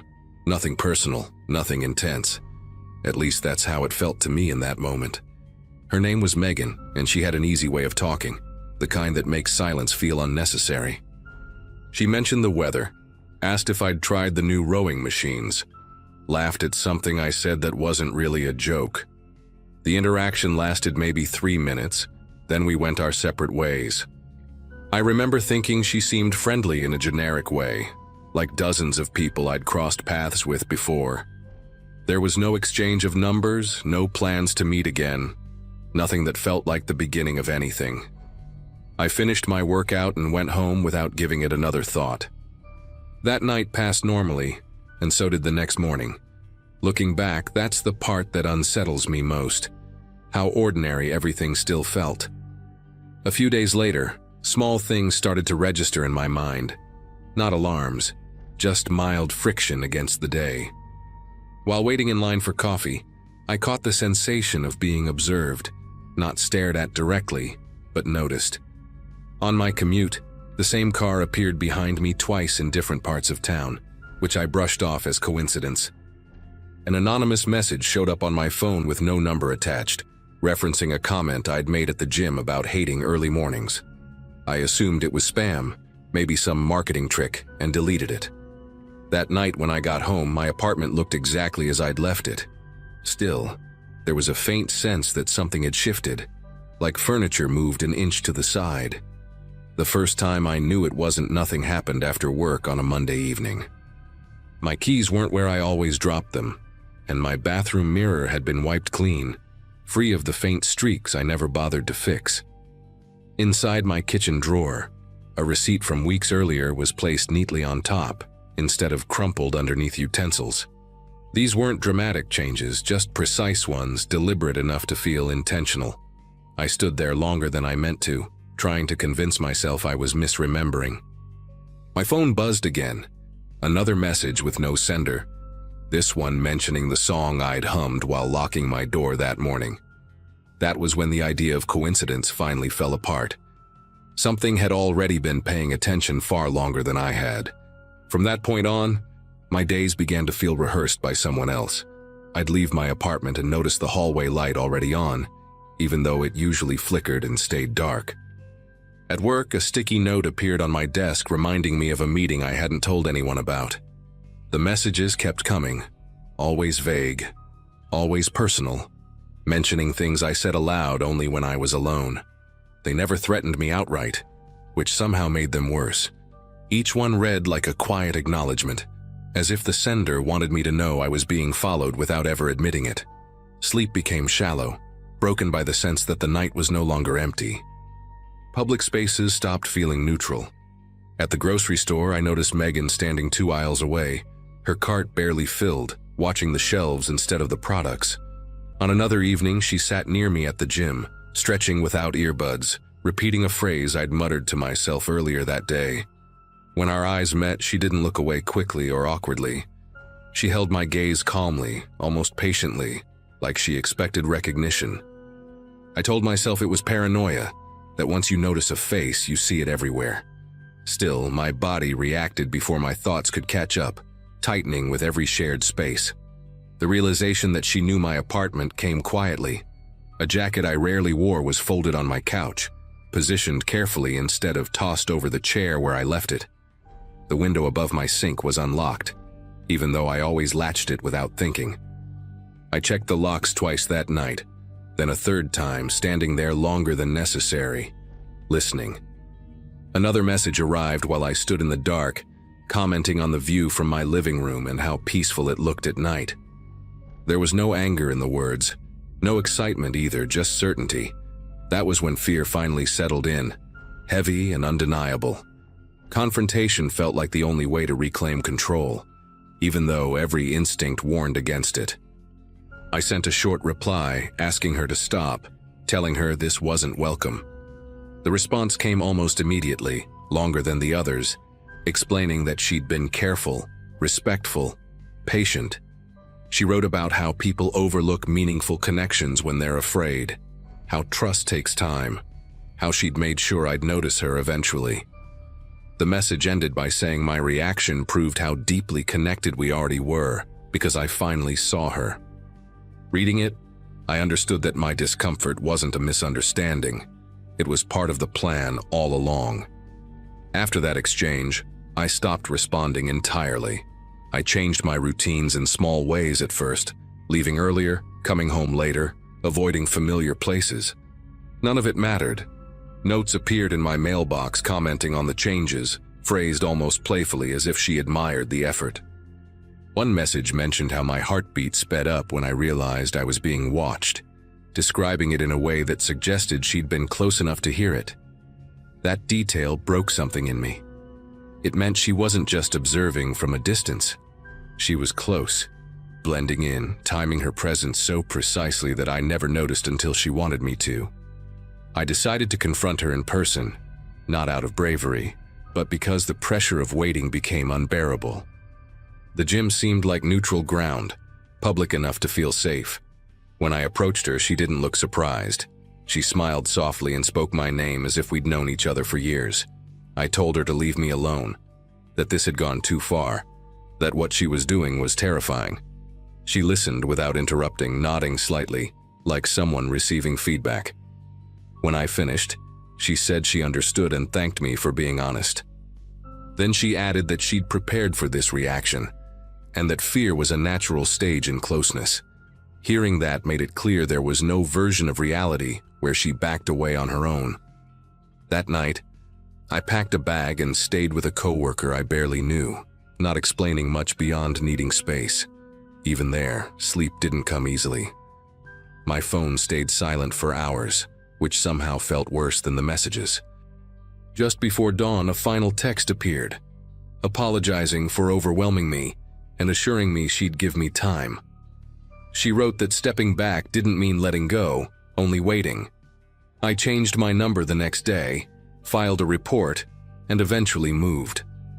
The practical steps helped, even if they didn't erase what had already happened. Years have passed and the messages never returned, at least not directly. Still, certain habits never left me. I double-check locks, notice reflections, catalog small changes in rooms without meaning to. I don't go to gyms anymore, and casual conversations with strangers carry a weight they didn't before. Nothing like that ever happened again, and maybe that's the closest thing to closure I'll get. Whatever she wanted, it stopped. Even now, I can't fully explain how someone threaded themselves into my life so quietly, or how close it came to consuming it. I only know that it ended, and that ending is the reason I can talk about it at all.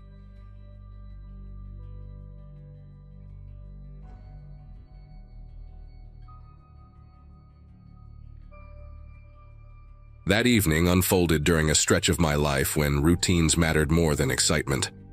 Work had been draining, money tight, and most days followed the same narrow path between my apartment and my job.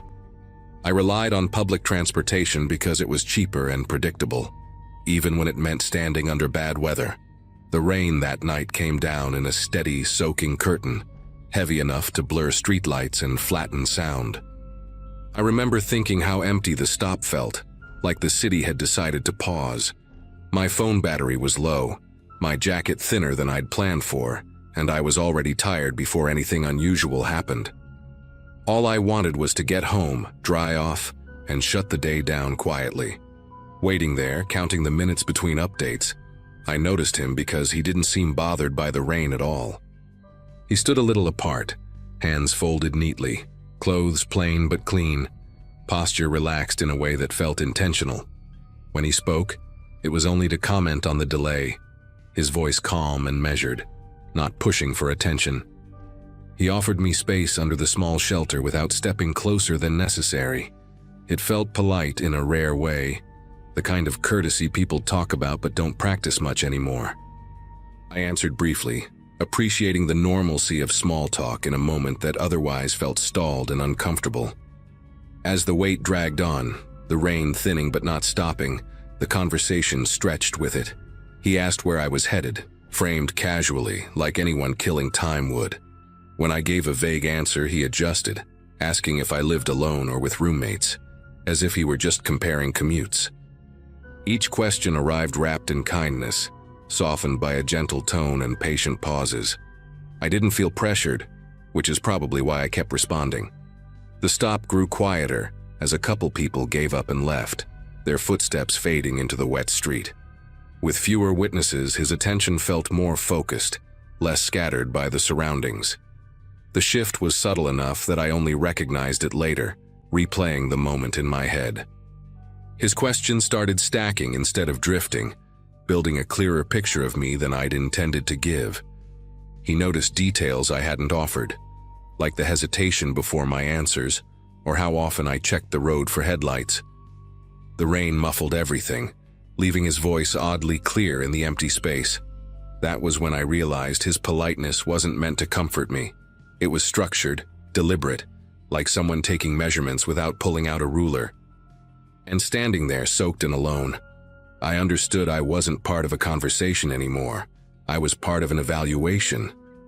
The shelter light flickered once, then steadied, casting a pale reflection on the wet pavement.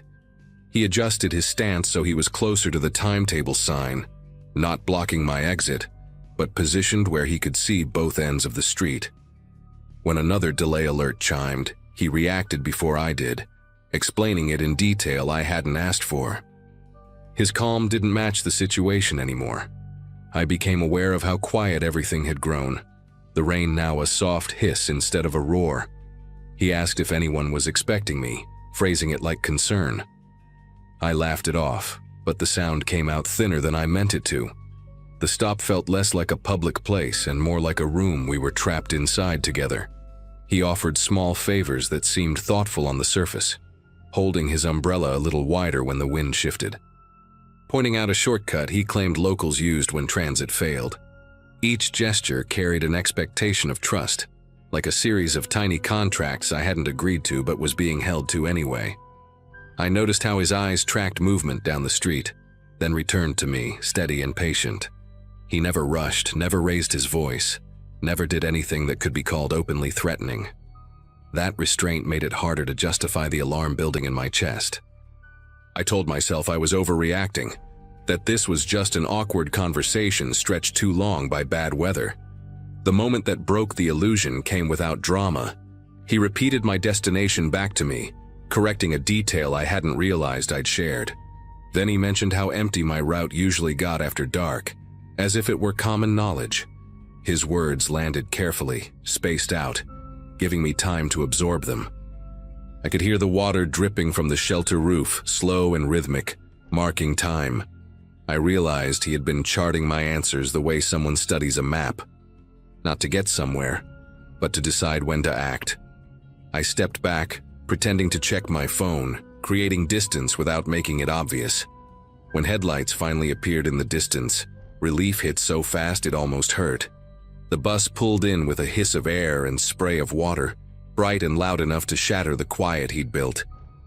I moved toward the door without looking at him again, heart pounding but posture steady. As I climbed aboard, I felt his gaze on my back, patient even now. The doors closed, and through the rain-streaked glass he gave a small nod, like a job left unfinished rather than abandoned. I rode home standing, watching every reflection in the window. That night taught me something I still carry. Calm can be a tool, and kindness can be a way to count exits before choosing one. I got off several stops earlier than usual, choosing a brighter stretch of street with open storefronts. Rain followed me in thin sheets, but the noise of traffic and voices helped ground me. Inside a convenience store, I stood by the drinks cooler longer than necessary, pretending to compare labels. My reflection looked normal, which felt strange considering how alert I was. I watched the door, expecting to see him step in, but he never did. When I finally left, I took a route I'd never used before, looping through blocks that smelled like wet concrete and coffee. The walk home took longer, yet every extra minute felt like insurance.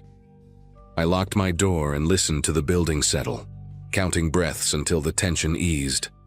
Sleep didn't come easily, and when it did, it came in fragments.